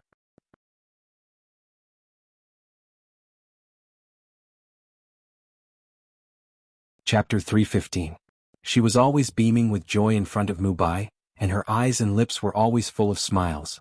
But in front of him, she always acted as if she was facing a formidable enemy, as if she was ready to fight with him at any time. This little girl really had 2 faces. Qin Baiyuan ordered a simple meal. After sitting down, he stared at them, thinking that Yin would notice him. But after sitting for half an hour, she was still chatting with Mubai, and her eyes never left him or his phone. Qin Baiyuan felt neglected and started to feel a little unhappy. A man as handsome as him was always dazzling and eye-catching wherever he went, but Yin actually completely ignored his existence? Besides, he had been staring at her, but she didn't feel anything at all? It was really frustrating. The most ridiculous thing was that after they stood up, they continued to chat and laugh as they walked past him, still not looking at him. Qin Baiyuan's face darkened on the spot. He would remember this. In the afternoon, Lin Fei brought a cup of coffee over to him. Someone seems to be in a good mood this afternoon. Yeah. At the thought that her idol was the chief designer, Yin couldn't suppress her excitement. She was even prouder than if she had done something great herself. What? Is it because of Director Mu? How did you know? The company forum has a photo of you two chatting. Don't tell me there's nothing between you two. I don't believe it. Leniency for those who confess, severity for those who resist. He's my mentor. Right? I think he's a professor at Tsinghua University. Director Mu is very popular in our company, second only to the president. His family seems to be very rich in England. It's a super big family. TSK. Are you going to counterattack the teacher? What are you thinking? I'm so ordinary, how could he like me? That's not what the photo says. He's so happy. I can't be bothered to argue with you. I'm going to print it. Yin had just taken 2 steps when she suddenly tripped and fell into a human wall. She heard a mocking laugh. Secretary Yi, it's not a good idea to throw yourself into someone's arms in public, right? A few murderous gazes. Only then did Yin realize that everyone in the office was staring at this scene. She hurriedly broke free from Qin Baiyuan's arms, and her face was flushed with anxiety. She glared at him angrily. He was the one who tripped her, yet he falsely accused her of throwing herself into his arms. Could this man be any more despicable? Damn it. Qin Baiyuan was satisfied to receive her vicious gaze. The corners of his mouth curled up. He waved his sleeves and left easily. After he left, the surrounding colleagues began to whisper. So many people actually dare to. Aren't they a little too thirsty? That's right. Shameless. I think she's here to seduce men. She was just having dinner with Director Mu. She looks quite pure.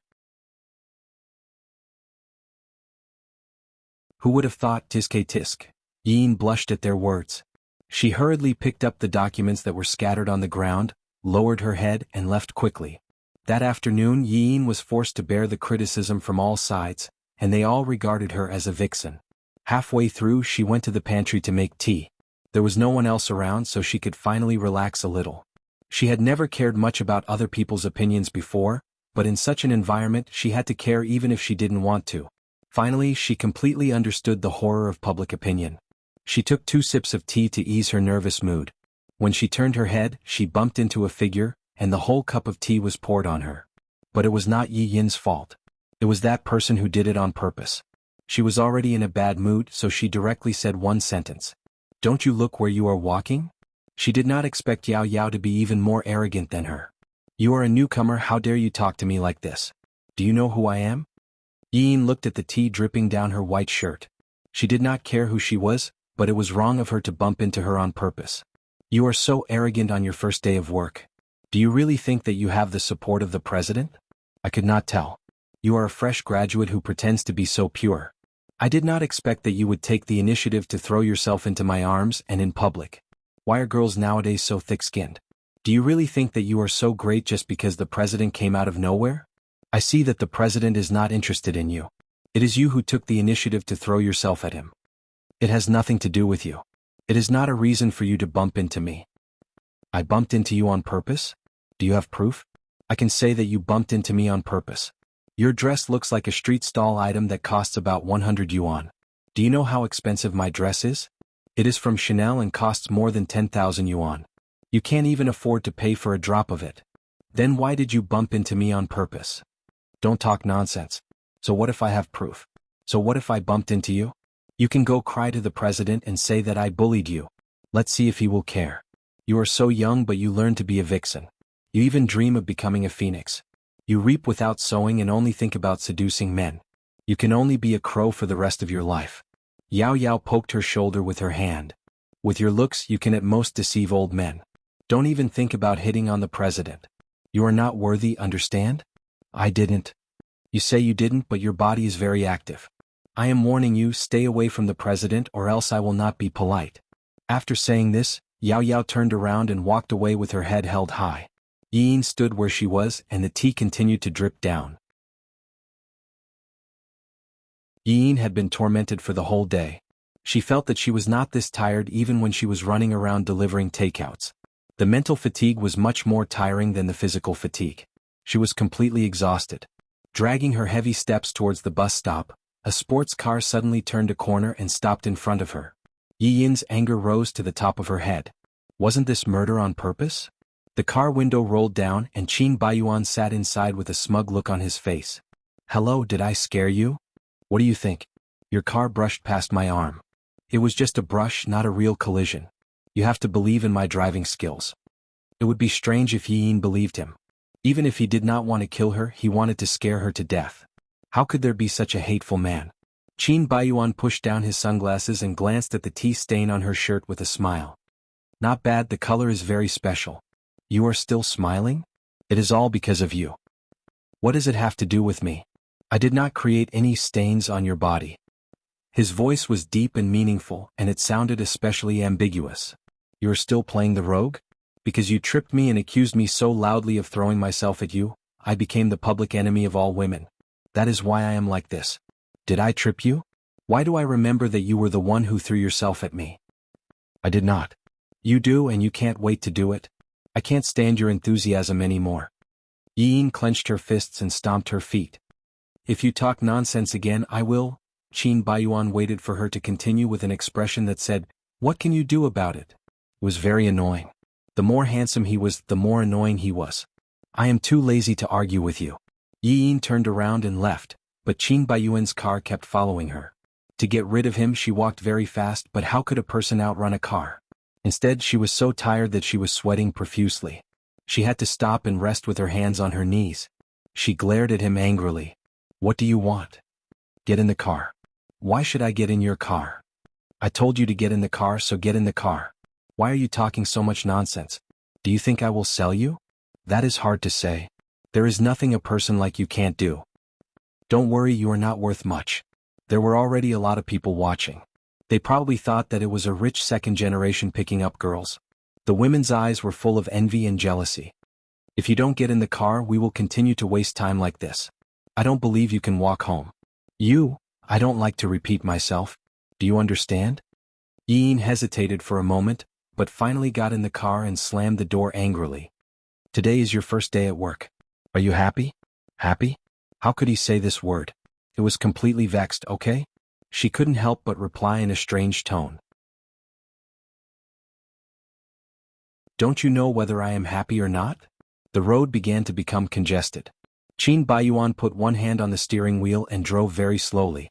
Under the sunglasses, the bridge of his nose was high, the curve of an aristocrat, and the pair of rosy lips was even more eye-catching, exuding a seductive luster. There was a faint smile on his face, with a kind of good and evil feeling. With such a good boss and colleague like me, you should be very happy. Isn't it? She gritted her teeth. It is really very happy. Now, actually, no one will think that you are mute if you don't speak. It is time to get off work. You are no longer my boss and we are not familiar. Don't talk about nothing. You look gentle but you are full of thorns. Does your teacher Mu know that you are so fierce? However, this young master likes to pluck thorns. Aren't you afraid that I will stab you to death? If you can stab me to death, then you have the ability. Normally you are so busy every day. Why do you still have so much time to pester me? I'm just a small secretary. It is really not worth spending so much time and energy on me. Do you have a problem with me liking you? He deliberately said this without pausing, so Yi Yin could not help but shiver when she heard it was, I like you at first. When she heard the whole thing she realized that it was what he meant. She could not help but secretly blame herself for being too narcissistic. The big demon did not have a heart. How could he like her? He just thought that she was fun. Besides, it would be her misfortune if he liked her. Qin Baiyuan took in every subtle reaction of hers. He felt that it was such an interesting thing to be hated by a woman. Yin, this little hedgehog, was definitely the one with the most expressions among all the women he knew, and she had a lot of small movements. It was strange that he only liked mature and sensible women in the past. He felt that it was very convenient. But now he felt that thorny roses were not bad. Even sarcasm were very pleasing to him. He now felt that it was getting more and more interesting. Qin Baiyuan got out of the car and Yi Yin had to follow him. Looking at the luxurious women's flagship store in front of her, she stopped in her tracks. Why did you bring me here? Nonsense, of course it is to buy clothes. Do you think I will bring you to rob? Wait, I did not say that I want to buy clothes. I want to buy them for you.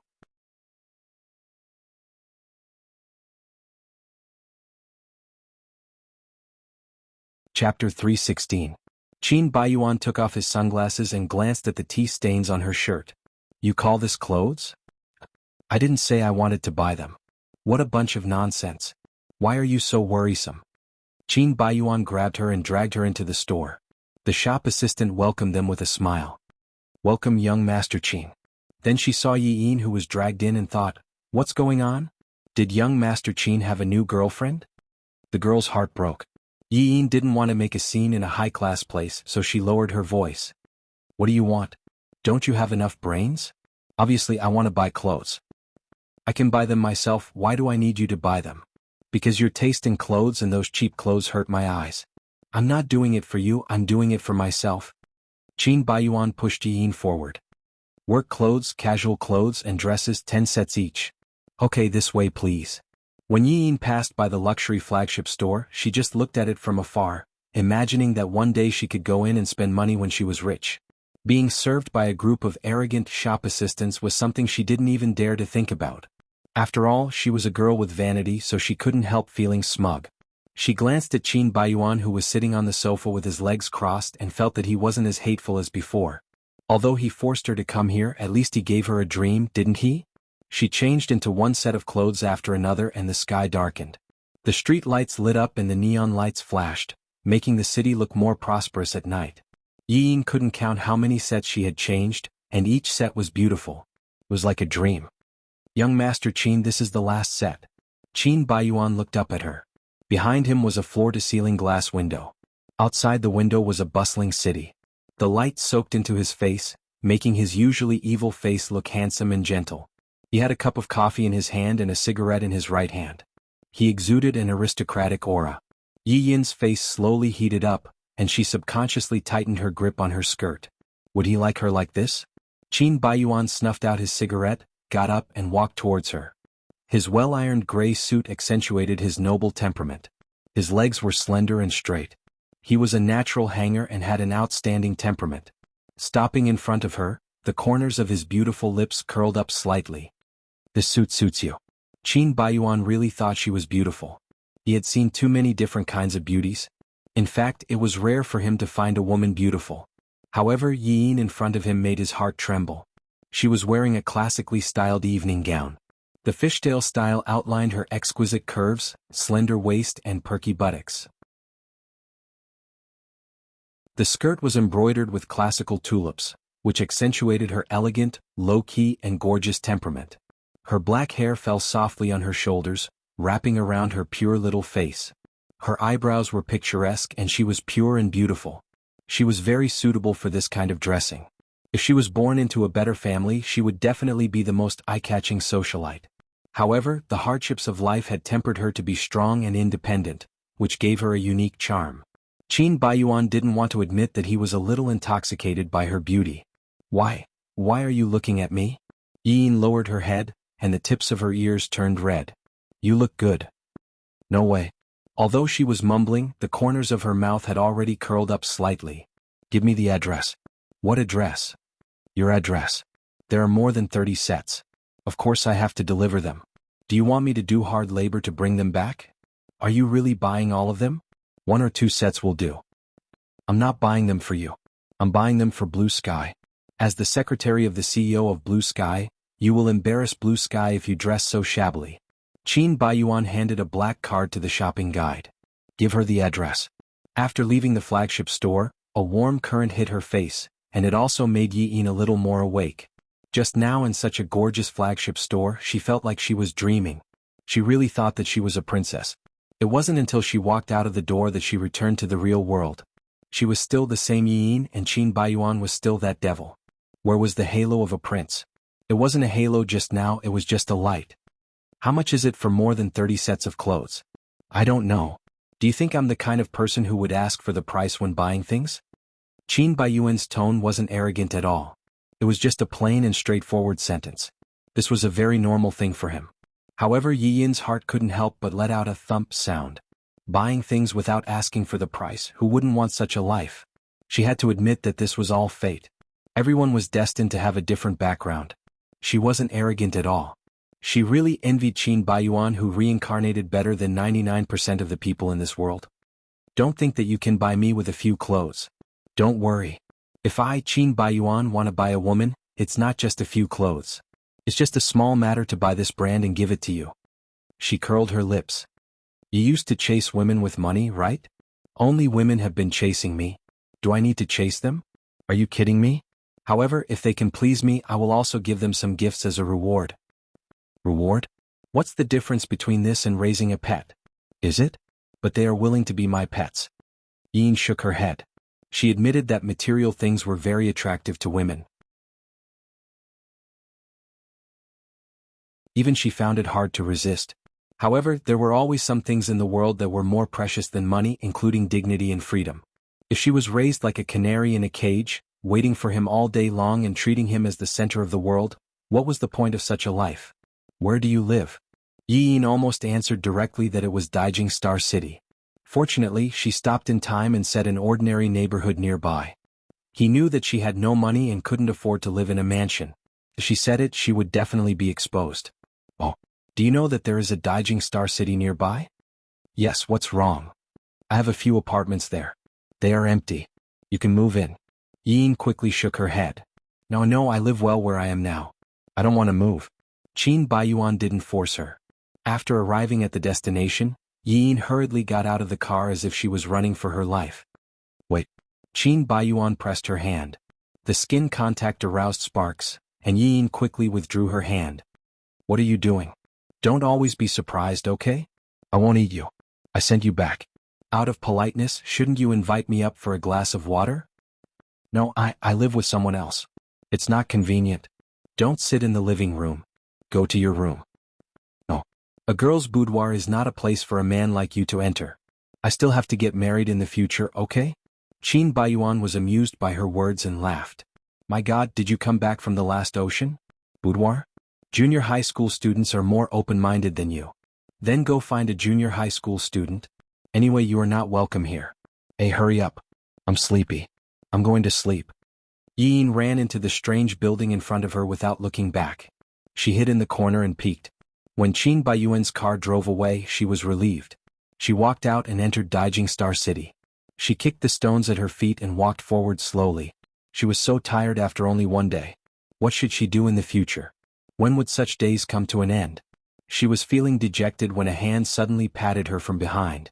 She screamed and jumped a few meters. Oh my God. Why are you so scared? Do you have a guilty conscience? Qin Baiyuan put his hands in his trouser pockets and looked at her calmly. Why are you here? Didn't you leave? I saw you hiding behind the door sneakily and didn't go up. I wanted to see what you wanted to do. After a long time, it turns out that you live here. Qin Baiyuan had an expression that said, I've caught you. Let's see where you can run to now. She was really a cunning little fox. Unfortunately, as the saying goes, a foot is higher than the devil. Her little tricks could not escape from the palm of his hand. Yin hated him.